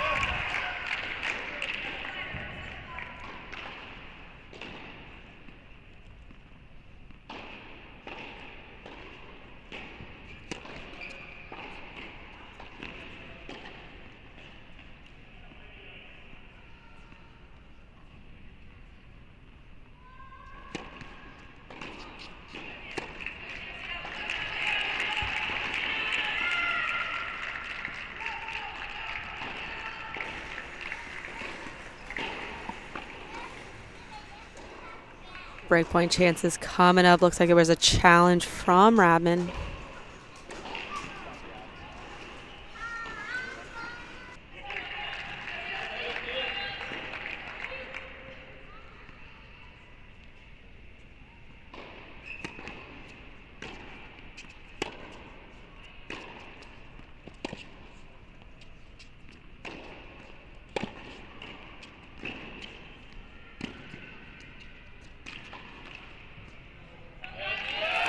Great defense from Radman.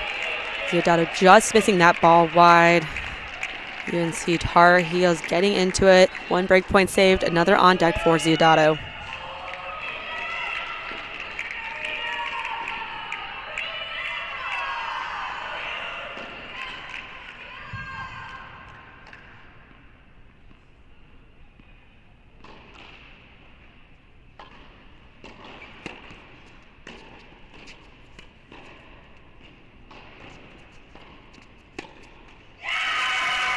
And Ziodato gets the break, takes a 6-5 lead now in this third set. Excellent use of the forehand, way to stay in it in this match, build herself back into it. Was down 5-3, 40-15 match points, saves those match points, saves a deuce match point at 5-4, goes up 40 love, able to close it out. Her teammates getting into it.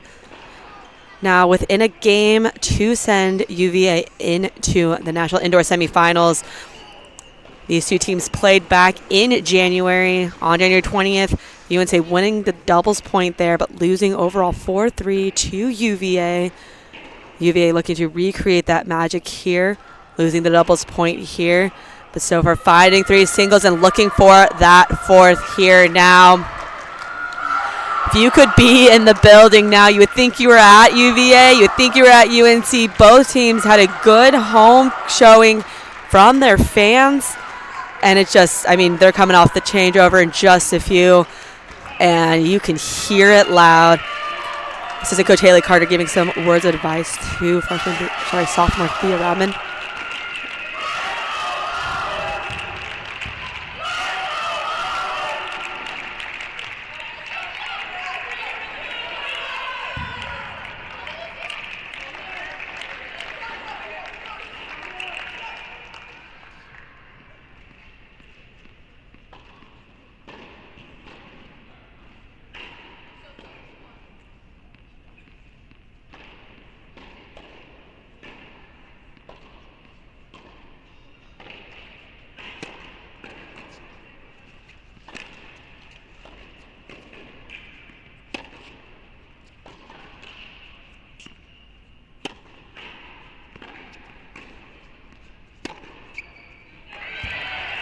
An excellent start from Rodman, mixing up some of those spins and drawing an error from the Ziodato forehand to start this game.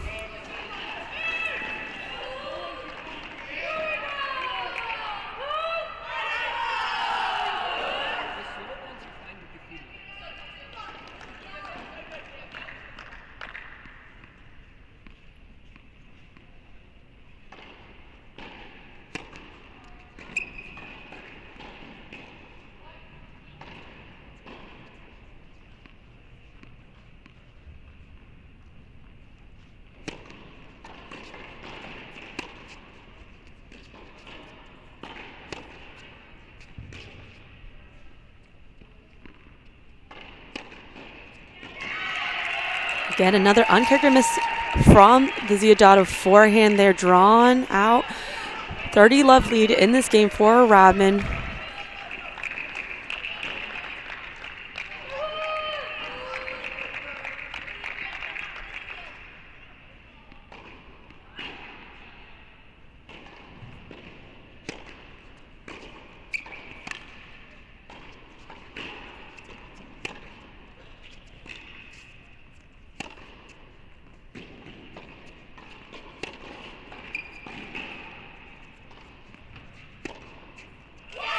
And there's the Ziodato forehand, finding some success, pulling that ball out wide. Great long point from both players, looking for their chances. Both teams fighting for a chance for the semifinals.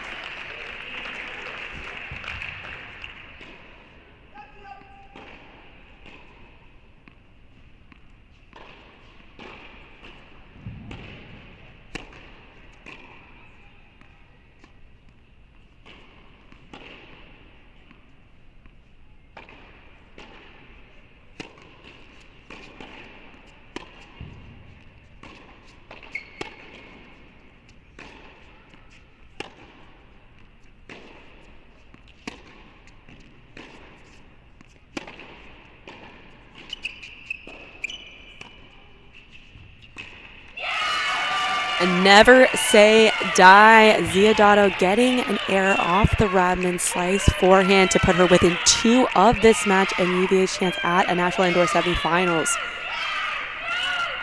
Great gutsy playing from both ladies here today.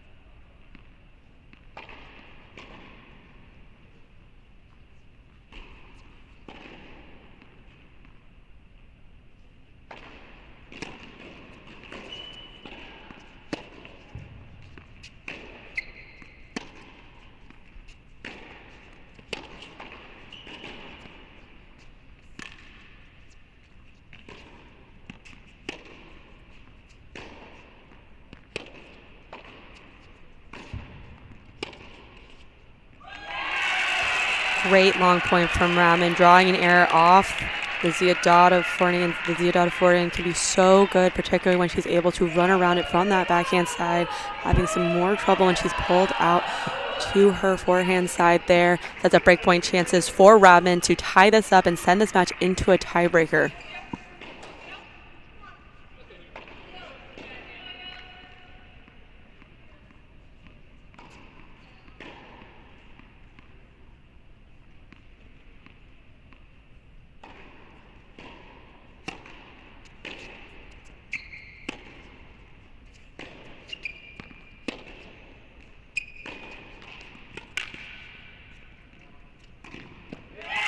And fortune favors the bold for Radman, able to pull Ziodato out and use that to then pull Ziodato back out to the backhand side. Gets it to 6 games all now. 3 all, 6 all. We're going to a tiebreaker to decide who is going to get a spot in the national semifinals.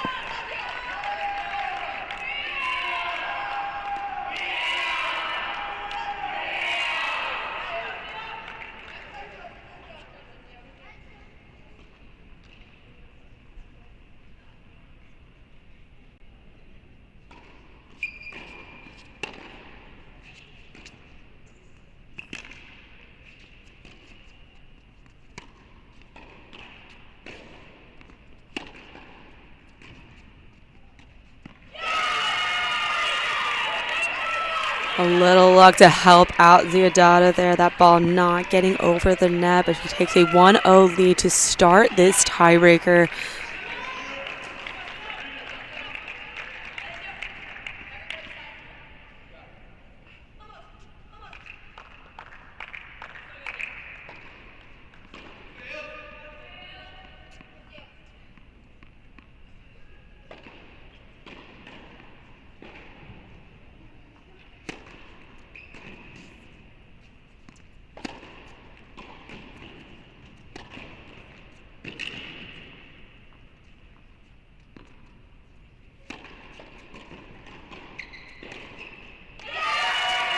Amazing gets from Rapid, but not good enough.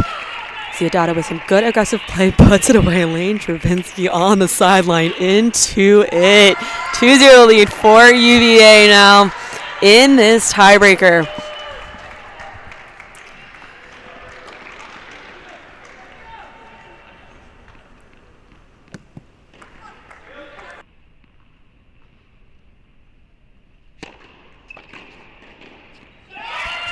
Excellent serve from Ziodato, gives her a 3-love lead. Look at that crowd. They are here and they are with it. They are excited to be here. It is a full house here today.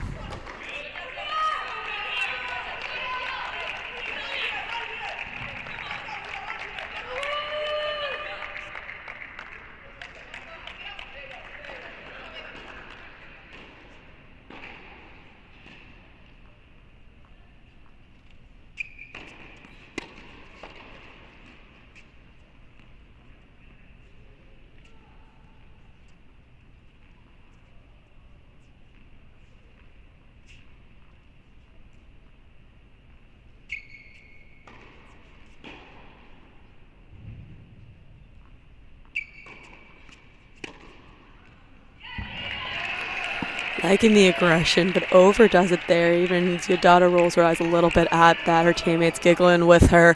Still up 3-1, so within 4 of sending her team to a national semifinal here today.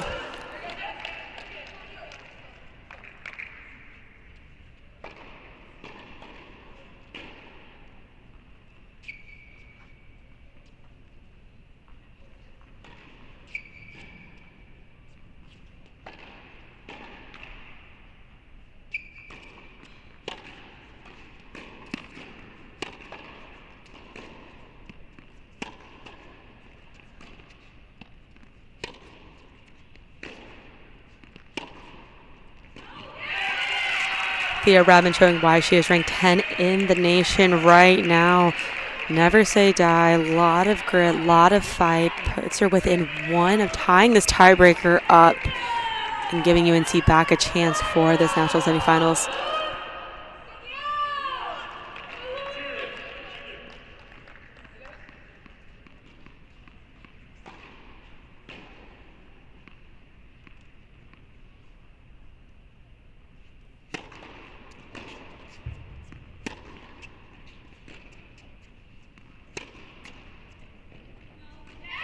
Letcourt sends that ball wide. We are tied up now going into the changeover. Both teams now 4 points away from a national semifinals berth here at the national team indoors. Last time these two teams played, UVA was able to find 4 singles, looking to repeat that success here again today. Ziodato has done an excellent job utilizing the forehand specifically from that backhand side to to dictate points, but Radman digging her heels in, pun intended, gritting her way through this match, doing an excellent job of just showing so much fight and heart here.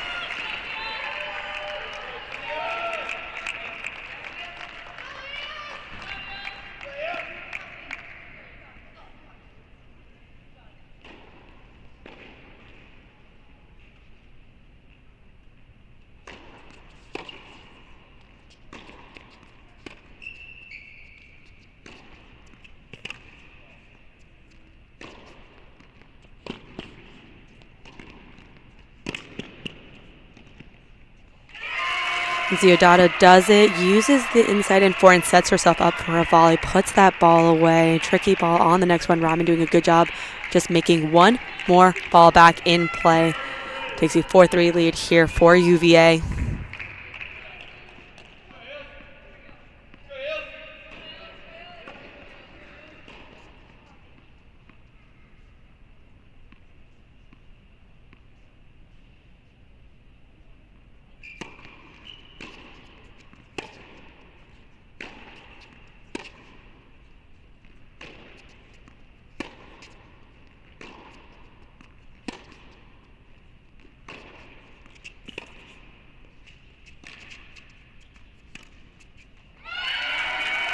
Great digs from Ziodato. Nice use of the slicer. Sets herself up to be just within 2 of that national semifinals berth.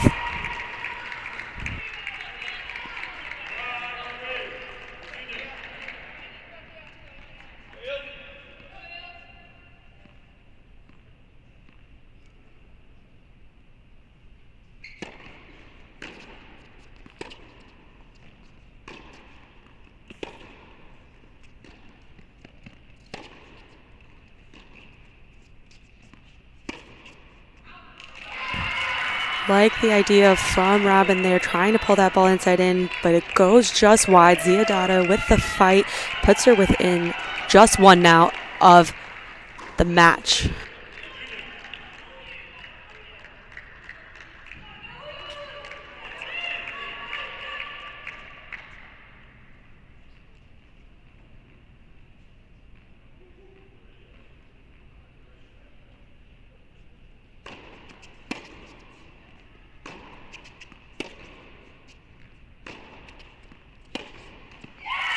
And Ziodato does it. The Virginia Cavaliers are going to book their spot into the national team indoors. Never say die for these Cavaliers.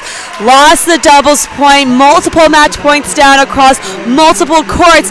They find their way, they find the fight, and we will be seeing them in the national semifinals on Monday. Incredible fight from these teams. We will be back with the Georgia Bulldogs taking on the Auburn Tigers in just a moment. Stick around. We want to thank all of those in attendance for cheering on your team throughout the match and hope you stick around for our next match, which is set to begin shortly as Auburn takes on Georgia.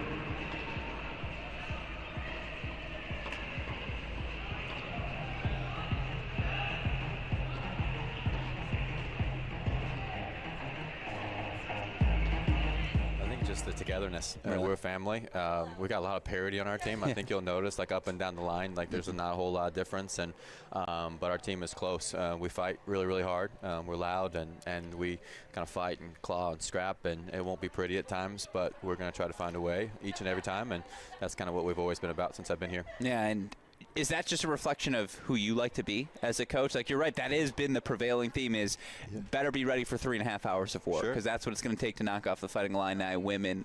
Is that just a game style you look for? Like, what leads to that spirit, that ethos amongst this program? I think a little bit with recruiting, but then once we started, the original group bought into it, and then as time has come on, every freshman comes in and they buy in, and it's been really fun to see our culture. Just it's great. We love our girls and we love our team, and I think that's what makes us special, is that we're a great group and a great group of girls, and they really love the University of Illinois. Yeah, as you establish tempo with the team each season, are you more focused on the tactics, the tennis itself specifically, or are you more focused in establishing the culture? And if it's the latter, as I think it may be, how does your team go about doing that? Yeah, it's all about. I think once you get to this level, tennis is pretty even. Everybody's level is pretty even. So a lot of good forehands, a lot of good backhands. Exactly. It's all between the ears. So we spend a ton of time on the mental part. What we really focused on the last 2 years is the composure part, the balance part, how we handle our emotions on the court, and just we've been really focused on that. We've seen some great strides with several of our players just becoming more mature, more balanced, more composed on the court. And yeah, we just preach team first, and we really focus on a lot of the other stuff. And we focus on their tennis and individual stuff, but we're all about the team. It's always the team first, and to their credit, they've done a really good job of buying in. You mentioned the parity up and down the lineup. Is it a fluid lineup right now for the Illini? Is it something you can expect a lot of changes of? Obviously, you have some more experienced players who maybe you lean on up top, but talk me through just where we're at with this team and how close they are to their final product. For sure. It's a good mix. We totally flipped our doubles teams to begin the year, and we didn't really know what we were going to get, but we've done a great job. We've won 3 out of 4 doubles points, and so I feel like that's pretty established. Singles pretty established as well, but we got a great mix of veterans, and we've got a couple young kids, and so our balance right now is one of the best I've ever had, in my opinion, just top to bottom. So we're really excited about this group. For this team to take things another step forward, you mentioned you guys have been right between like 30 and 45 for the last couple of seasons, and obviously having success in the conference, getting to NCAA tournaments. What's it going to take for this team to continue on that pathway, take things another step, and just play their best tennis come May? Yeah, we need to knock off someone big in the Big Ten. Sure. We've been really close over the last couple of years. We did it in 18, 19, 20. We had some big wins, but we just haven't had that signature win for a couple of years. And I think that confidence, knowing that you can do it, getting over the hump in a big moment will come. Yeah. And we gotta get through that. Once we get one, I think we're going to be really scary. Yeah, and obviously, we were talking about this a little bit before. The expanded Big Ten, how does that change your approach to scheduling? Obviously, you didn't have kickoff weekend this year, but knowing you get a USC, a UCLA, I think schedule-wise, you guys actually don't this year in conference play, but knowing them and Washington's a perennial top 25 program, adding that into the mix, how does that impact what you're going to be planning moving forward? Well, yeah, our conference just automatically gets better with those 4 teams, and so we were excited about adding those 4 teams. The trick has always been I've really scheduled really tough to make up some of for the lower of the Big Ten, where we don't get as many looks as the SEC and ACC. But now that, like you said, that's kind of out the window. So, but we still chose to schedule pretty aggressively this year. But knowing that we're going to get this was going to prepare us for the Big Ten schedule because it's just a little bit better. So, yeah, I think there's only one way to do it, and it's to try to play the best and just really push your team, and they're going to be better for it down the stretch in the conference tournament, NCAA tournament. Yeah, and we're going to see that play out. The other thing we'll see play out, electric line calling brought in here, and obviously a credit to you guys for being able to facilitate that at this facility. Talk me through your level of excitement to finally have that innovation brought to our level of the sport. We're really excited. I think it's something our sport needs, to be real honest. As you know, I think it's one thing holding us back that we still call our own lines, and there's a little bit of I don't know Mashugana, as we say in Yiddish. That's right. That's right. It's still a little subjective out there, and so I think this will calm things down and obviously make the sport much more fair. And we're just excited about the technology. I think it'll make everything a lot more smooth. So for us to be able to do it on our home courts, and we're hoping to keep the technology once this tournament's over, and to be one of the few programs in the country to have it, I think will be pretty cool. So that's what I was going to ask as a follow-up. Will you be able to keep that technology? Will you be able to use it during conference matches? That's something we're going through right now. TBD. So, yeah. Okay. I've got to call into my administrator later. Yeah, we would love to be able to use it, or at least keep it and keep playing with it, because I think it's a really cool tool, and I think it would set us apart in our sport and just help advance our sport a little bit more in those areas. No, I'm absolutely looking forward to it, and certainly, again, there's a lot of things that continue to push this sport forward, particularly from a level perspective, as I've talked all day. Stearns, Navarro. I'm sure people tuning in are like, we know the list, Alex. But I just want to reiterate, there are that many players inside the top 100. The name I don't think I've said yet is Mai Sawanka, who wasn't that long ago. She's made 3 tour-level quarterfinals in her last 5 events, something crazy like that. Yep. Who's next is my question. You have to pick a non-Illini player from across the country. Do we have a current future top 100 amongst the across the board? Who's someone you would turn to? Gosh, that's a good question. You'll probably find them here or Northwestern. I would agree. I think to your point, I just think that's become, it could be anybody. I just think the sport has become so much depth, and I don't think it's it's limited to these teams here, or people not playing 1 or 2. I think there's people in mid lineup on some of these teams that could do it. So I think to your point, I think the pathway's there, and I just think it's been incredible to see that transformation in the last couple of years for those young women to be able to make that jump. Yeah, this is a 2-hour conversation question, but I'm going to ask this follow-up anyways.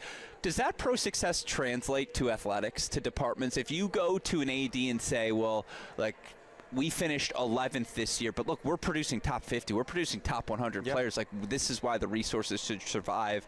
Intuitively, you think it would help. How does it help? Like, is it a completely different argument? Is it apples and oranges? Because I'm afraid it is a little bit. I think it is. I think you're right. I think most administrations really focused on the team and the team results and things like that. But it does help. Like, you look at our building and you see the All-Americans. You see Kevin Anderson. You walk in the building, you see Kevin Anderson and the success he had, some of the men's players, and but like what Emma's doing and Peyton are doing, I think it's just great publicity for your school and obviously for the sport. So, I think we're always, as a coach, we're always focused on the team, but it's great to have those individual accolades, and it really does help the sport. There's no bad press in that, right? Yeah, no, I mean, again, ask the WTA, the ATP with their accelerator programs, federations across. Like, I guess internationally, college tennis is more highly touted than it once was, correct? Absolutely, and credit to just what we do, and I think what's a great thing about our building is we can make it a little bit more exciting too. Like, we have the ability to with the video board and the lights, and so you're playing some big time tennis, but you still have that more of like a basketball game feel, and I think that's what we need more of in our sport as well. No, I love that. Well, then my last 3 questions. You mentioned and everyone's going to get to see the lights and the billboard, what you guys do here. Do you have a walkout song? Should I be ready for it? I don't have one. If we win, we play Another One Bites the Dust by Queen.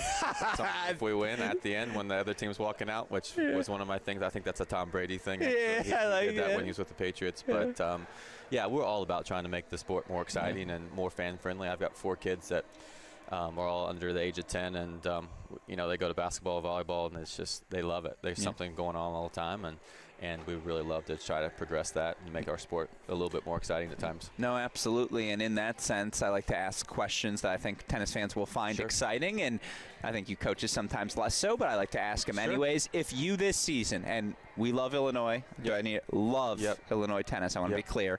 Appreciate you having us. Sure. You trade jobs with one person this year. Who do you pick and why? You can't answer me. You can't I've asked everyone. Let the record show. Cody, confirm I have asked everyone. There's no place I'd rather be than Illinois. Yeah, that's the only answer. That's the assumption. Yeah, that's the only answer. No, we love it here. Okay.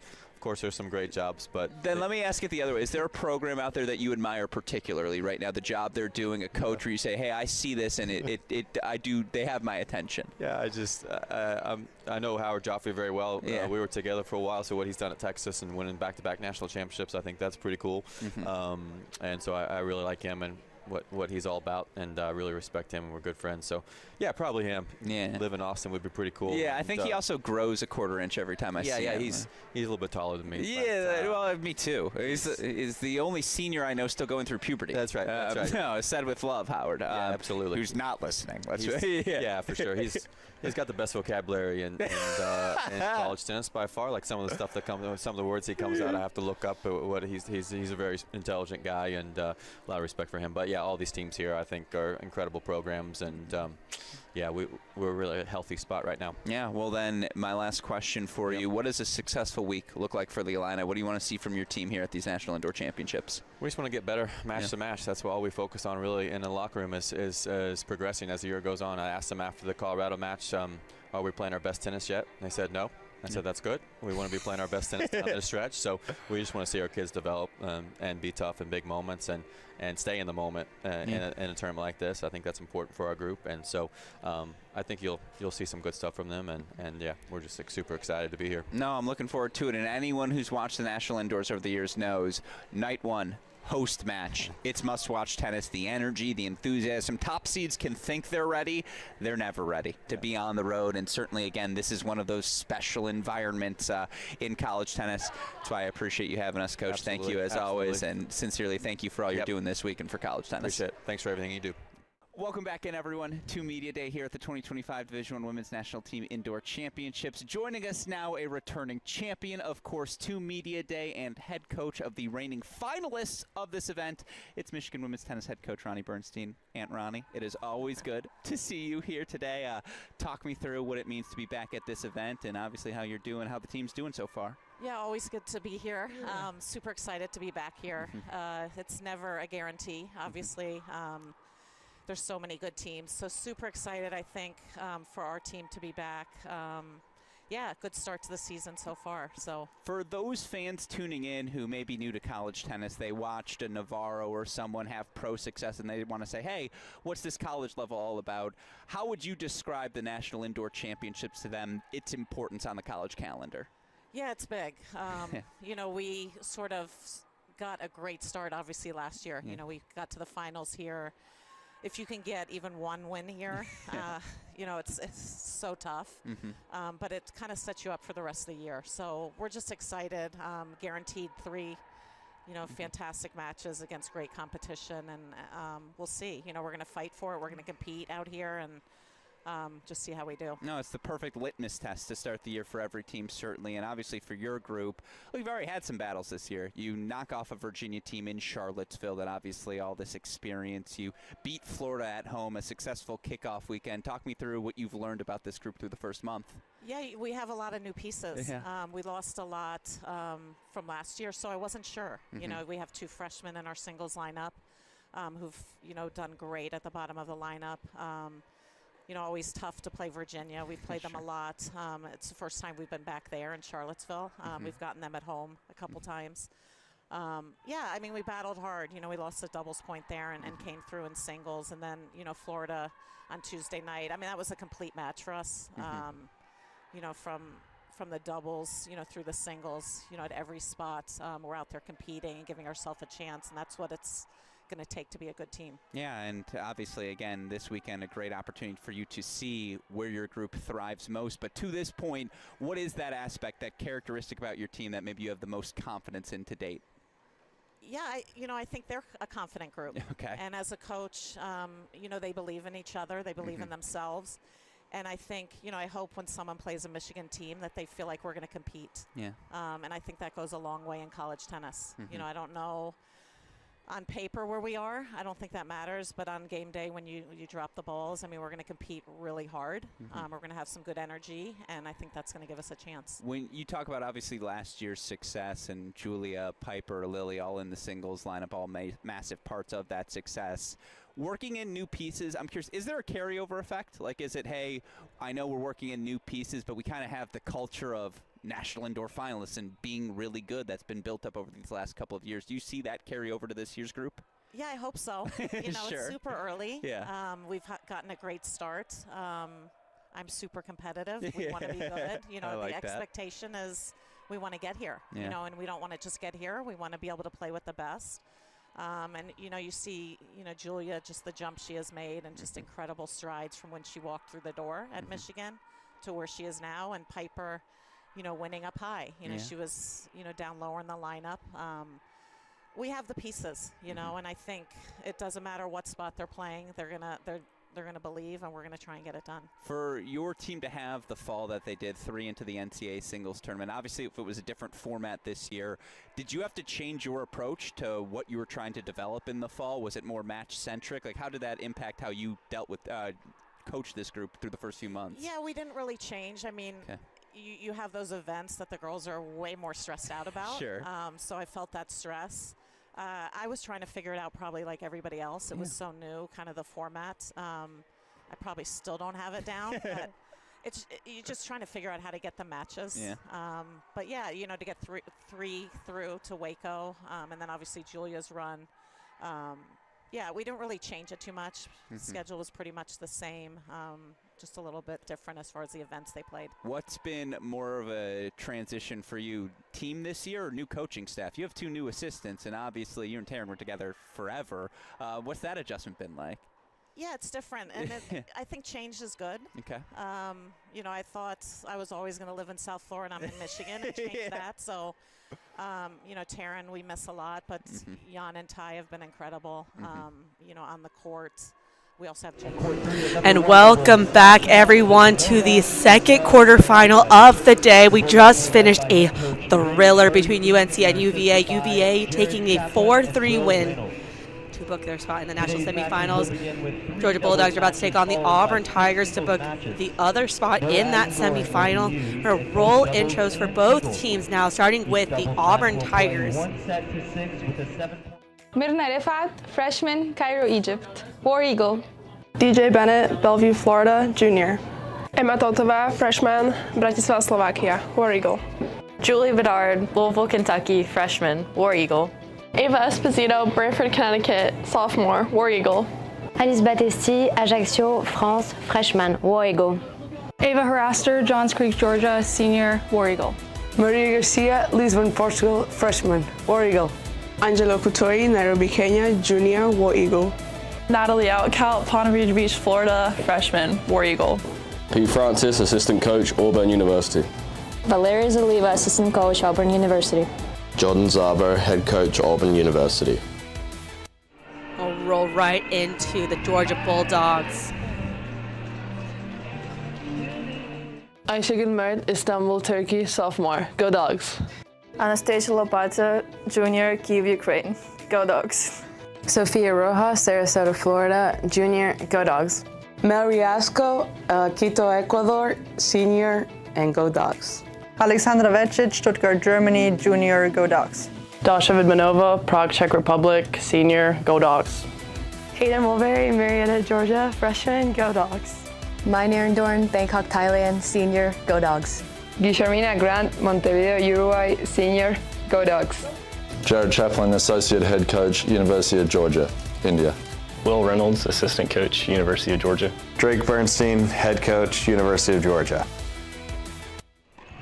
Exciting quarterfinal match on deck now. Take you through each of these teams, introduce you to all of the players. Georgia rolling out new doubles lineups for these tournaments. Mel Riasco and Dasha Vidmanova partnering together here, taking on Prosser and Bennett. Ava Rastar and DJ Bennett made it to the NCAA semifinals of the doubles this past fall.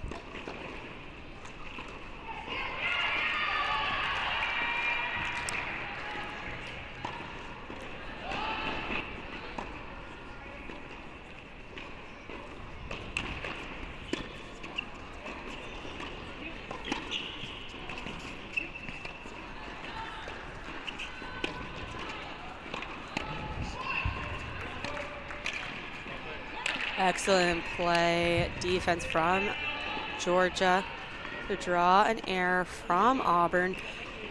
Dasha Vidmanova, one half of the duo to win the NCAA doubles title this past spring with Icicle Mert. Icicle Mert playing down at 3 for Georgia in this doubles lineup.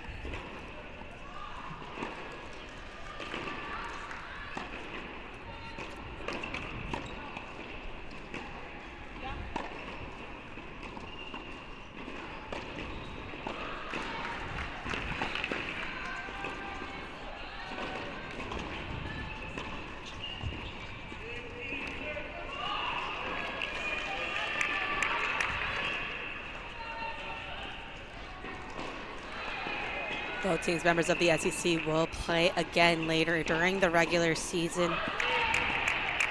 But looking to cement themselves into this national semifinals.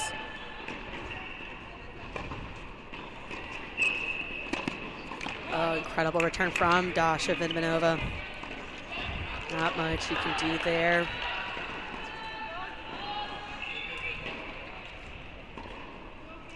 Auburn with a thrilling win over Stanford. Auburn, your 5 seeds, upsetting number 4 Stanford to make their place here today. Georgia with a 4-0 win over host team Northwestern to secure their spot today. Both teams securing a doubles point. So doubles point is crucial for both teams. Just one set, no ad tennis.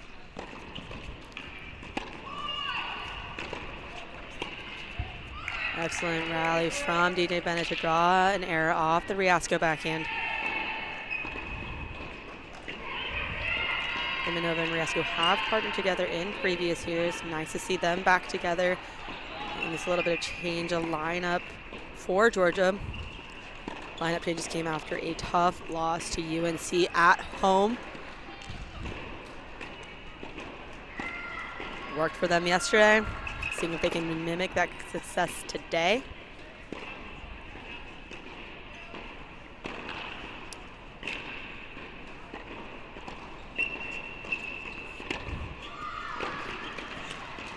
Good move from Riasco. Over hits that wide. Sets up a deuce point.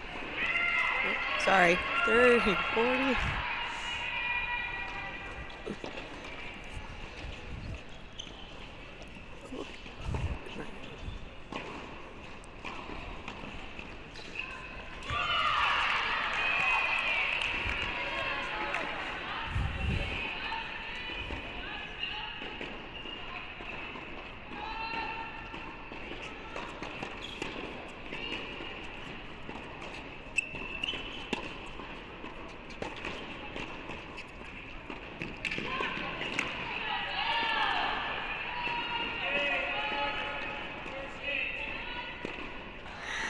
Georgia getting the break to start that match will take you over to court 2.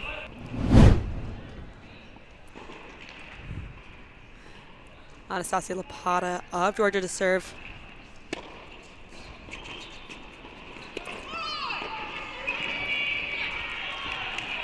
Sends it long. Lapata partnering with Guillermina Grant. Guillermina Grant, such a good doubles player. Good sense of the court here. Will look to be active at the net.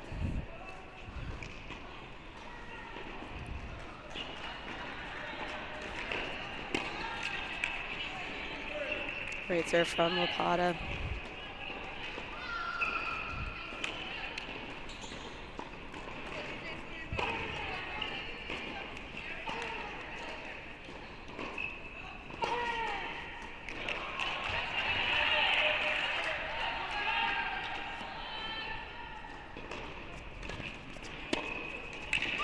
Good move from Grant, but too good of a return from Angela Okatoyi.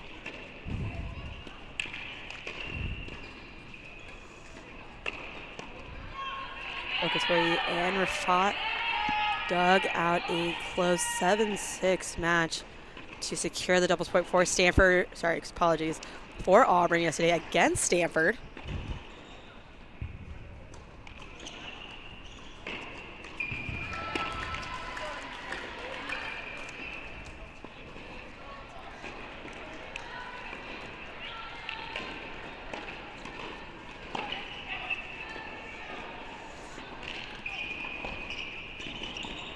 Breakpoint chance coming up for Auburn.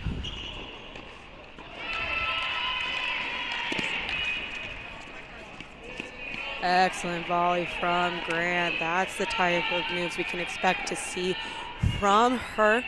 Drawing an error from Rafat. Deciding point.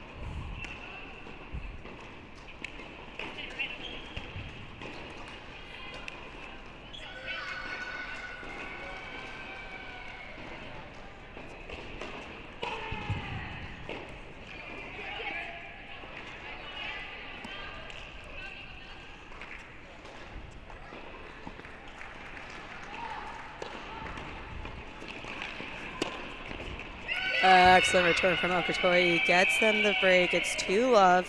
Send it over to court 3. Finish out these introductions. Icicle Mer on your far side serving for Georgia. Partnered with Hayden Mullerberry. They pull out a close win at 3 yesterday to secure the doubles point for Georgia. Taking on Ava Esposito Hogan and Maria Garcia of Auburn.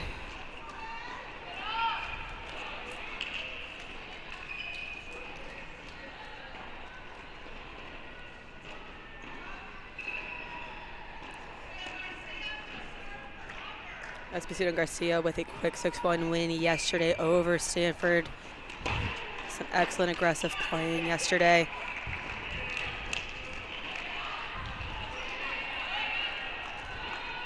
Icicle Mert, the other half of that Georgia duo to win the NCAA doubles title this past spring.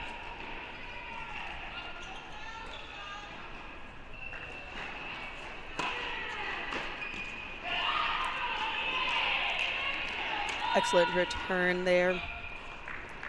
Gets the error from Esposito.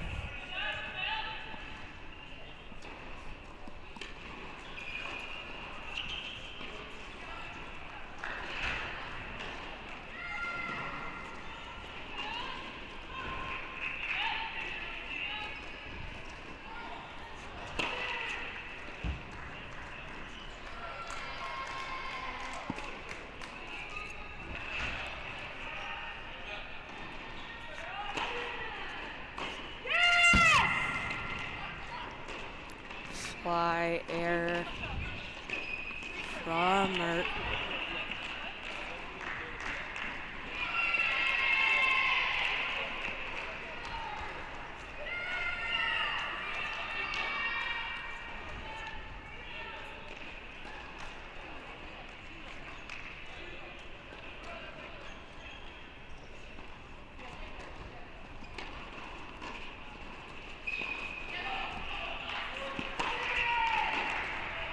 Great serve for Maria Garcia. Set up game point chances to take a 2-1 lead. Here on court 3, again, both teams won their respective double points yesterday. Looking to do so again to get out to that coveted 1-0 lead. Great return from Mert. Missed volley in the net from Esposito.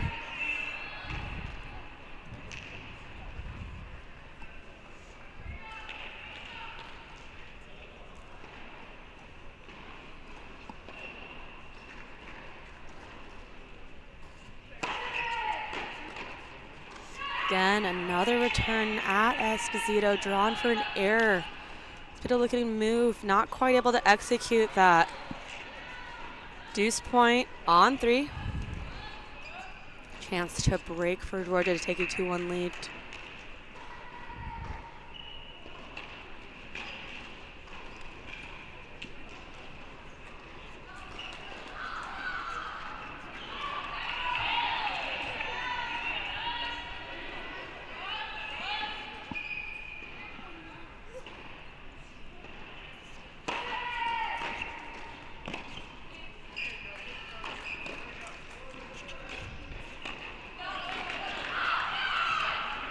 Calls the ball in. It's a 2-1 lead for Georgia. They're able to get the break. Take you over to court 2. Auburn with a 2-1 lead here.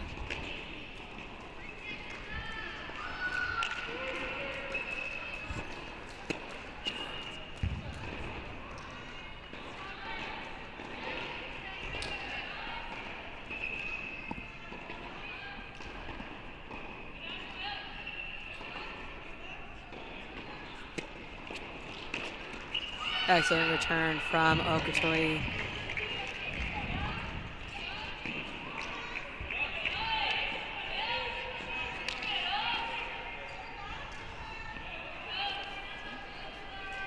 Okotoye has been so good this spring season.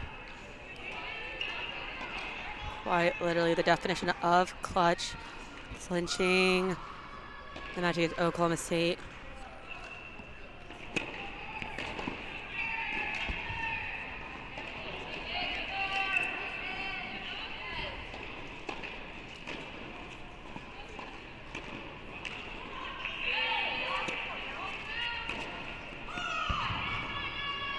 Excellent shot from Myrna Rafat.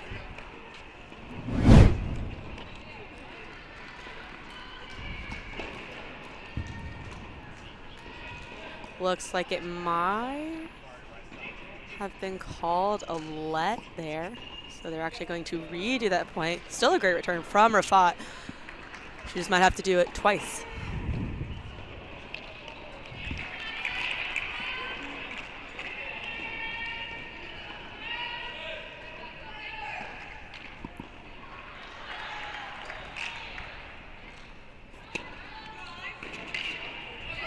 Excellent serve from Grant. Grant looking with the serve and volley to add the pressure there.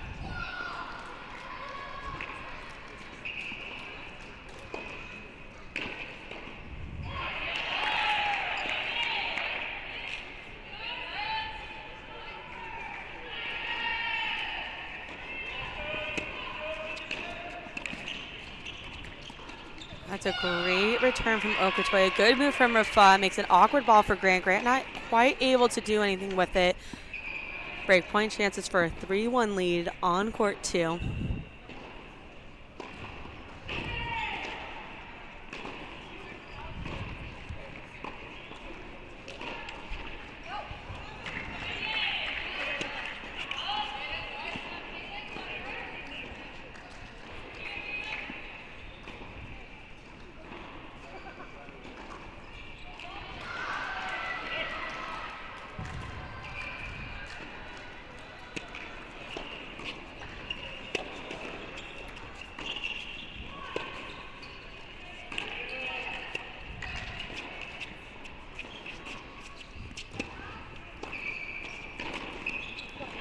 Excellent play from Auburn.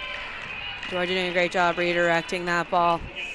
Not quite enough. Rafad's power too much. Okotoye putting it away. Will take you over now to court 1. 3-0 lead for Georgia.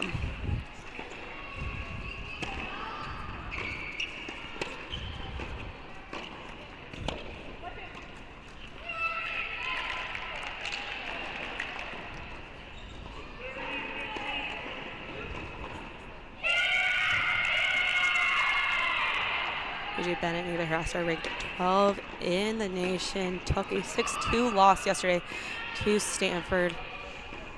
Hoping to kind of break that rhythm, but off to a rough start. Georgia up 3-0 to start this set. Dasha Vidmanova putting that away, showing why she is a former NCAA doubles champion.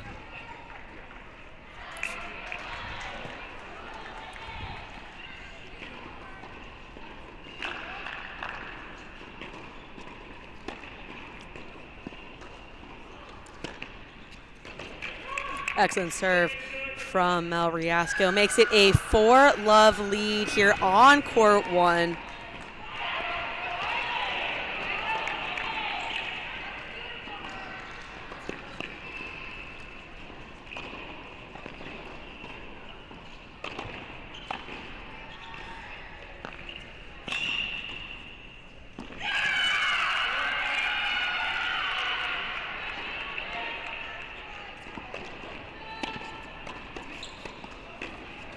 Great volley from Ava Harasser. Vidmanova not able to do much with that. Auburn wanting to capitalize on the serve of DJ Bennett. Just so powerful.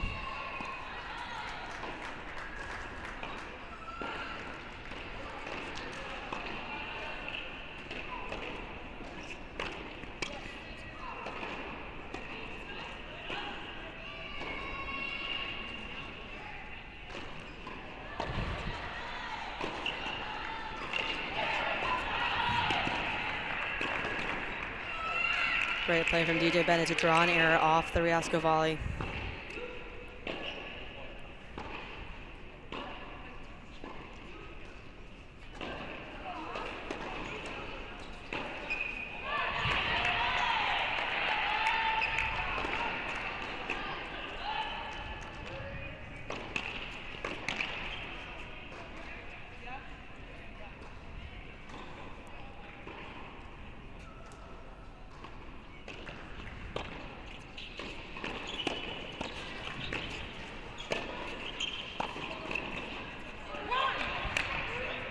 Redirect goes long on DJ Bennett.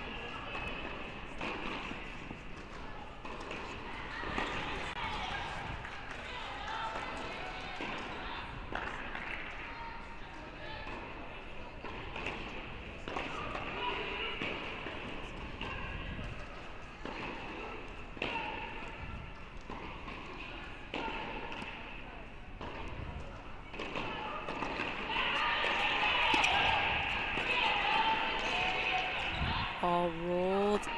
You can see that in the back of your screen. Let called, replay the point.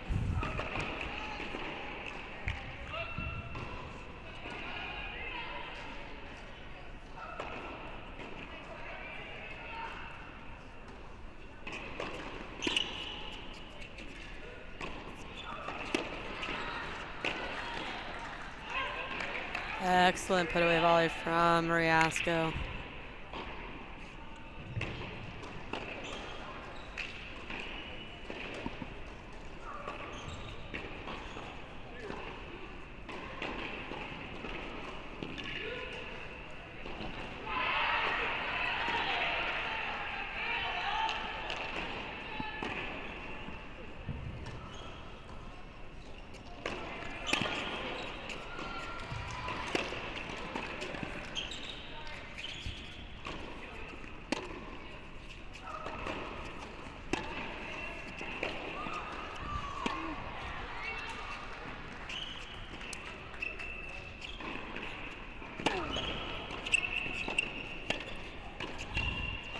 Excellent playing from both teams. It was a good lob by Vimanova, good lob by Bennett. Bennett doing a better job of flooding into the court to apply pressure to that lob. Sets up game point chances for Auburn here.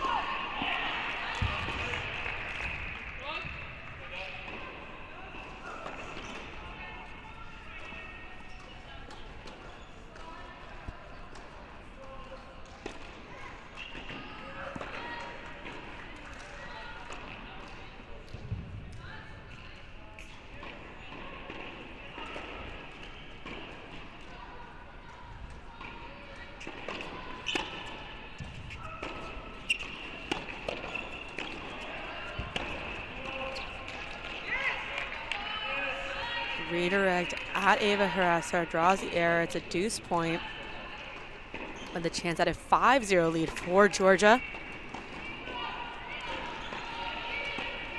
Georgia also up on 3, 4-1. Auburn up 3-2 on 2. Just need 2 to get that doubles point. Both teams winning their respective doubles points yesterday.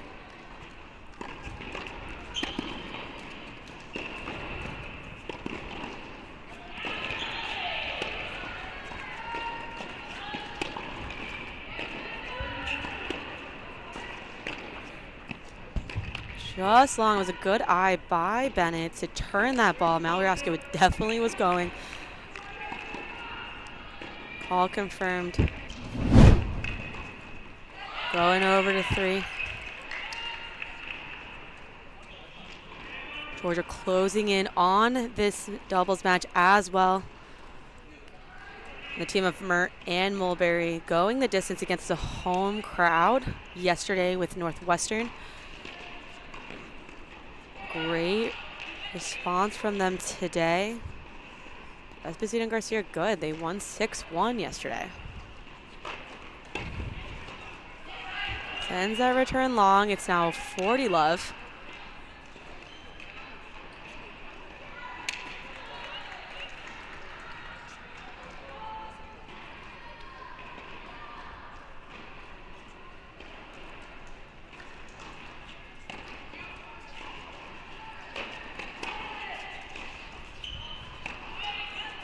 Turn goes long. It's a 5-1 lead. Fourth Georgia on court 3 now.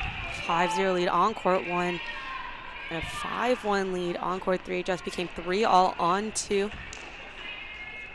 All things looking Georgia right now.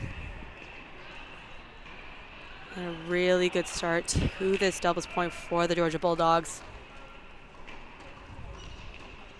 Getting a few more errors off the Auburn racket than we've seen in recent matches.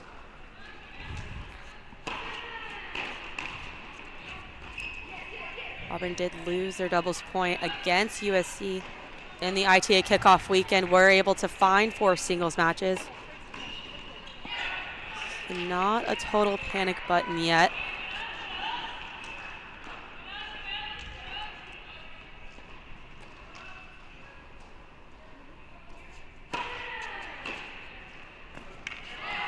Wow, what a return from Hayden Mulberry.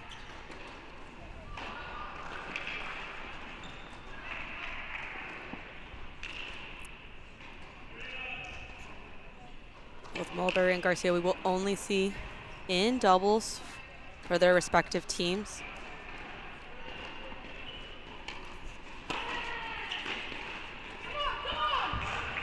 Mert sending that return long.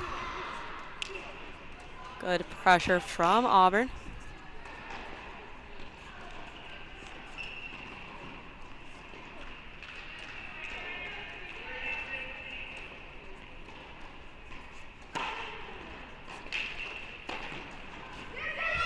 Perfect put away from Ava Esposito, set up nicely.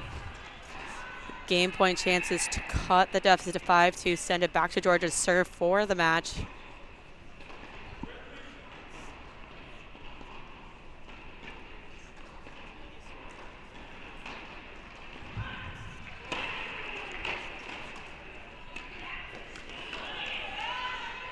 Ball directed at Ava Esposito, sends it long. Another game point chance for Auburn here.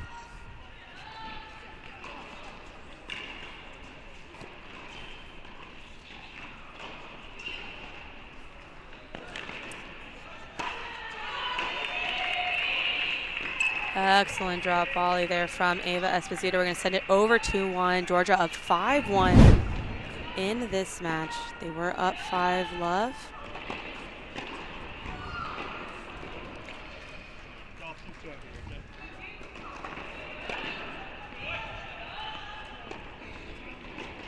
Apologies, they were up 4-1. They just converted to make it 5-1.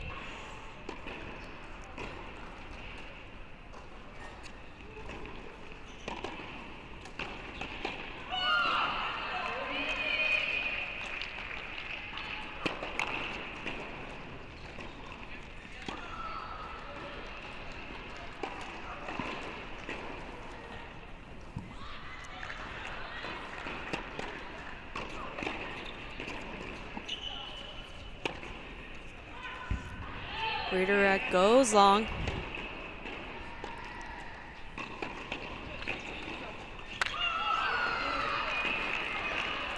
Good for Auburn. You want to kind of just find ways to keep making Georgia play. See if they can keep the pressure on you. Can they come up with 4 winners to close out this match?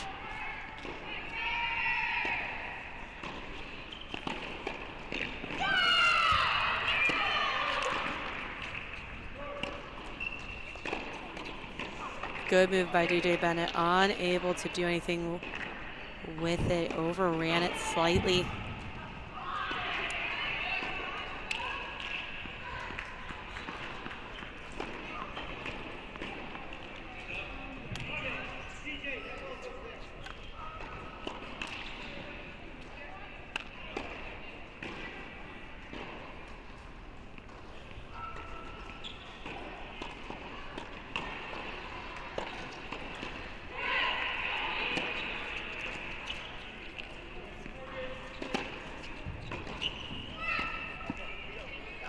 We're gonna go ahead and split screen it over with court 3. Or court 2.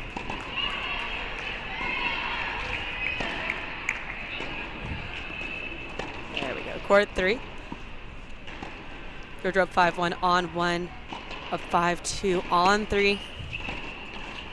They can get both of these. They've got a doubles point. Excellent play from DJ Bennett. Good redirect at Mel Riasco. Mel Riasco not able to get that ball back.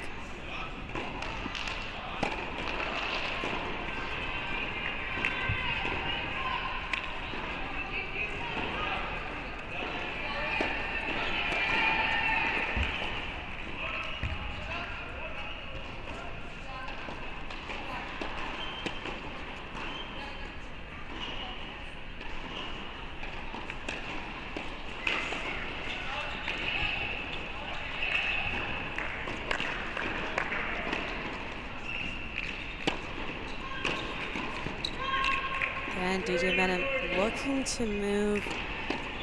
It's not quite getting it. Match point on court 1 for Georgia. Excellent fight from Auburn on 3, tying it up 30-all.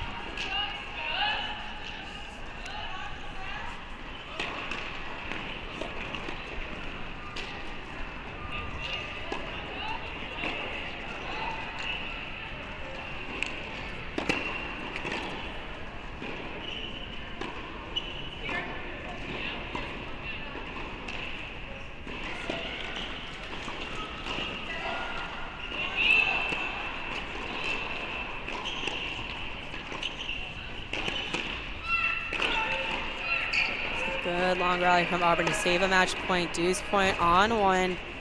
Still a match point chance there for Georgia. It was a good move by Mert, not quite executing that. Break point chances for Auburn on 3.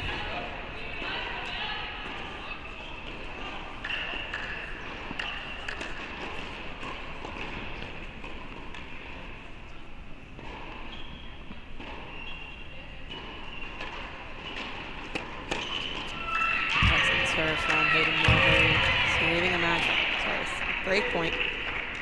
Nice job by Auburn to save a match point. We'll go full screen here for this deciding point, match point.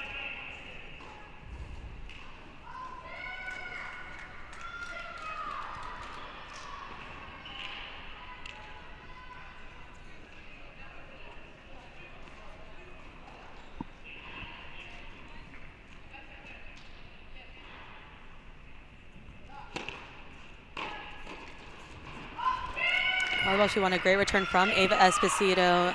Mert not able to do much with that. Another opportunity on deck. Ava Esposito of Auburn to serve. Looking to stay in this match, throwing it back to Georgia to serve it out.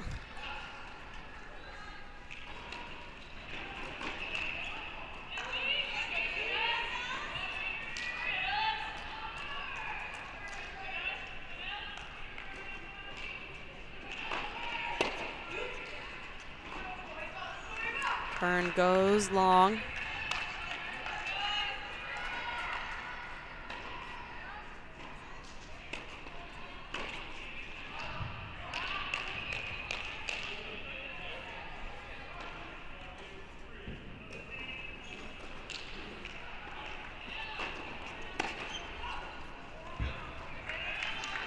Another turn goes long. Pretty love lead for Auburn.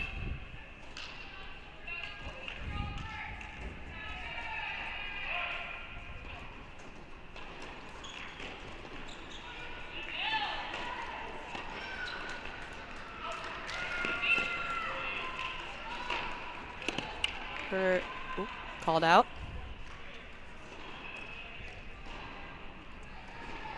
Go ahead and bring you the triple box as Georgia is up on all of these courts, looking to close it out.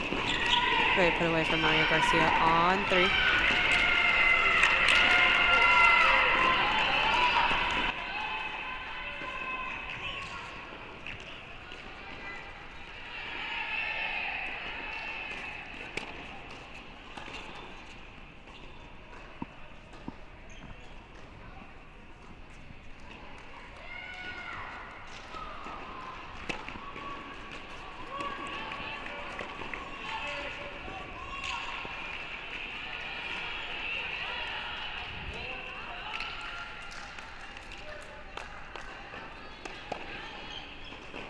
Ava Esposito's serve proving so good again today. It's now 5-4 on 3. Court 1 into the big box. Excellent play from DJ Bennett there. Good first ball, good reset. Gets herself into an offensive position, able to finish it out, drawing the air.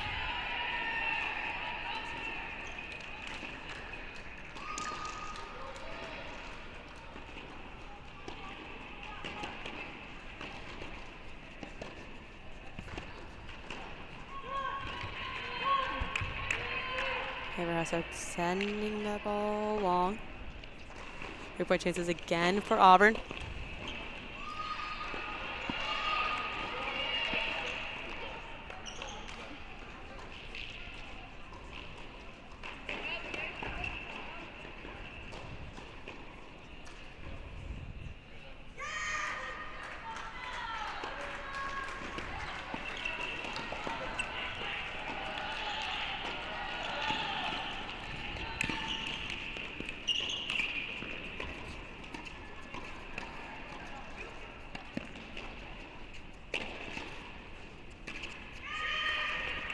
But a lot of great balls back and forth, leading to an error from Hassar.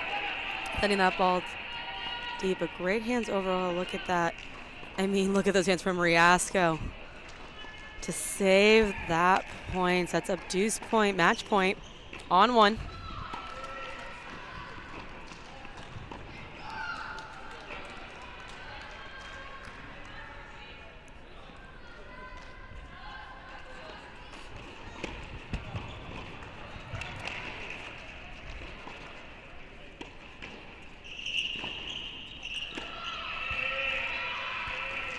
Able to save the match point. We'll take it to 2. We also have a deuce point match point here. Auburn able to save 1 match point.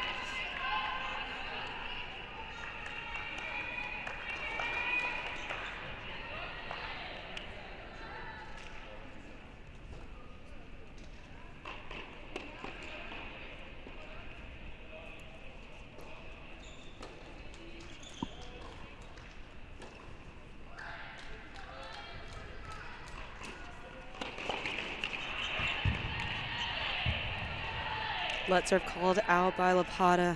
Auburn going to challenge it. We're using that electronic line calling for this tournament. It is overruled by the system. Point Auburn. Take you take you to court 3 in the big screen.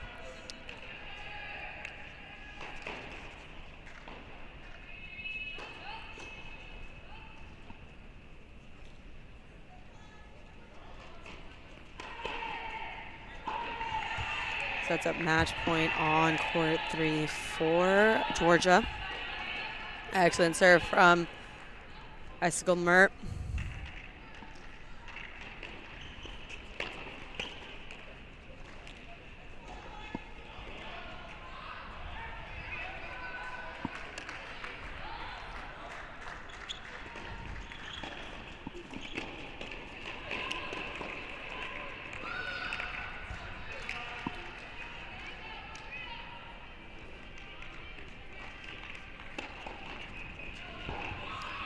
Turn sent long match for Georgia on 3. Georgia just need 1 more of these remaining 2. Auburn needing both now. Good clean play from Icicle Mert and Mulberry. Let's get on the board.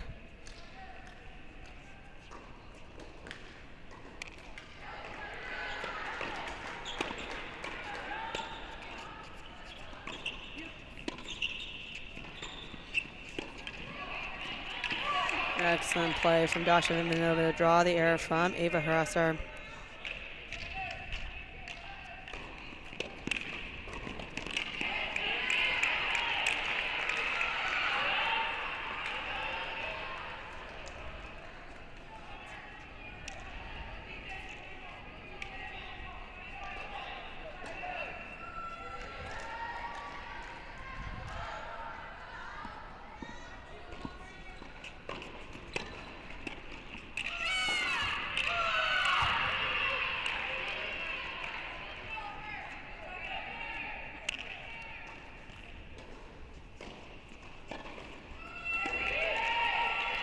Missed return from Dasha Vidmanova. Missed opportunity as a second serve up 30-15. You want to take advantage and get yourself set up with a match point. Use some momentum here and close out this doubles point.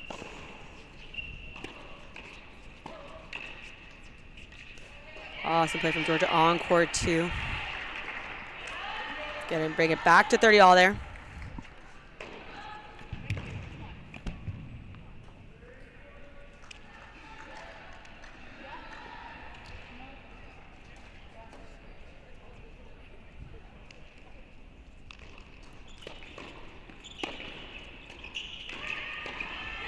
Excellent move from Dasha there.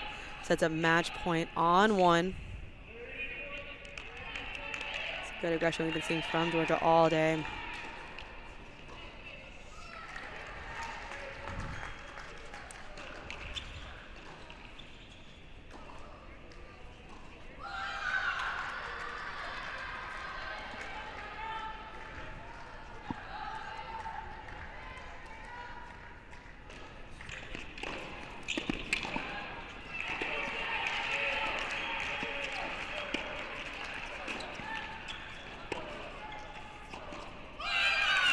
Excellent rally from and really fought to draw the air from Lapata, setting up breakpoint chances on court 2.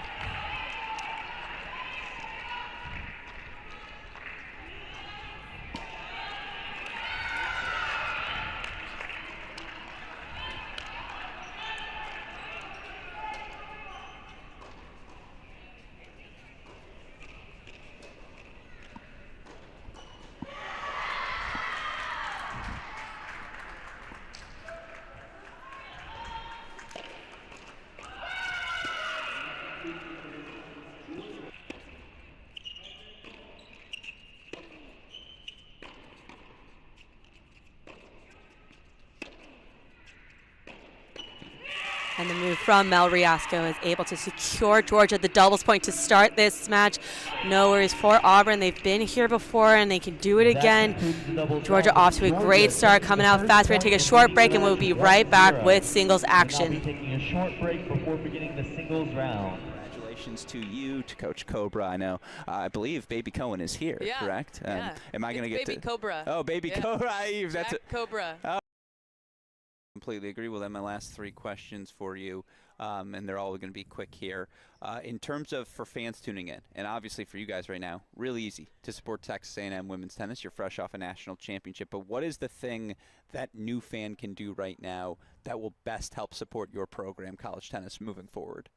Yeah, you know, I mean, our we're known, the Aggie Network is just off the charts, and I think unmatched, and we've definitely gained a lot of notoriety in the recent years, and you know, us winning a national title at Texas A&M, I believe it's the first time of any sport in 7 or 8 years. So yeah, it's just the constant support that we get, and we're getting more and more, and yeah, you know, it's just amazing the Aggie Network out there. No matter where you go, just people come up and see you all the time. So it's been great to see a smaller sport like women's tennis being recognized the way that we have. What percentage of texts in May did you get from unidentified numbers? Where you're like, oh, thanks, I don't know who this is, but thanks. Yeah, no, the texts are just kind of One or off two. the chart. yeah, no, it's kind of hard to ask, who's this again? Yeah, exactly. You're like, I'll just take the thank you and we'll move on here. No, I love to hear that. Well, again, I know you love your job. You've been at A&M now over a decade, and you wouldn't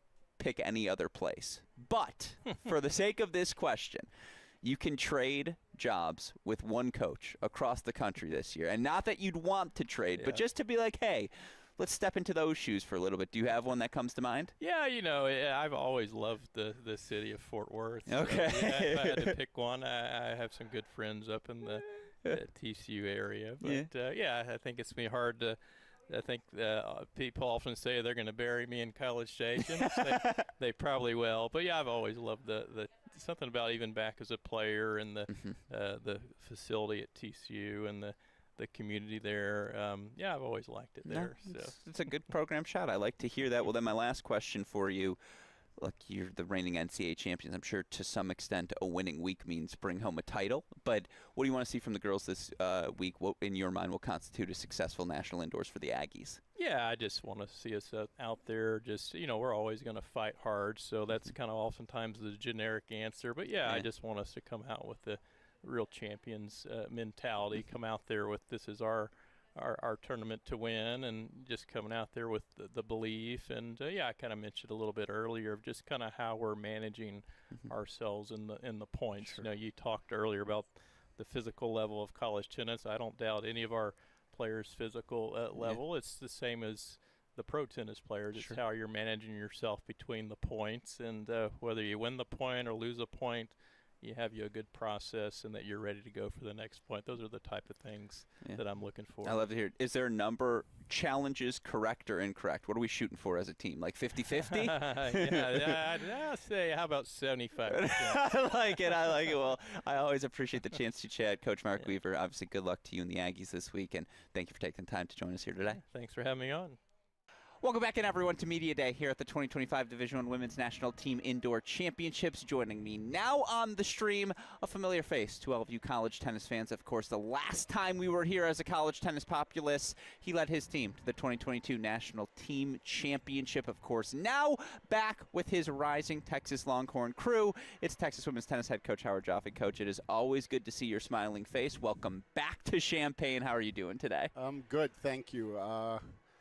Nice to be back in Champaign. Fond memories, as your intro would suggest. Yeah, it's not just, by the way, the 2022 team final. Of course, you made the final with A&M here back in 2013 as well. Is it just the Illinois air? Something about it? What is it that seems to bring out your best? Yeah, no, we've had good success over the years here.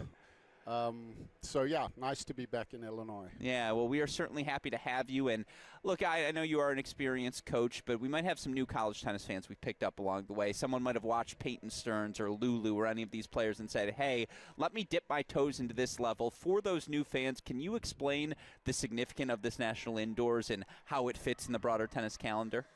Yeah, I mean, I think from what my understanding is, the world's changing, the college world is changing, but certainly the team indoors is played in the first portion of the season when most of the country is indoors, and sets to determine a national champion of the indoors. But I think one of the important things is it is a place where the top 16 teams, top 20 teams, whatever it is, meet to decide sort of how the rankings look. And welcome back to the Crack Rackets cross-court coverage of the National Team Indoor Championships, bringing you the singles for the second quarterfinal match here at Northwestern today. UVA winning a thrilling 4-3 match over UNC to secure their spot. The winner of this match here versus Georgia versus Auburn will take on those Cavaliers on Monday. Take you through all of these matches, introduce the players, and we're really starting with the strong one here. Dasha Vidmanova of Georgia, current #1 player in the nation, taking on DJ Bennett, #2 player in the nation, in a rematch of the NCAA finals, singles finals from this fall. Dasha able to pull out that match, pretty much why she is one in the country. DJ Bennett has been playing some rock star tennis. I went on the call yesterday, said that I have seen DJ Bennett play in her freshman season, knew she would be good, and I'm not surprised to see her here.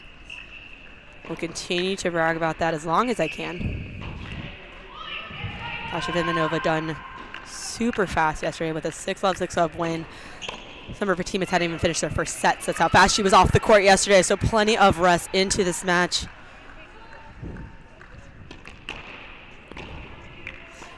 Bennett with a battle over Valerie Glosman. And another top 10 battle there. She's been victorious in that match.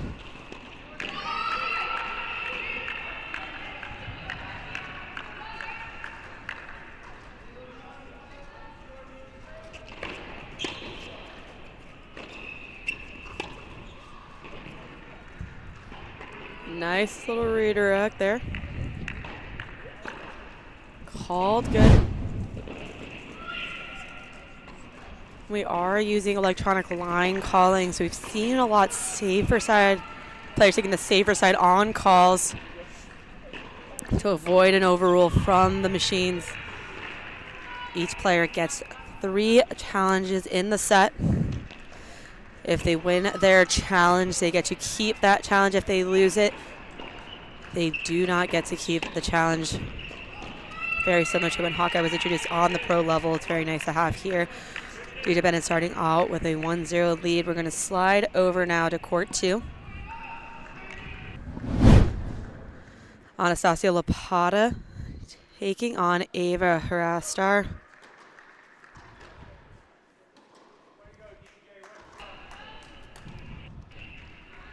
Anastasia Lapata making the NCAA singles final in the spring. Didn't see her much in the fall, but has great success on the pro circuit. Has continued that success here in the spring. Really add to her repertoire, added a nice serve, makes a lot of balls, makes it really tricky. We'll slide you over to court 3. Mel Riasco taking on Angela Okatoyi of Auburn. Okatoyi being the real hero in some of Auburn's matches lately. She's just so tough to beat. We'll send you over to court 4.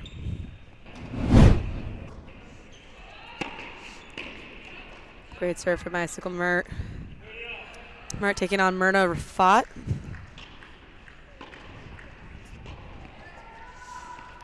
Myrna Rafat, a freshman, had great success this past fall qualifying for the NCAA singles tournament in the fall. Icicle Mert, excellent doubles player. We've gotten to see her a lot more this year in the singles lineup. Winning some tough matches there. Able to secure a win in Georgia's 4-3 loss to UNC. Continue to play some solid tennis. Myrna Rafat suffered one of her first losses of the season yesterday to Valencia Hsu of Stanford. Looking to regain her form. She's been so good this season. Kind of an uncharacteristic play from her yesterday. But all the credit to Valencia Hsu. She did an excellent job there. Great serve from Icicle Mert to get the first game on the board. Take you over to court 5. Guillermina Grant taking on Ava Esposito.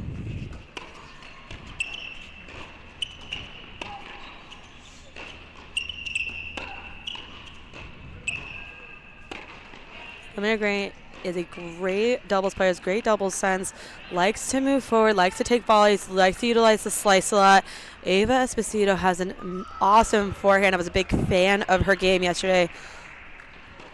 She really takes advantage of her serve and execute a serve +1, probably as good as anyone in college that I've seen.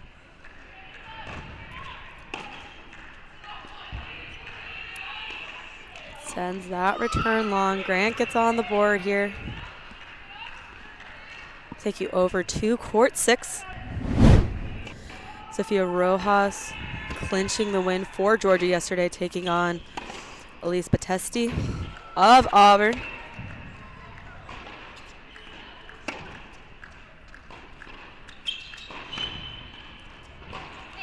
Batesti was down in that match, but has otherwise been so good on the season. Pulled out a win against Oklahoma State and USC to help in those Auburn victories.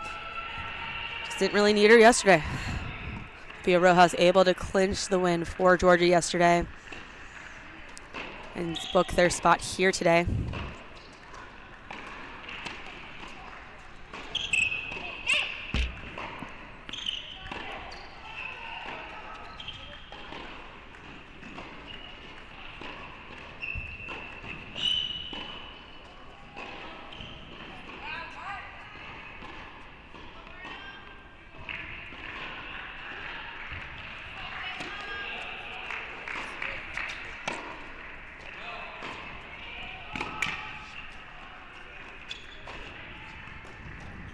Sending that a little bit wide, but Batesti getting the game tied up 1-all.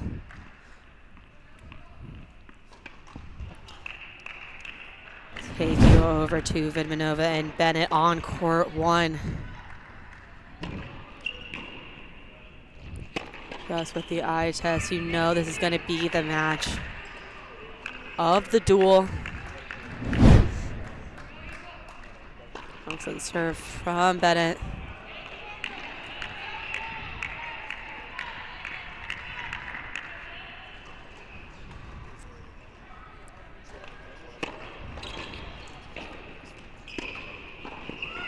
Beautiful serve +1 from DJ Bennett. DJ Bennett has a solid overall all-around game. Likes to move forward and get herself into the net when she can. Dasha Ivanova's very solid player. Doesn't make a lot of errors easily. Has improved on her ability to be offensive. was a great match in the fall. Excited for another match here between these two.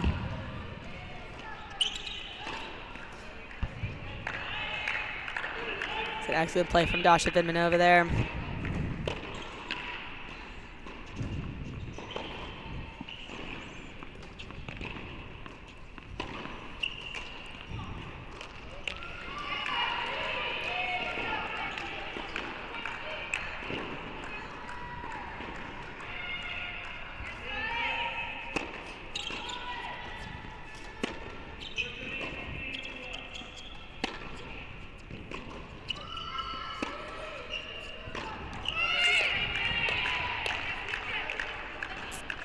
Play from DJ Bennett to draw an error off Vidmanova, right up the gut.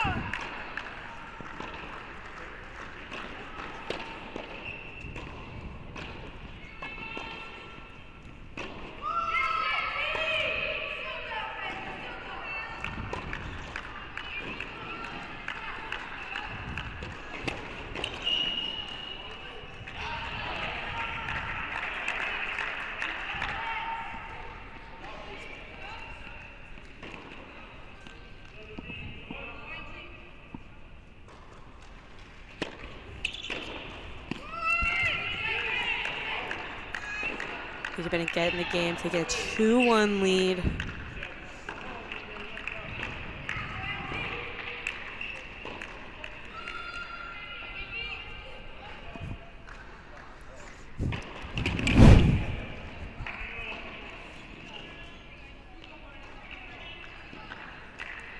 Icicle Mert taking a 2-0 lead to start this match. And Mert has been playing some really solid tennis. His last few matches, Myrna Rafat has been so good. Suffered a tough loss yesterday, trying to get her legs back into these dual matches. It's a lot of errors yesterday.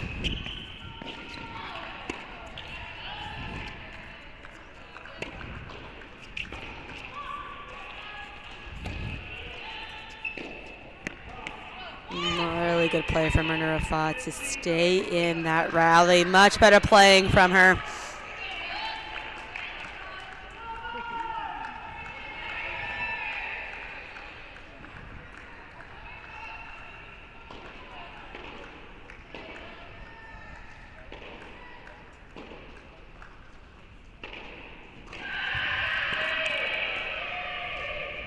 Great serve from Icicle Mert.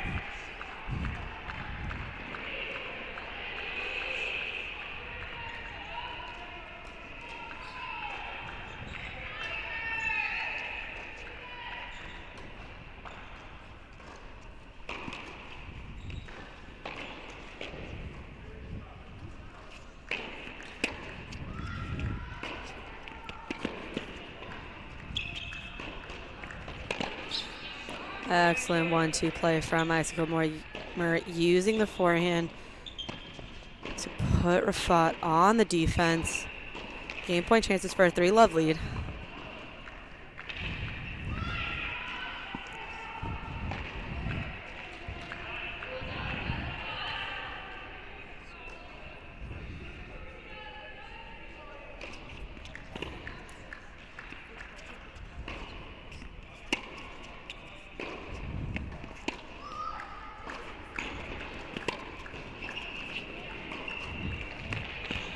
Excellent play from Mert, using that forehand.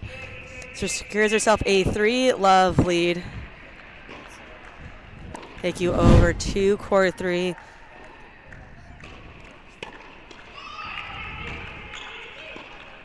Okotoyi taking on Riasco.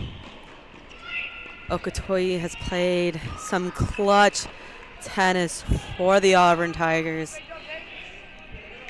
She does a great job getting out to good leads. Sometimes takes a few games off, able to close them out. I'm head coach Jordan Zaba. I'm really looking for her to keep those heavy leads and close them out just a little sooner. Great play there.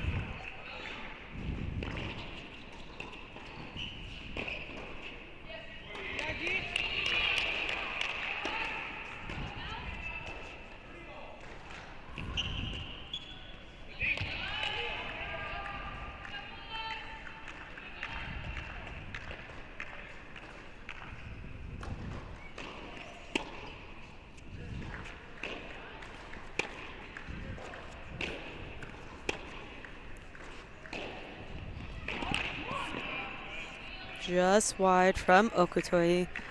Okutoi looking to dictate play. Wanting to be aggressive, but can make a lot of balls back.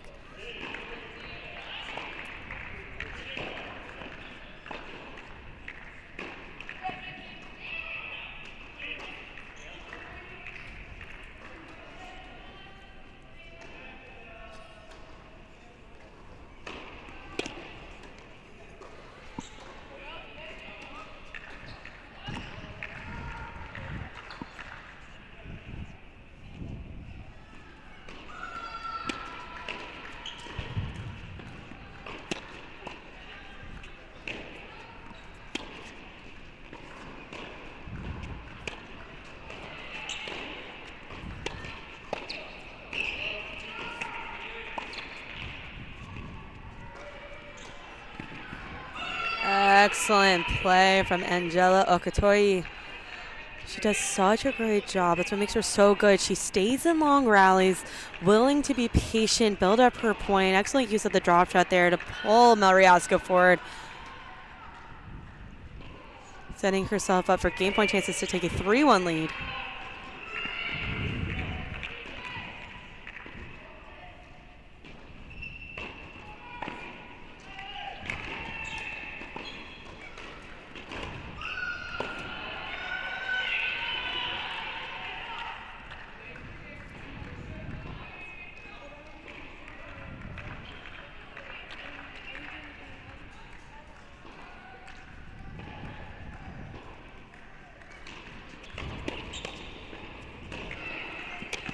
That's a great play from Okutoi. Gets a 3-1 lead to start this match out. It's definitely a match Auburn is looking to get a point on the board.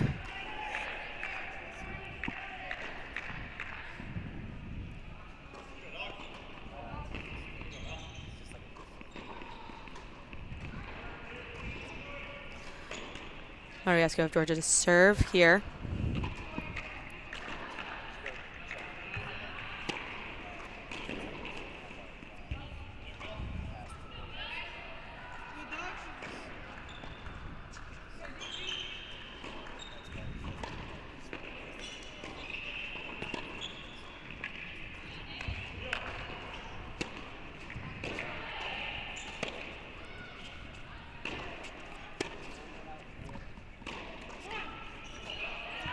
Good defense from Mariasco.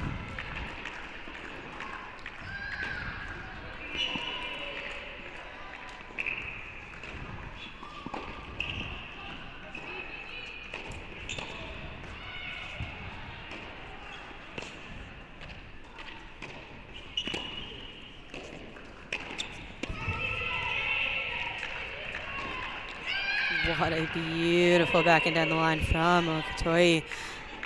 And does such a great job staying in rally, willing to build her point, gets her opportunities. Rarely see her make an error because she went for something too soon.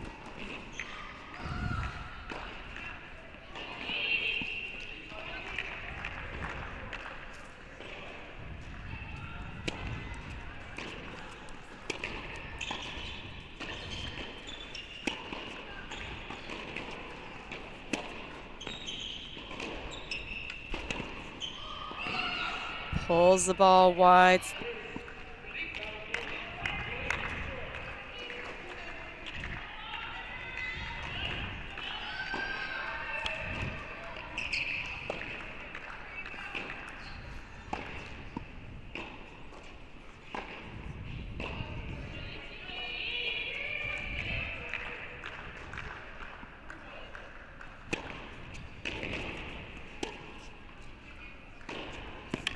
Excellent backhand from the racket of Okutoi. Breakpoint chances for a 4-1 lead on court 3.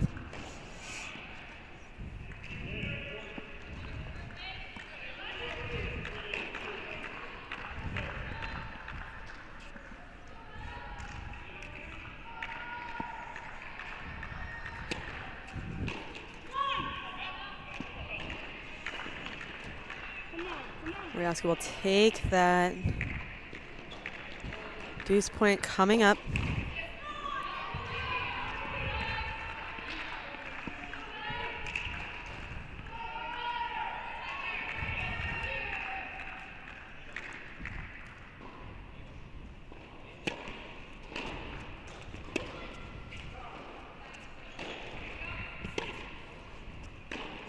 Great dig from Ariasco to neutralize that point, getting an uncharacteristic Smith from Okotoye in the net.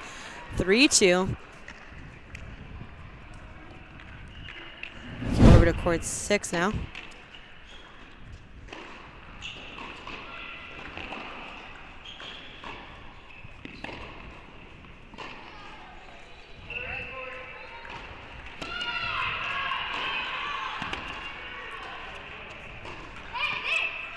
Great get from Vitesti.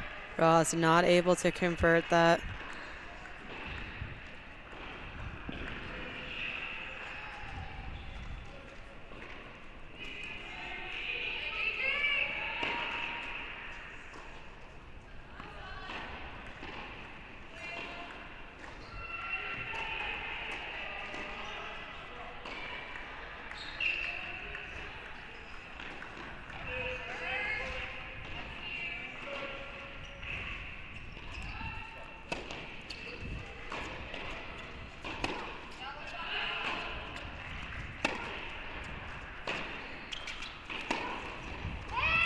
Excellent down the line ball from Vitesti there.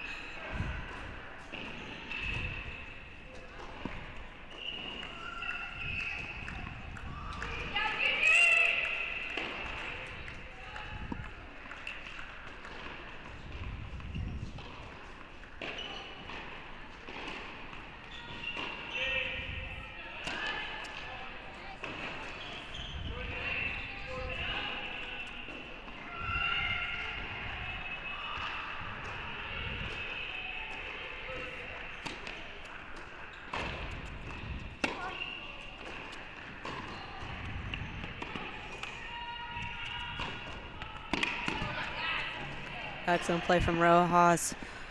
Pulling Vitesi out wide, able to capitalize on the next ball.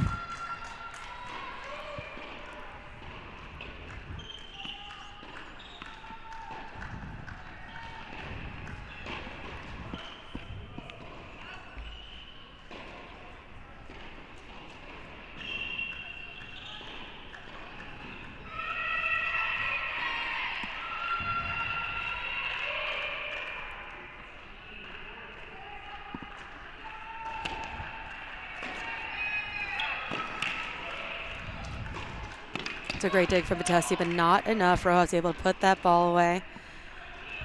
Breakpoint chances on 6 for a 4-2 lead.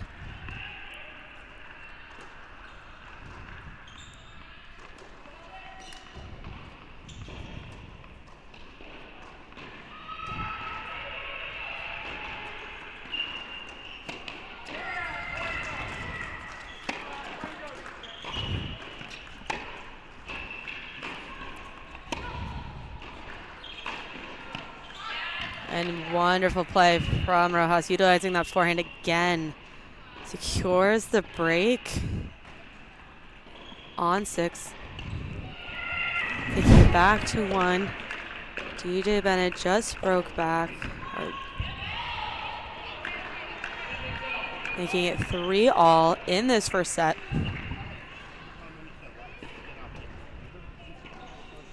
We knew going into this match would be a grudge match. Both players so talented, playing some awesome tennis all fall and into spring.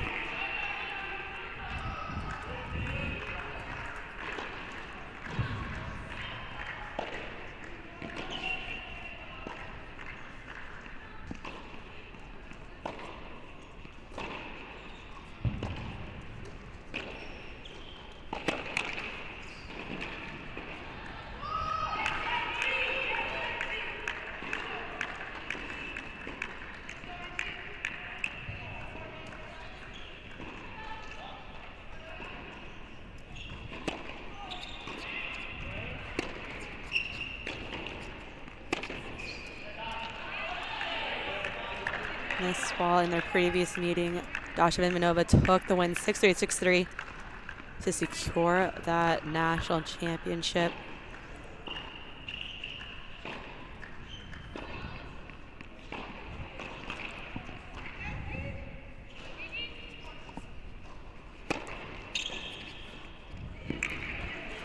Great serve We're going to go ahead and take you actually over to court 5. Guillermina Grant up 5-2, looking to serve it out.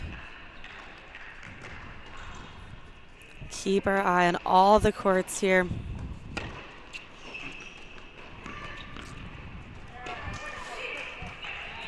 Great serve +1 from Guillermina Grant. Sets up a set point to get Georgia set on their total.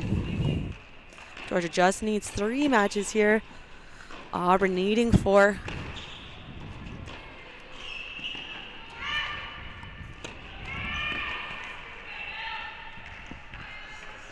Auburn has come down from a doubles point down before, how they qualified for these championships against USC. Sends the return long. It's a first set for Georgia on 5. Take you over to court 4. Icicle Mert up 4-1.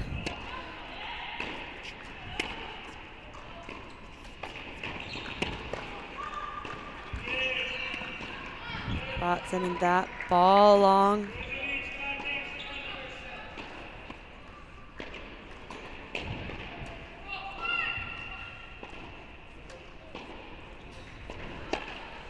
It's 5-1 here now for Icicle Mert.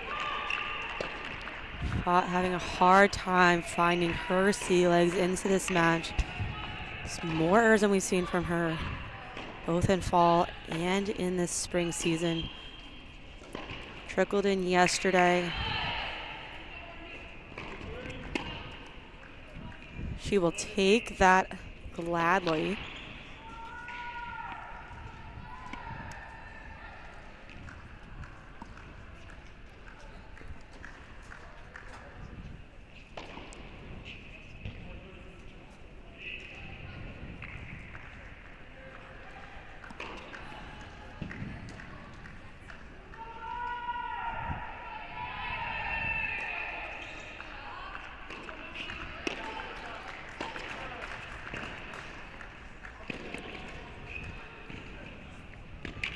Great play there from Rafat. Good digs.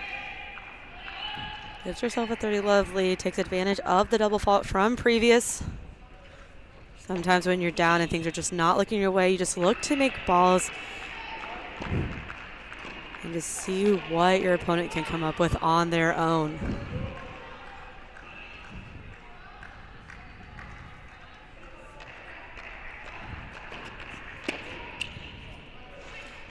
She'll take that. Breakpoint chances for Auburn here on court 4.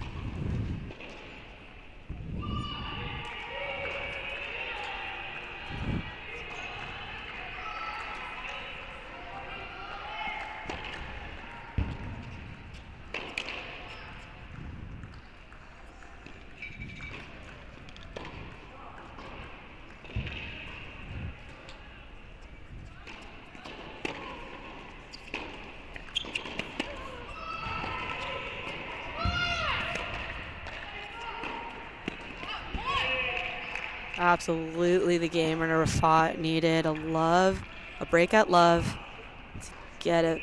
Cut the deficit to 5-2. We'll take you over to court 6. Rojas up 5-2, looking to add to Georgia's first set total here. Rojas playing such solid tennis yesterday against Northwestern, able to clinch the match for Georgia.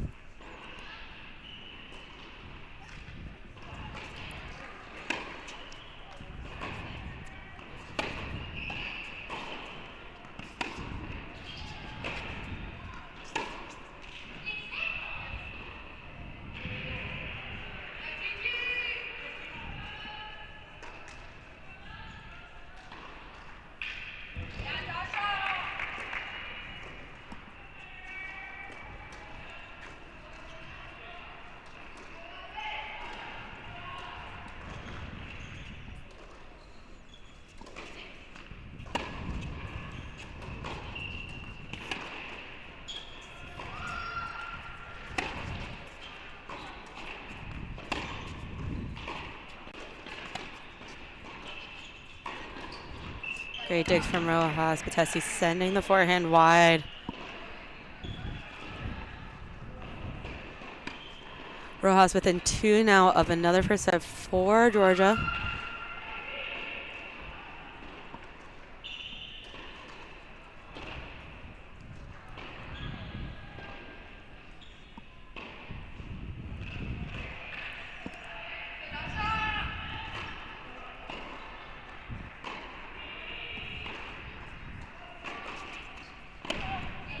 Great serve from Vitesse.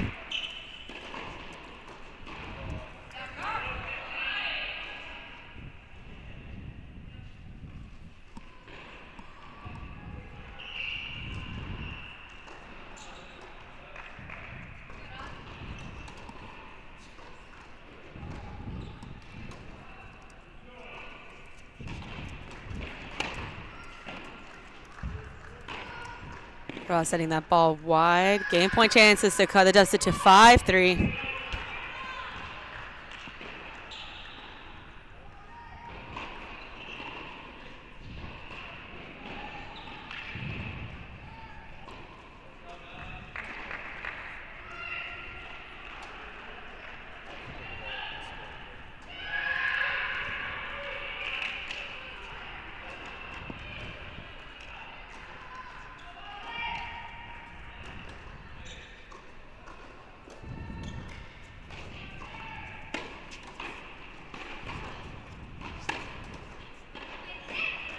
Sends it long. 5-3 now for Rojas here.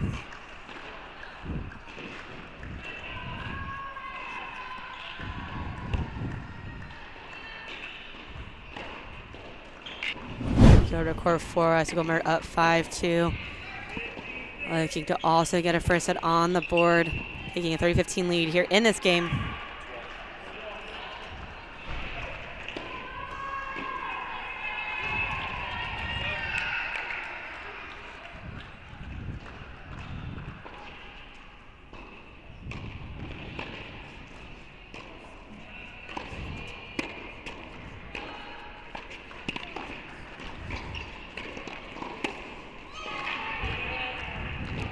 Miss backhand from Mert.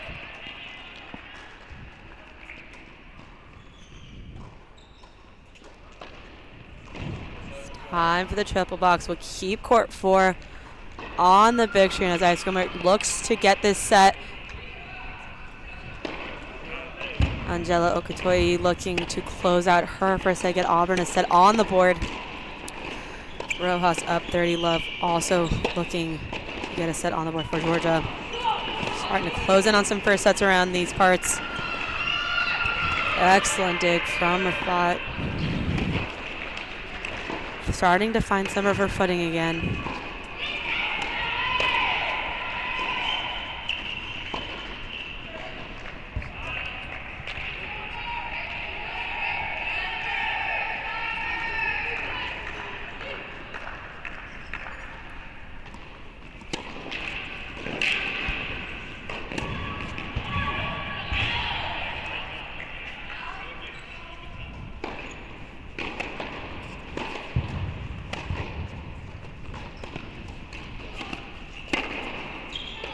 Great return from Escobar to save that game point. Put her into position for a deuce. Set point on 4.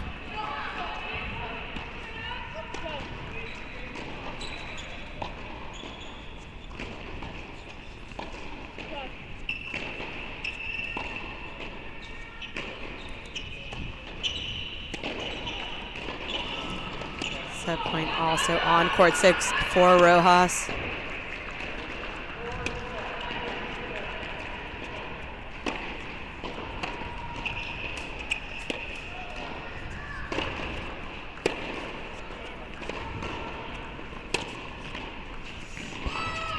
Great play from Myrna Rafat to save that set point. Makes it 5-3. Rojas able to get her set. That's now 2 first sets for Georgia.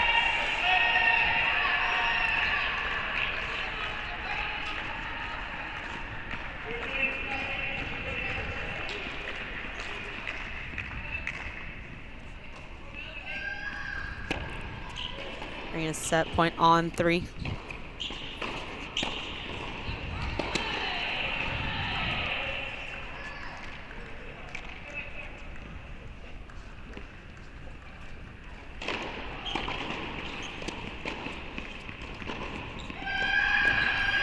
Toy continuing her dominant play, taking the first set for Auburn, taking advantage of a lead serve that pops up, puts it away. Icicle Mert now looking to close out this set, make it 3 first sets for Georgia.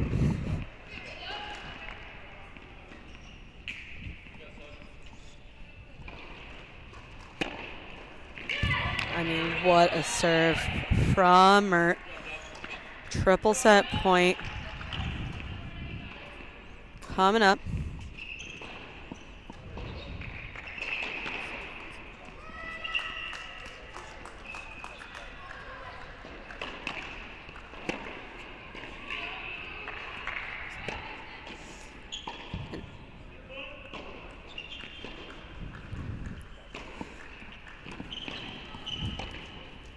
It's like a let call.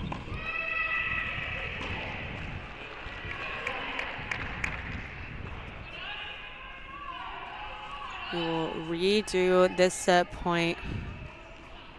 Right, so with 3 chances coming up.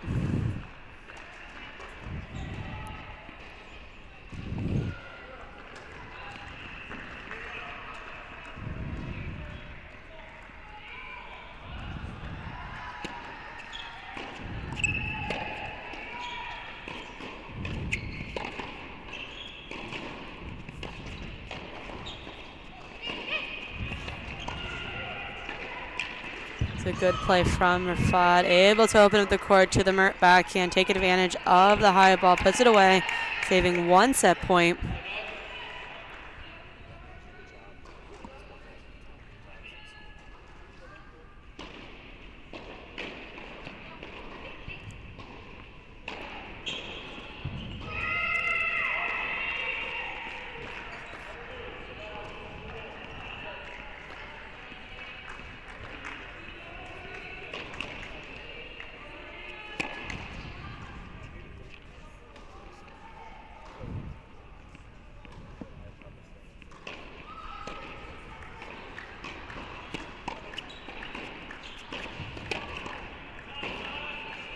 Excellent play from Mert. Closes out her first set. That's 3 first sets now for Georgia. Take you over to court 2. Anastasia Plata looking to make that 4 first sets.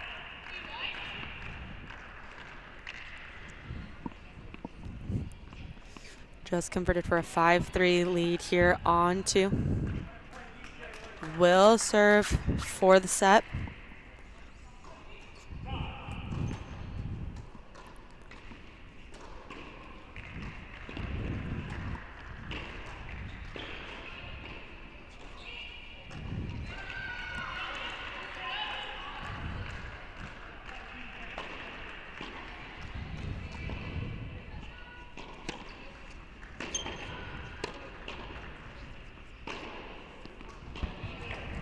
The rest are setting that ball long.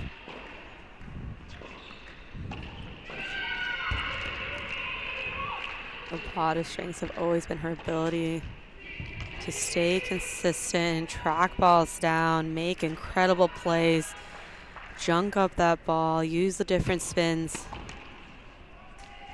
She's also improved on her ability to be aggressive in the rallies, not just relying on her opponent's errors. Certainly benefiting from them. It's a great return from Ava Harastar.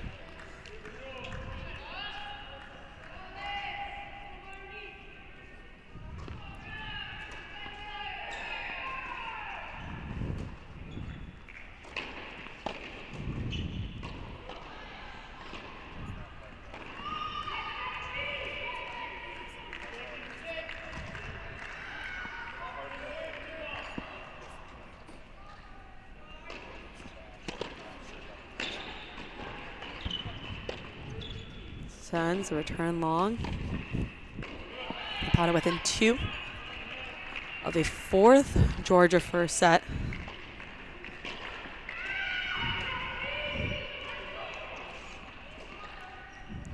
Auburn with 1 first set from court 3.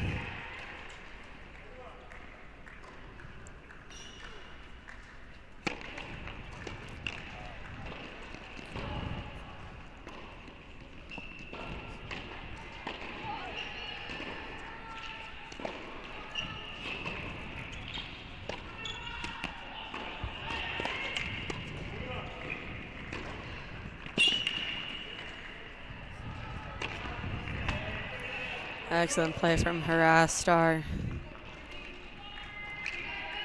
Harastar likes to be aggressive, take control of the points, isn't afraid to move forward. Makes her solid in doubles.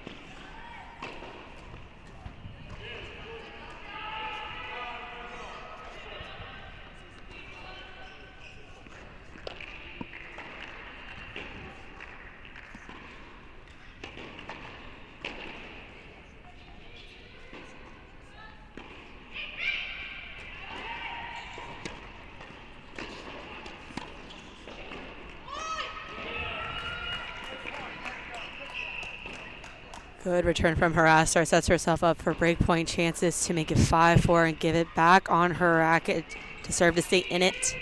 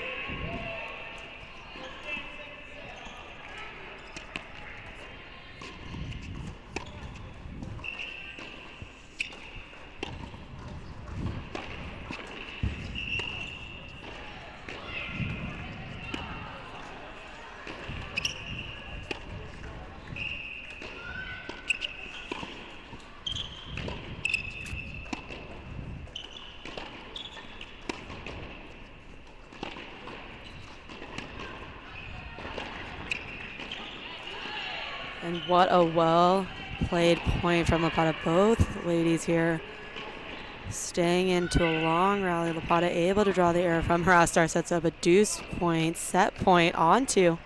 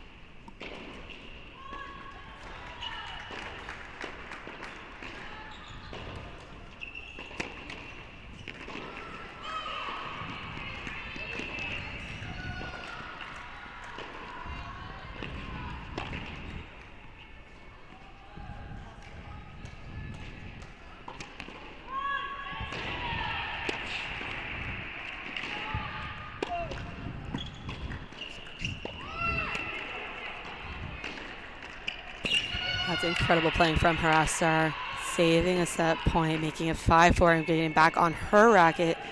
Serve to stay and able to take you to court one. 5-all here.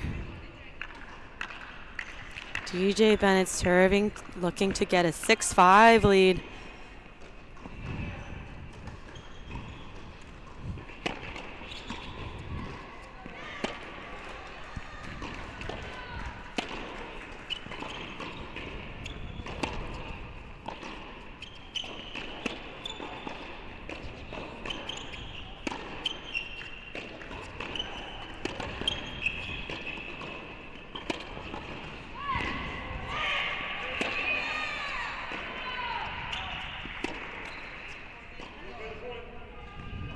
Ball trickles over, causing a let.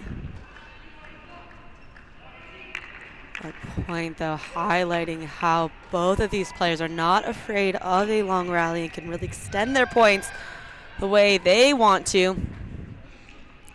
Get themselves in position.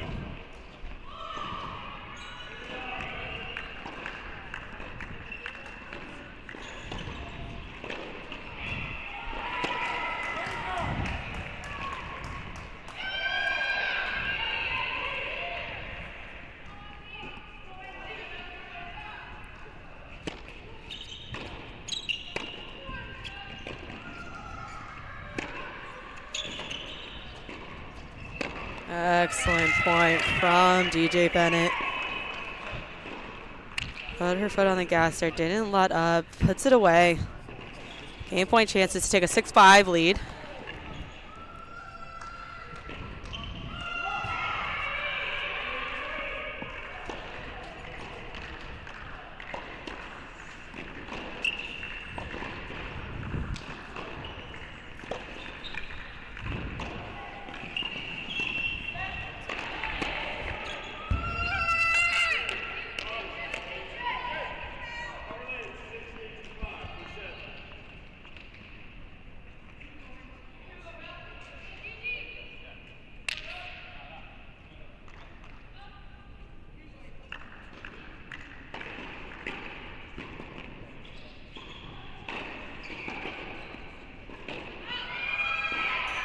Gigi Bennett able to secure the hole, takes a 6-5 lead. We're going to take it over to court 5.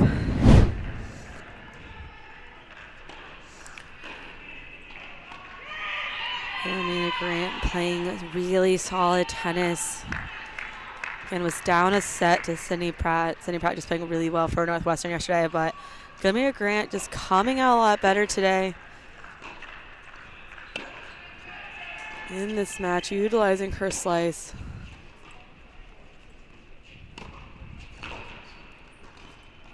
Oh, that's just real nice from Ava Esposito. Well constructed from Guillermina Grant. Ava Esposito doing an excellent job getting that ball back and just hitting a nice volley there. Game point chases again for Grant to extend her lead to a set in 5-1. Put another point on the board for Georgia.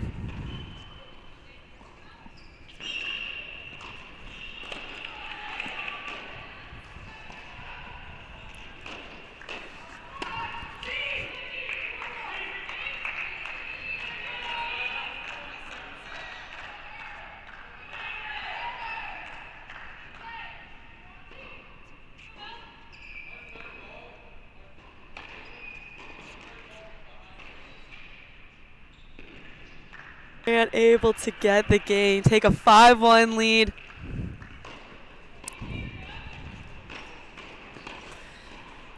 Ava Esposito serving to stay in the match here on court 5.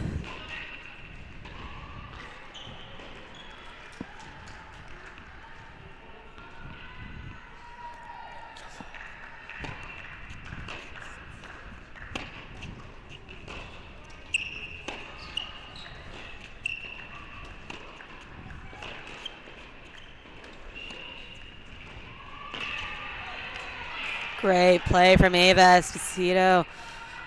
Slides veering away from Grant. Not much you can do about that. Lapata looking to close it on her set. Add to the set total for Georgia.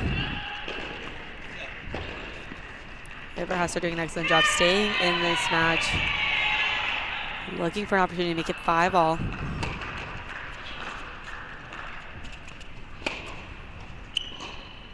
The serve +1 I love so much from Ava Esposito at work there.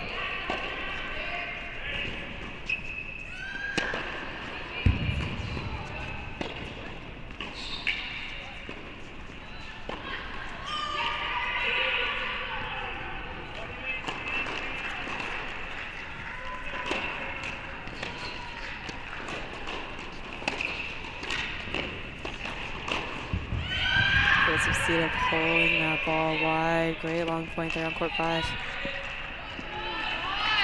Lapata now with set point chances on court 2. Could make it 4 first sets for Georgia.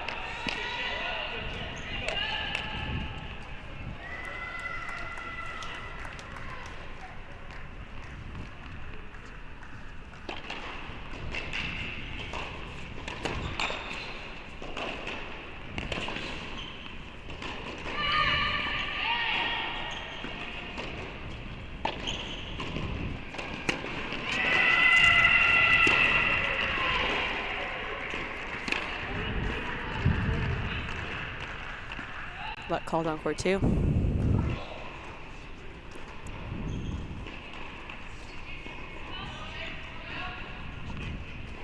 Grant within 2 now on court 5 of the match, extending the lead for Georgia 2-0.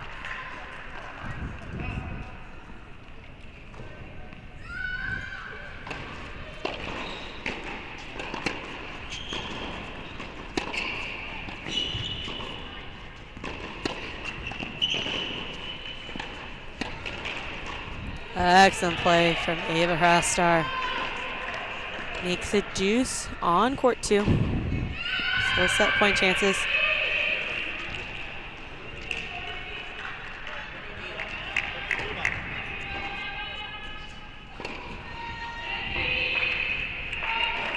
Grant will take it a deuce match point on 5.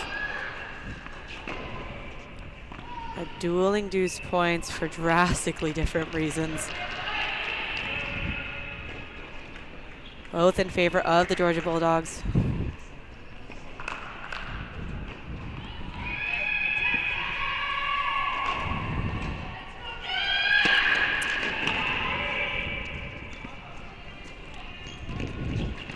What a play from Anastasia Lapata. She gets her first set 6-4.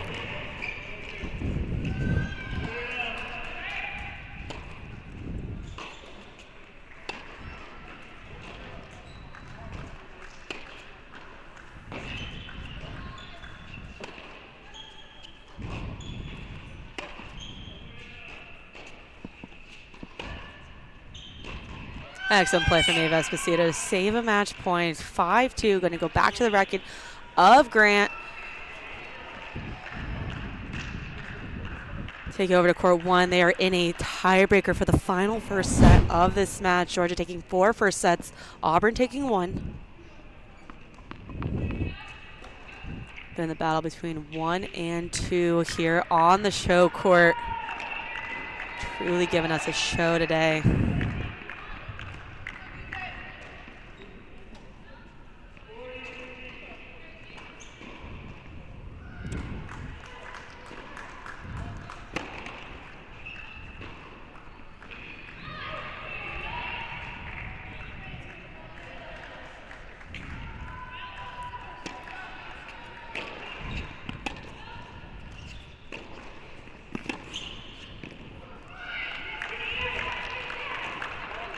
Does not make the passing shot.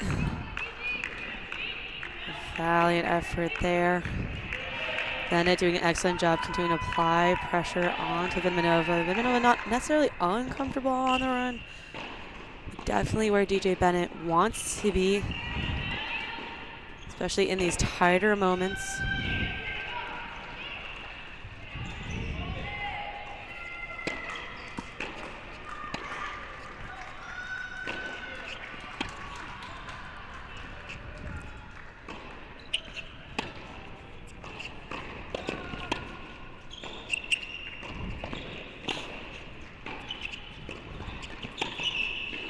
Excellent play again from Bennett. Kind of forcing the issue on the Vidmanova forehand to come up with something. Dasha Vidmanova unable to do that. Bennett takes a 3-0 lead on court 1.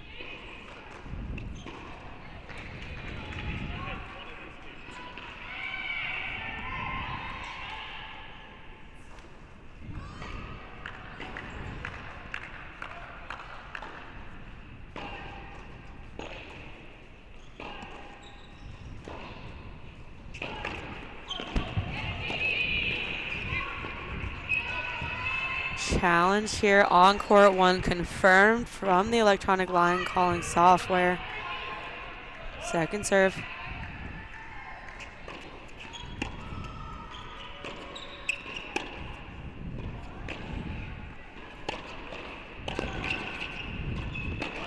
Nice redirect down the line from Dasha Vidmanova, able to use it to capitalize on the point.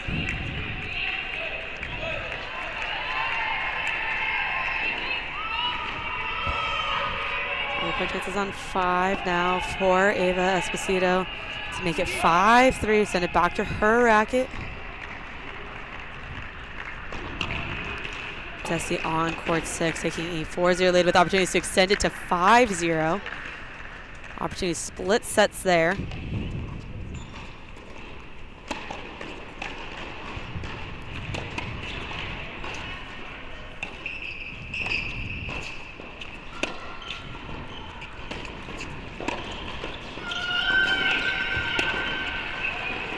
Esposito gets the break. Now serving at 3-5 to stay in this match on 5.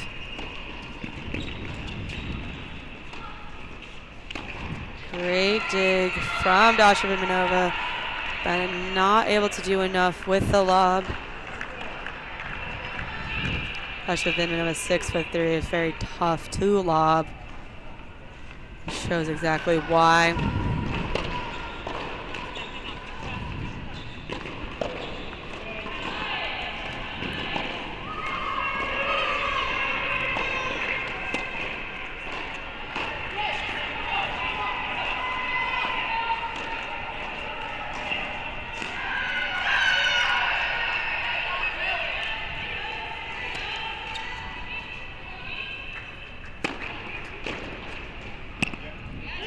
Return gone long for Bennett. Ties things up in this tiebreaker. Bennett with a 3-0 lead to start this tiebreaker. Vimanova doing an excellent job digging back into it. Showing why she is number 1 in the country.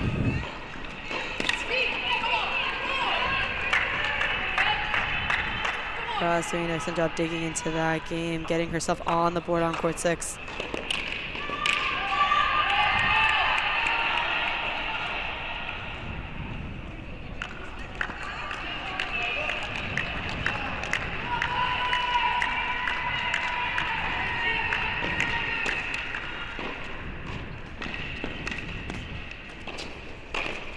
Wonderful play from Ava Esposito.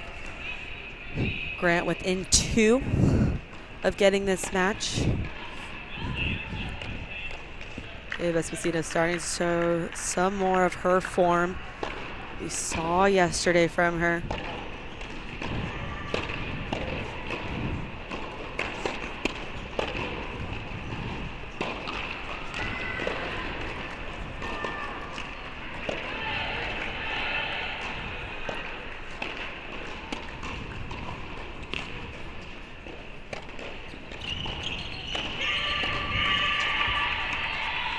And a double fault is going to give Grant match point on 5. And a chance for a Georgia 2-0 lead in this match.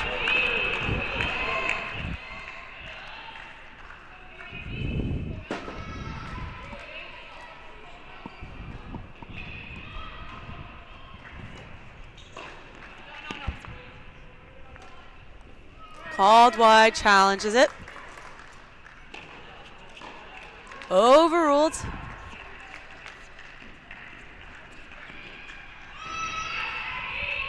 Again, the use of electronic line calling software gives players 3 chances to challenge a call.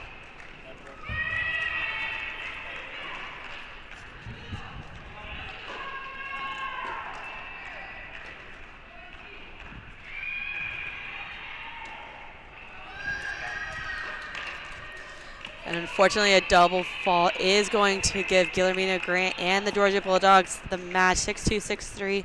Georgia taking a 2-love lead in this match overall.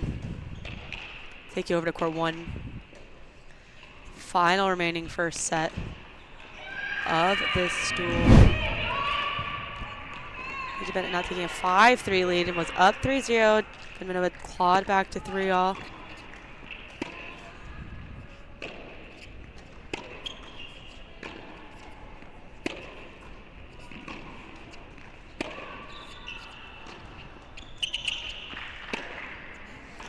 Paige Bennett's trying to stay aggressive, catches that ball too high, hooks it around, sends it wide.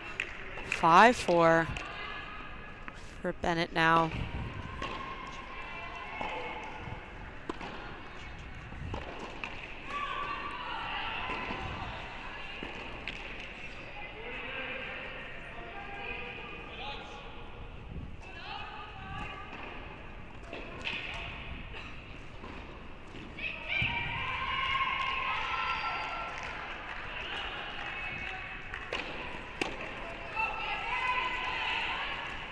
Called out from Bennett.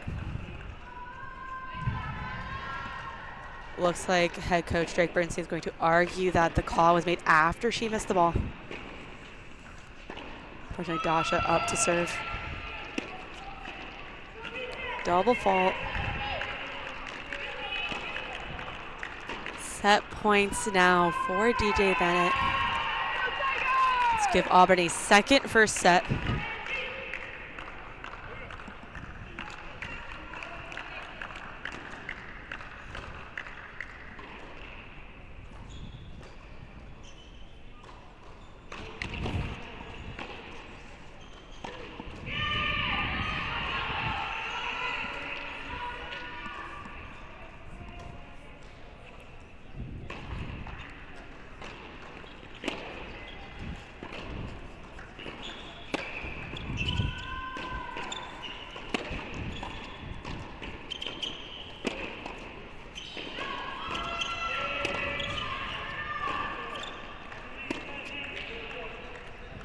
ball is going to cause a let. We're going to redo that.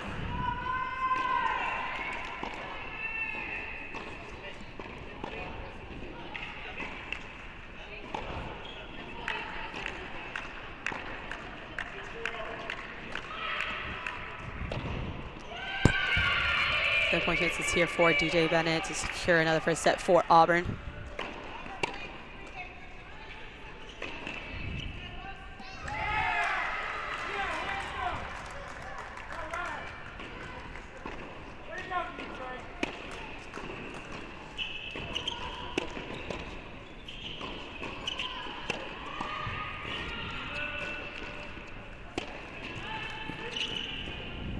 Beautiful, well-constructed point from DJ Bennett. Gets her the first set here in the battle of number 1 and number 2. Second first set for Auburn. Other 4 sets going to Georgia. One of those matches being completed already. We're going to take you over to court 4, where Rafat has completely turned a 180 in this match and now has a 5-1 lead. And this is the level we know Rafat can do. We've seen it in the fall. We saw it earlier this spring. Kind of a rough day in the office yesterday. Rough start today. Able to turn that around. Again, the magic of just being able to make some balls, make some plays, find your own bearings eventually. She's rewarded with a 5-1 lead in the second set.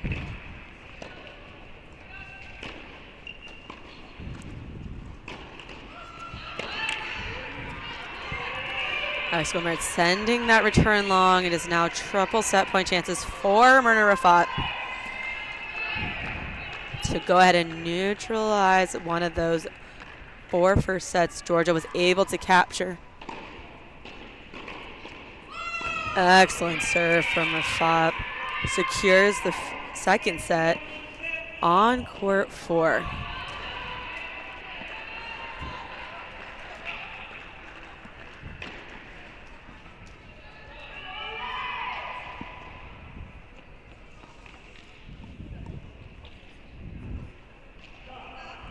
Take it over to court 6. Batesti also taking a 180 in this match. Has a 5-1 lead. Looking to close out her set. Also neutralize one of those 4 first sets Georgia was able to grab. You just saw Rafat do it on court 4. Sends it wide. Excellent work from Batesti. Now set up with set points.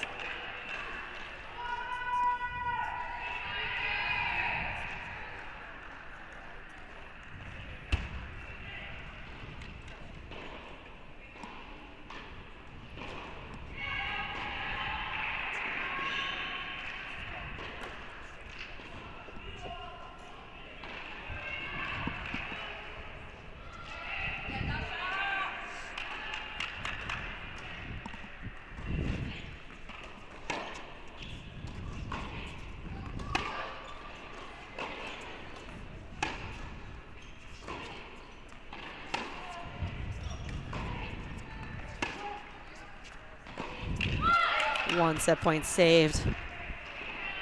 Another one up. It's a deuce point deciding point on court 6.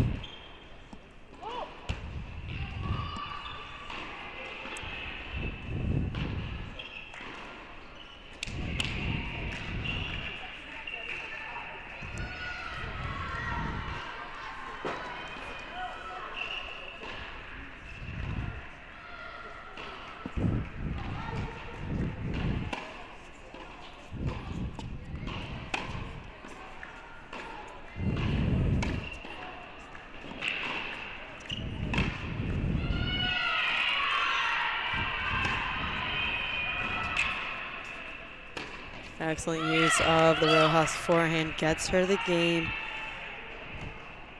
5-2 lead still for Batesti here in this match.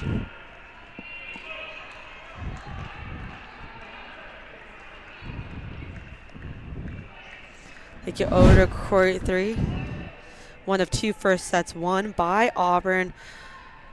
Mel Riasco digging in to the second set, keeping it close.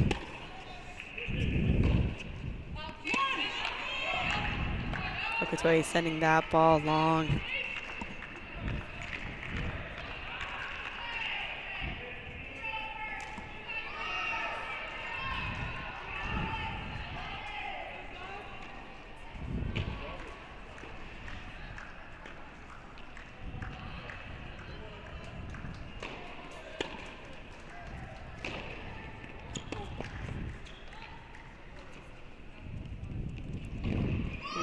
Nice pickup from Okotoyi.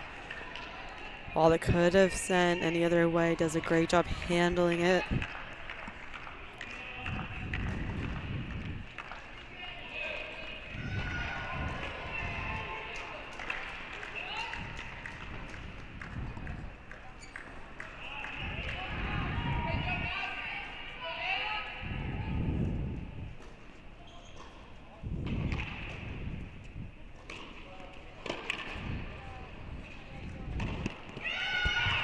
Excellent play from Angela Okotoyi.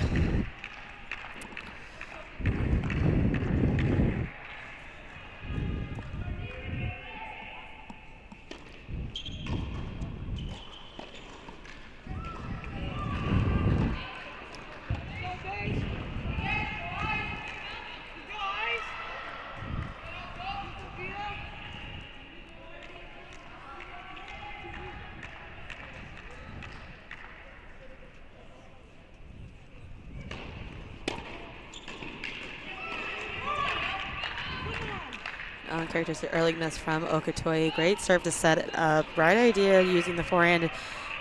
Try to take advantage. Doesn't quite execute on that. Jumps up a little bit as she's hitting it 30 all.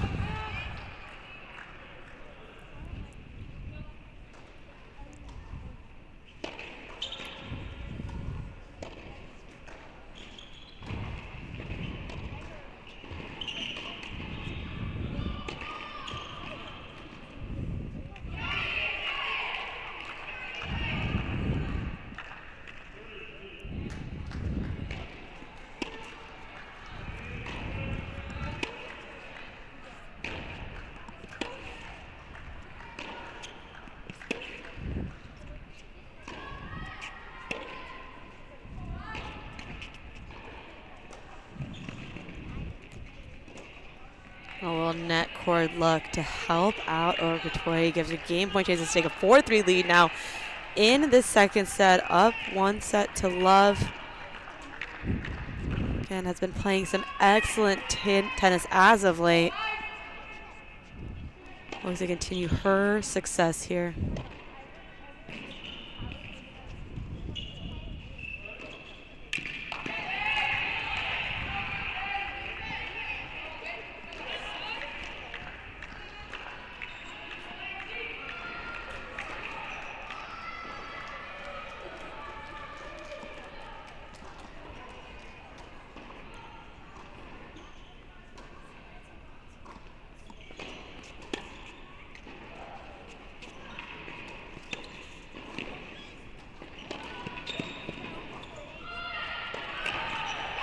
Just such good play from Okotoyi. Takes a 4-3 lead.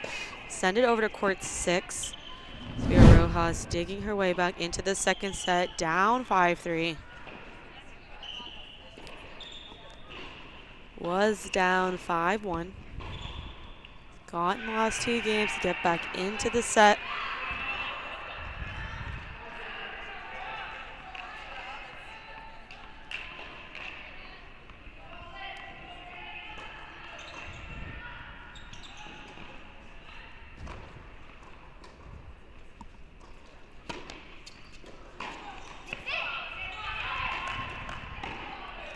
He will take that missed return gladly. Georgia looking for 2 more points to put on the board. Auburn needing 4.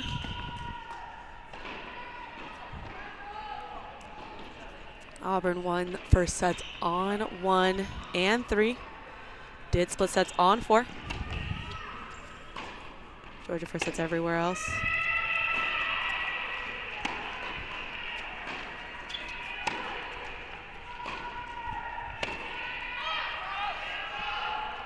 Good long rally from Rojas. Gets an error out of the Batesi forehand.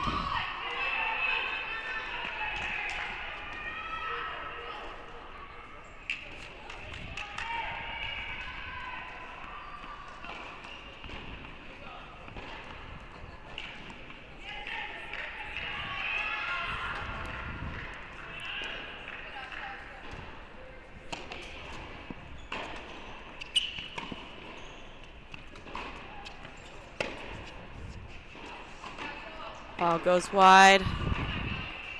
Rojas within 2 to make it a 5-4 deficit. Get that ball back on her serve.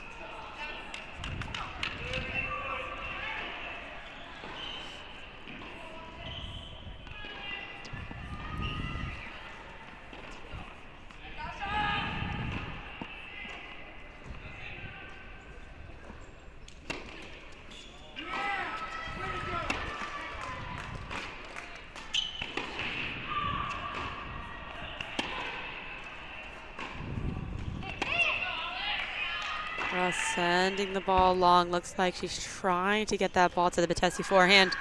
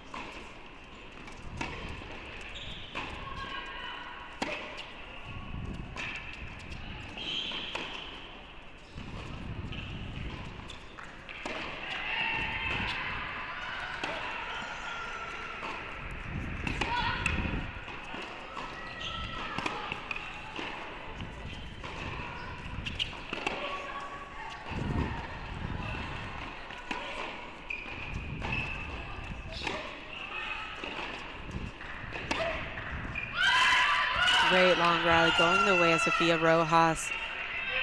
Tessie with a couple opportunities to move forward. Not fixing to move forward. Resets the point. Rojas doing an excellent job just keeping a lot of balls in play, staying neutral, trying to look for her forehand when she can. The point victory comes off the error of Batesti. Sets up for a break point here for Rojas, getting it to 5-4. Both athletes, you can see them breathing hard. It was a nice, long, physical rally.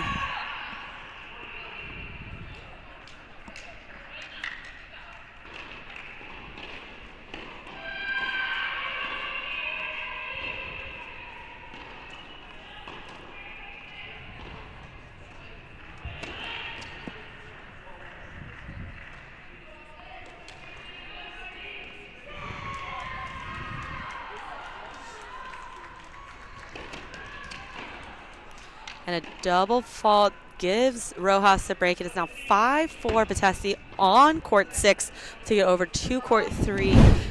Riasco just won. Close point here. Boom. 4-all. Excellent set up there from Riasco. Using her forehand to pull Okitoye wide and then puts away the following volley.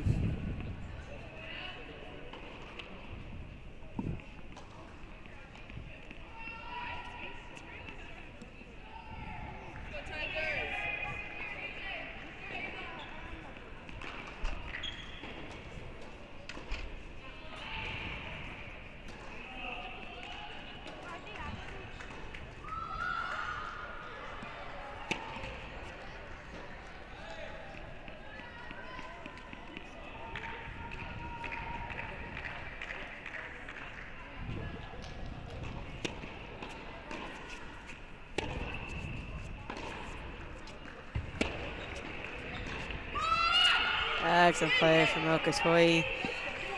Resetting there, getting herself a solid start.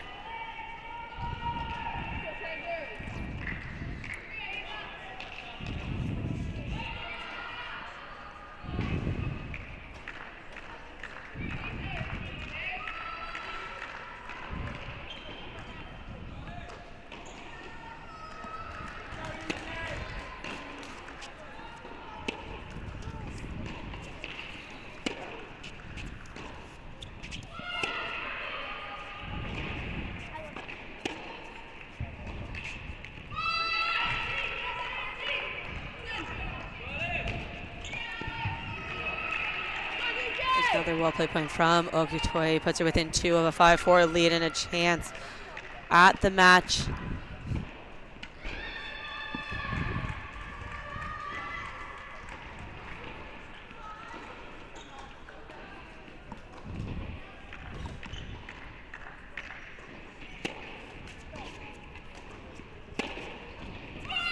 Excellent play again from Okotoye. 3 game point chances to take a 5-4 lead in the second set.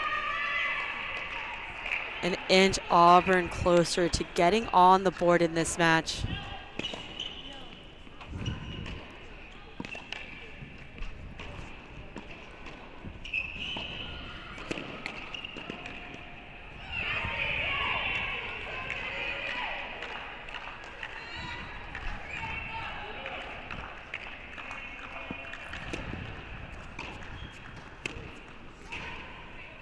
Great return from El Riasco. Seemed like it almost bounced a little funky. Okotoye not quite able to make that. Still game point chances.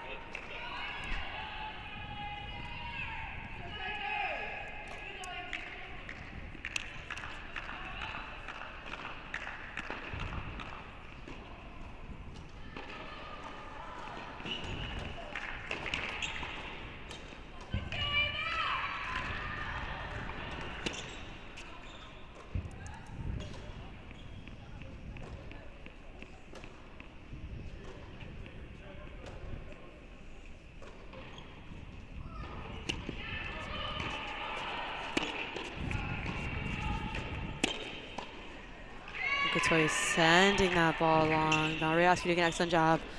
Just a couple balls up the gut. Good height. Forcing an error out of Okotoye. Okotoye still with game point chances.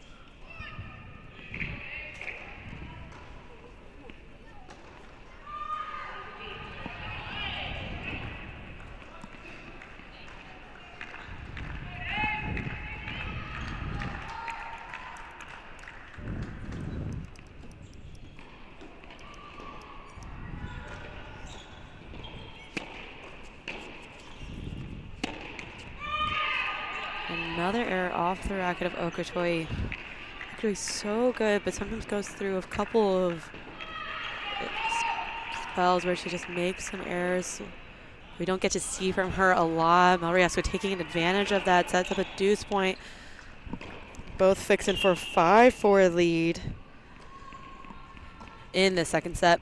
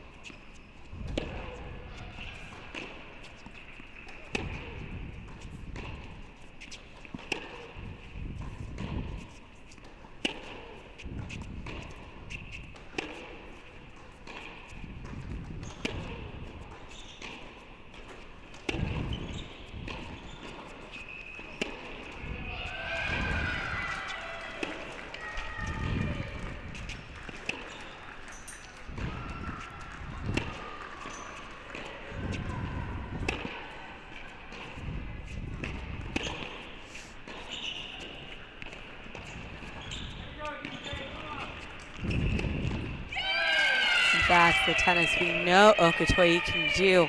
Great response from a couple of quick misses early in those last 3 points. Nice long rally, drags it out, utilizes a drop shot to bait Malriasco forward and pass her on the next ball.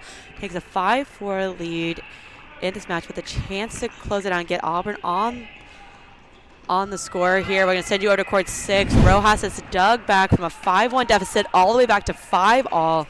Looking to extend Georgia's lead to 3.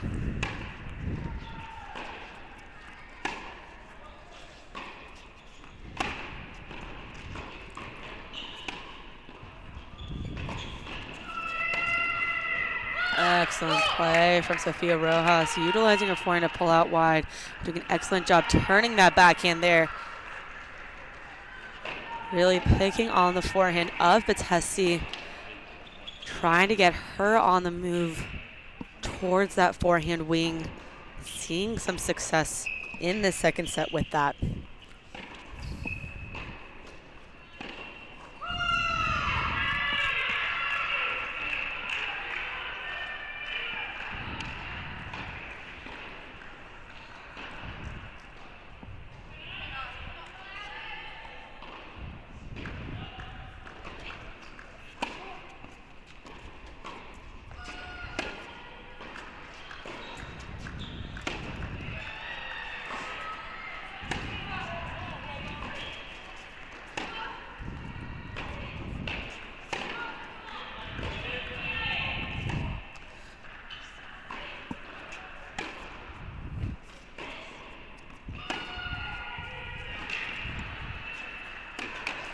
Well-constructed point for Marojas. Got exactly what she wanted.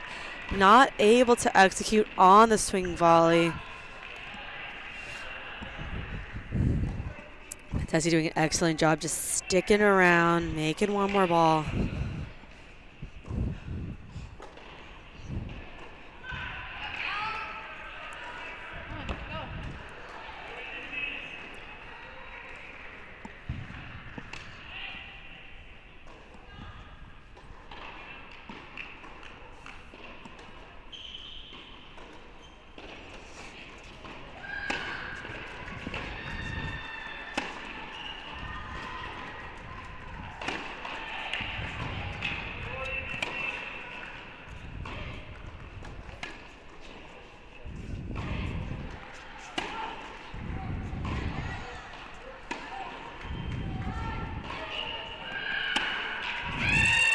Excellent play from Batesti. Take it over to court 3.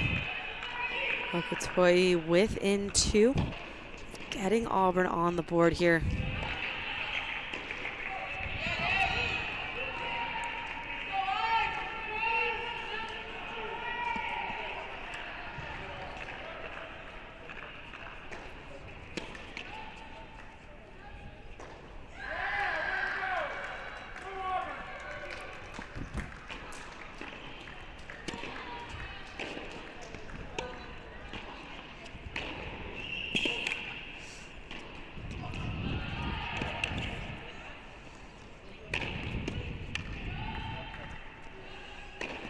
Excellent play from Okotoye to set herself up with match points.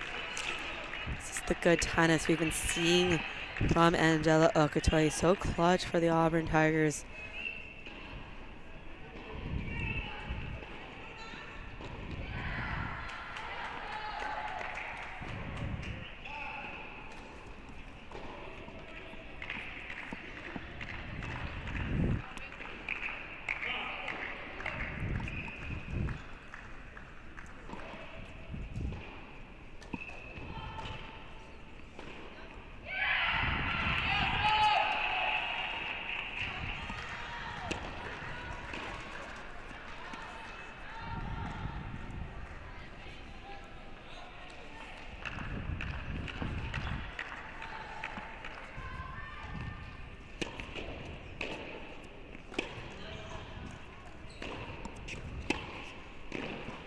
Excellent defense from Malriasco. Good move by Okotoye, looking to get forward, not quite executing on that volley. Great effort from Mariasco to save one match point. Another match point on deck for Auburn and cut the deficit in this match to 2-1.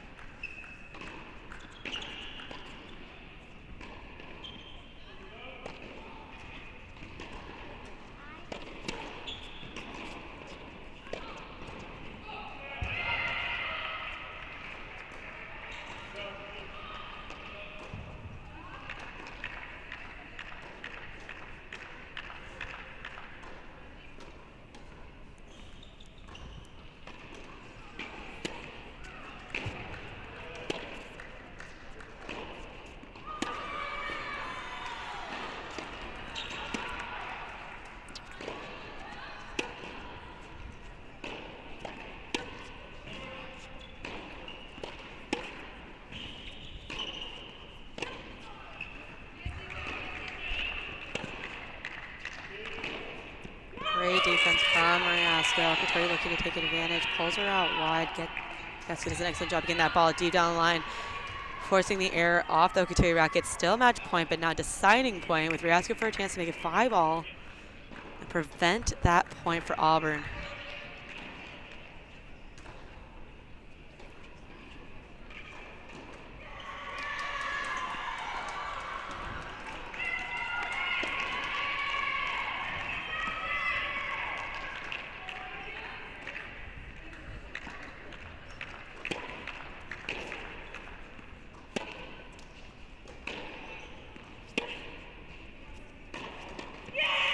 Sends it wide. Mel Riasco able to save 3 match points to get it 5-all, preventing a point from Auburn on the board.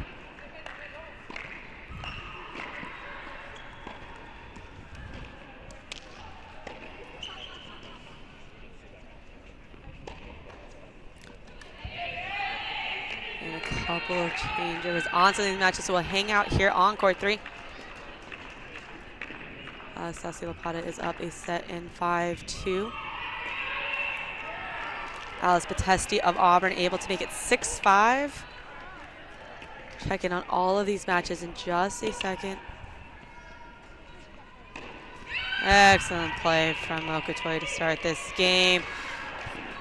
Disappointing few points. Nice way to set it up. She keeps swinging that racket head.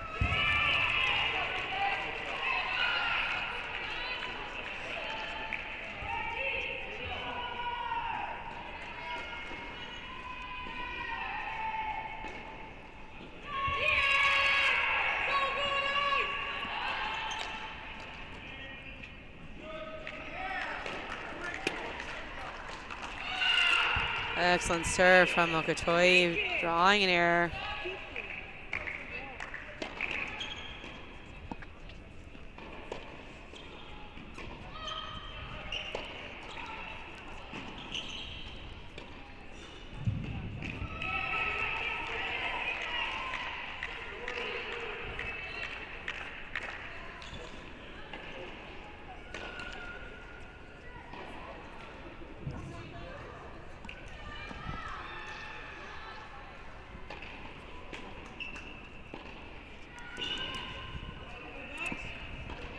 Take it over to court 2.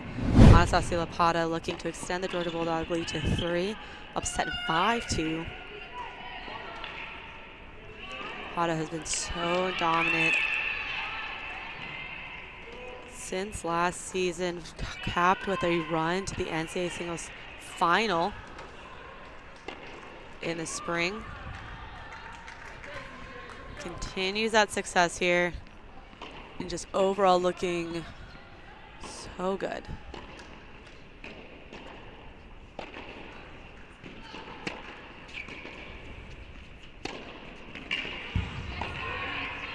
Early miss from Frastar. Puts Lapata within 2. Frastar likes to be aggressive and need to find some sense of bearings in this. Lapata is not someone you want to be giving points away early in the rally, especially off balls you know you can make.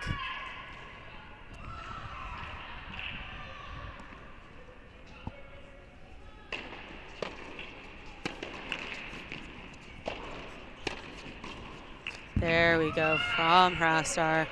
Great cross-court rip.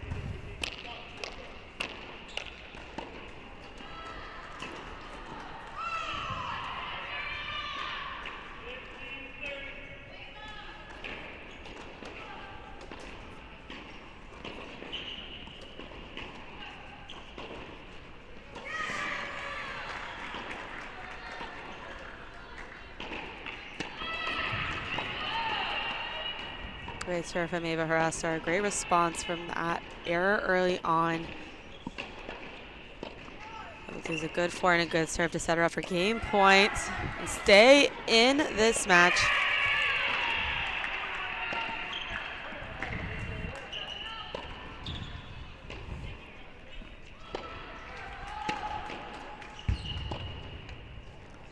And an ace will do. It's 5-3 now on the racket of Lapata to serve it out.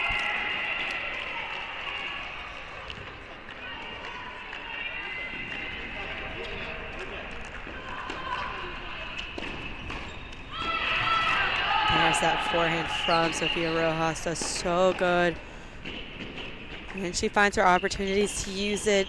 Did just there. Gets set up with game points to make it 6-all.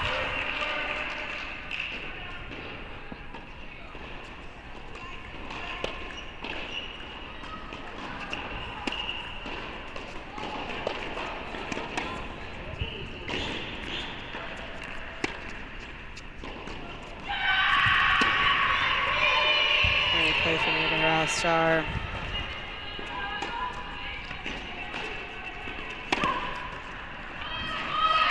Betesi sends that wide again. Sofia Rojas able to use her forehand. Gets the air from the Betesi forehand. Makes it 6-all. And if Rojas finds her forehand, pressures the Betesi forehand, she's in good shape. Take you full screen to 2 where Lapata is looking to serve this match out.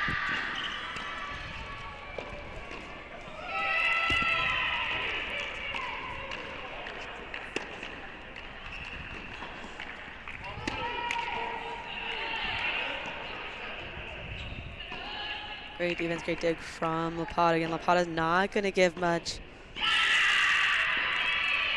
Starting to watch for the trap of overdoing it in those moments. Staying tough within it. She's done well in that last game and even the start of this game. It can get really easy to feel the pressure to need to do more in some of these rallies.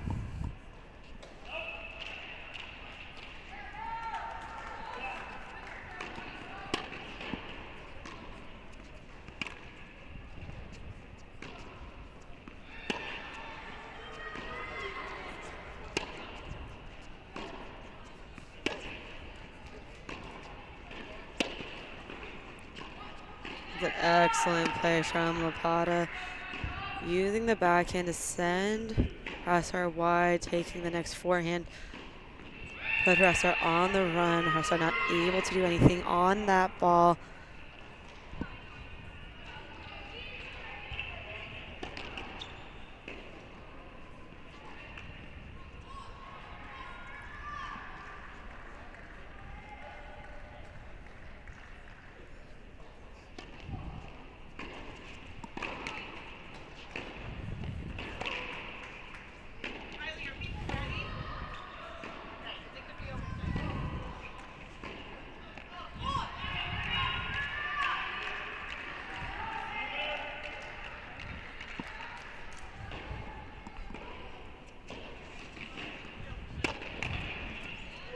Match point coming up for Lapata.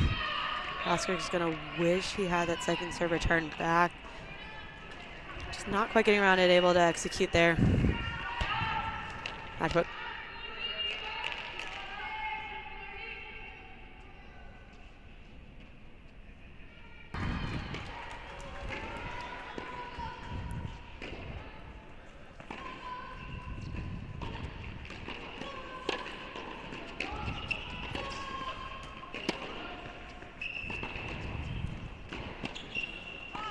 Lapata gets the match 6-4, 6-3.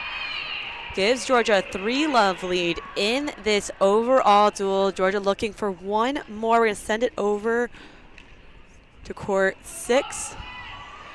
Also split screen it with 3. Okotoye looking to close in. Get Auburn on the board. Rojas looking to clinch the overall duel. And there's that forehand from Rojas.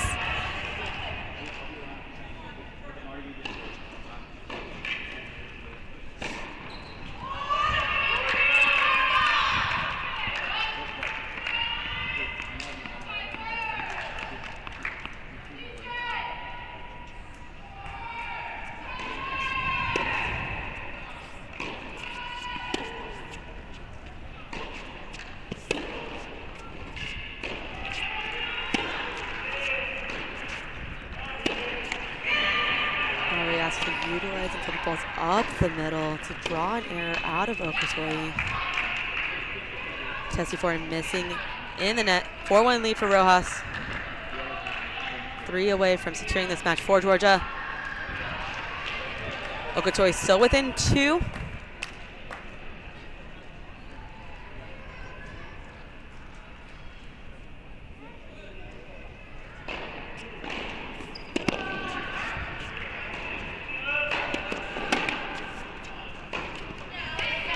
Good digs from Okatoy. Sets herself up with a match point to put Auburn on the board in this match. Go full screen for that.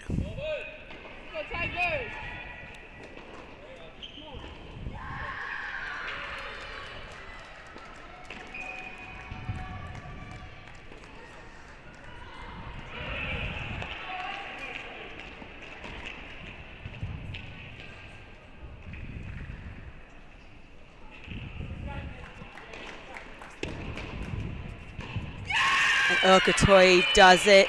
A set 6-3, 7-5 match win for Auburn. 3-1 overall. We're going to go back to number 6 singles. Rojas closing in on a tiebreak victory.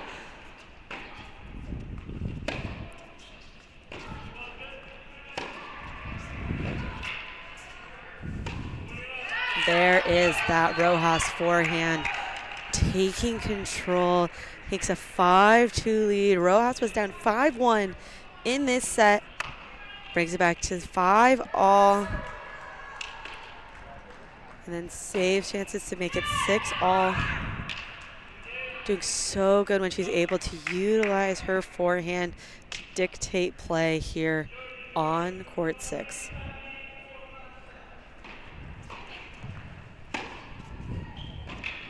There it is again. The Rojas forehand sets up match points for Georgia to send them into the national semifinals here at Northwestern.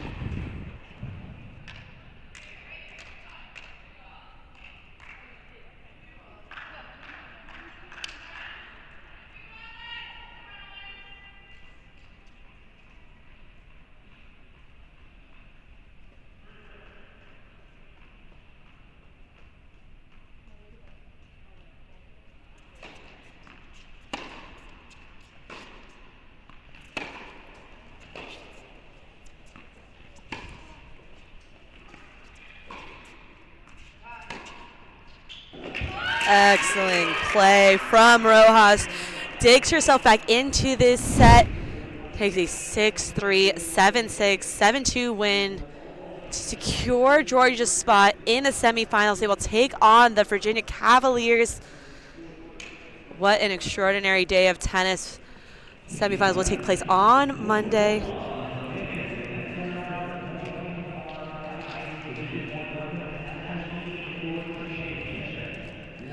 At 3:30 p.m. Central Time will be the first semi of 2 semifinal matches on Monday.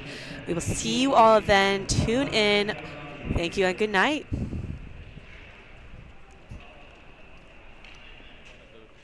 Best, if not the best, and yeah, it's when you've got a leader like that in the singles and doubles, and you know we're just talented all across the board. Nicole Kieran, when she's on, she's as good as it gets, and you know Mia Kupris has done nothing but win a lot of matches for us in singles and doubles. Luciana Perez is a winner, and you know Daria Smetanokoff had she had a bit of a down year last season, but no one's improved more than Daria this season, and she loves playing the indoor tennis. And Lexington Reed's kind of our only new face there, and you know she's at number 6 right now in our singles, and she's got a lot of potential, and she's already playing at a very high level. So we feel very good at each position. No, as you should. Speaking of just being back indoors, I mean, again, 2022, Tatiana's knee holds up. There's a world where you guys win that national championships. Is there any sort of, I mean, again, you made a final here in 2013 as well. Do you start to feel those things as a coach coming back to a site like this? Does that flash through the mind immediately? Yeah, it definitely flashes through my head. And, we were actually talking about that on the drive to the practice. If Tatiana doesn't twist her ankle out there, we may win it all. And, sorry I left out Jeanette Morales out there as well. She's had a lot of success over her career, a lot of experience. And, that match ultimately came down to Jeanette's match out there against Staker at 6. So, you have those memories. There's been a lot of great memories here and a lot of rough memories here. I was even telling some other stories. We lost the NCAA finals here in 2013. Of course, that was outdoors, and we probably should have won that one. I can still remember as a player, I was playing on the end court down there as a 50K challenger main draw. I was lost like I think I had 5 or 6 match points and lost. I remember I had a match point. I kicked wide against Jim Thomas. He like shanks it back in return. I thought I put away a forehand volley. He shank lobs a winner over my head and somehow comes back and beats me. So I have a lot of good memories here and a lot of memories I'd like to forget. But yeah, I can definitely remember the. I like that. We can ask about it now because we had last year, because we had all these things to celebrate, certainly, and for your team to get back to that level, to get back to competing at the final site come May, let alone here this weekend. What do you want to see from your group this year? What's it going to take to get back to that level?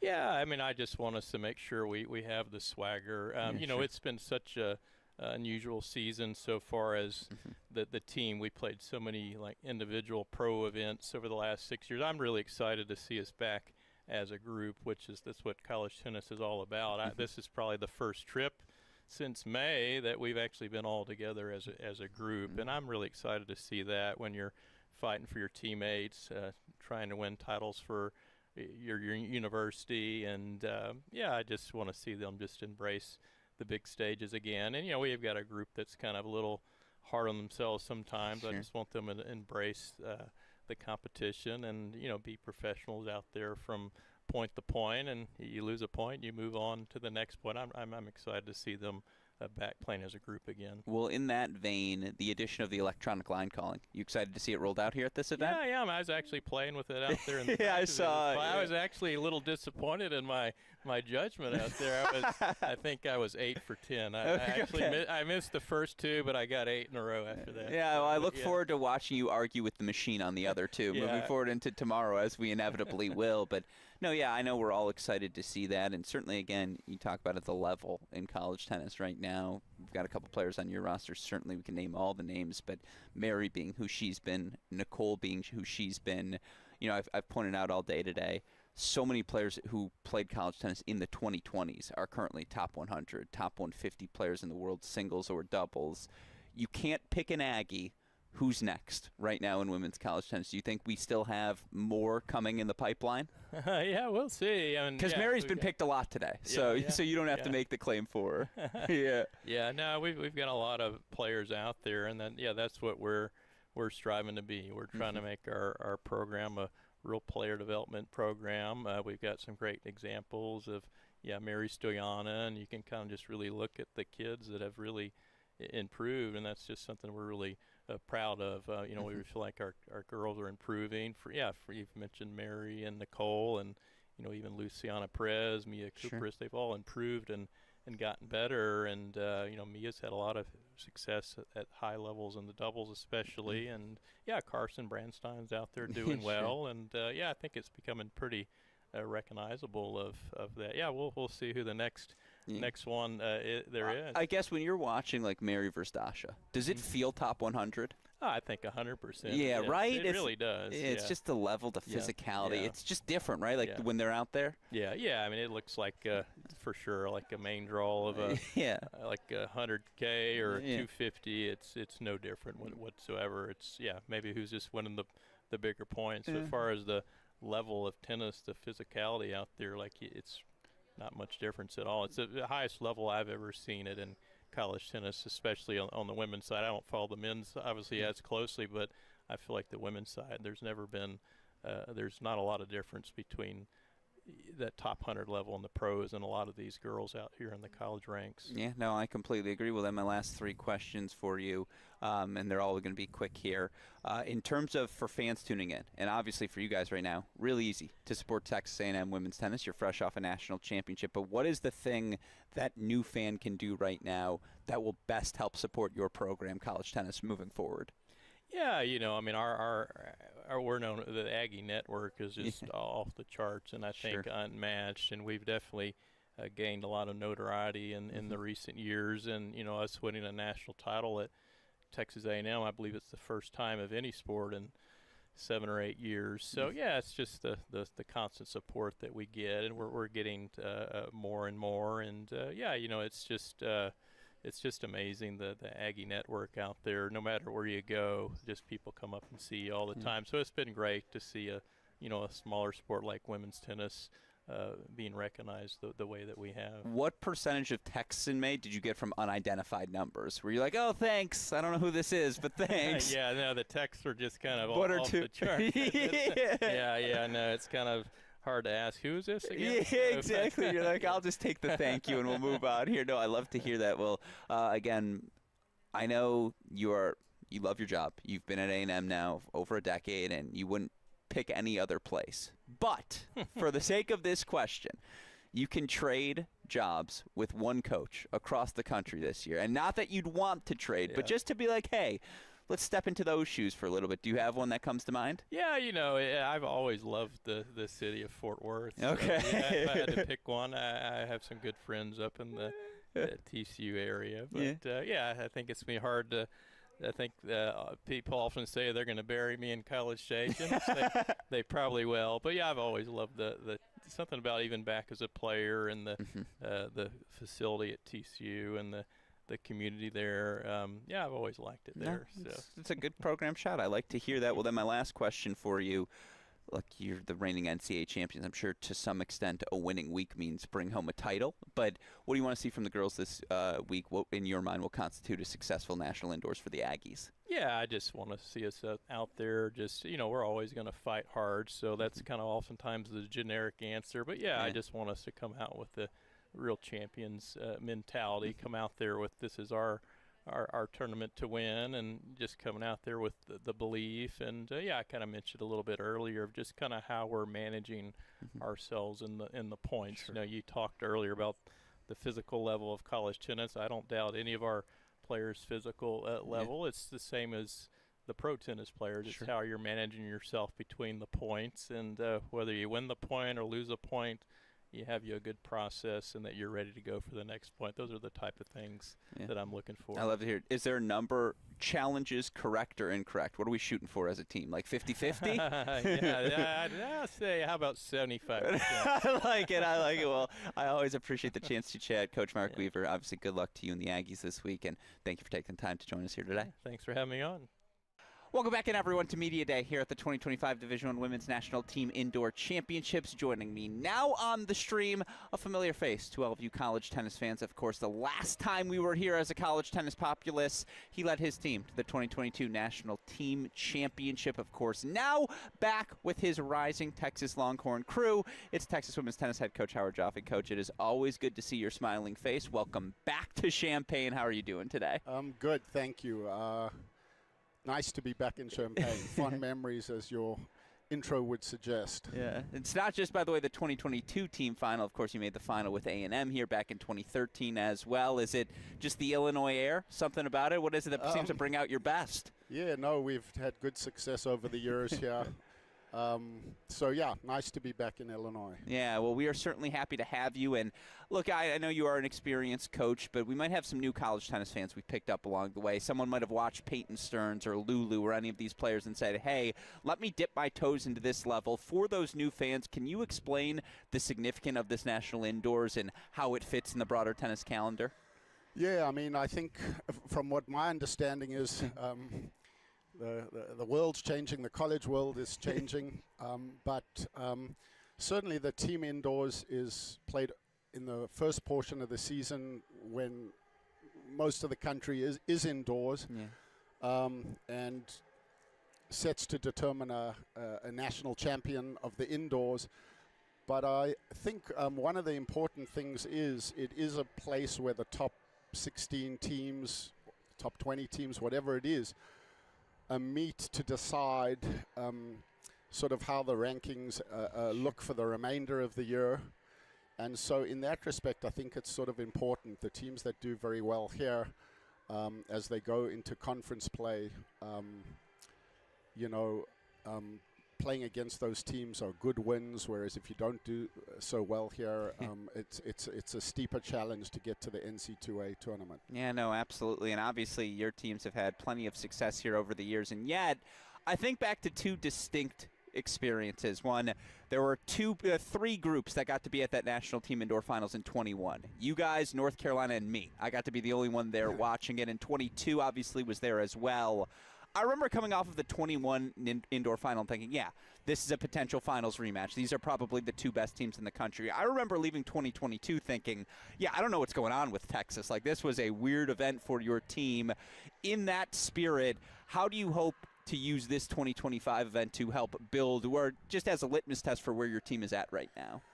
I think every year, your setup was that I'm experienced, which is a code word for an old and ready to be put out to pasture. But it is the case that every year, no matter how you coach, which players you have, each year is a different puzzle. Yeah.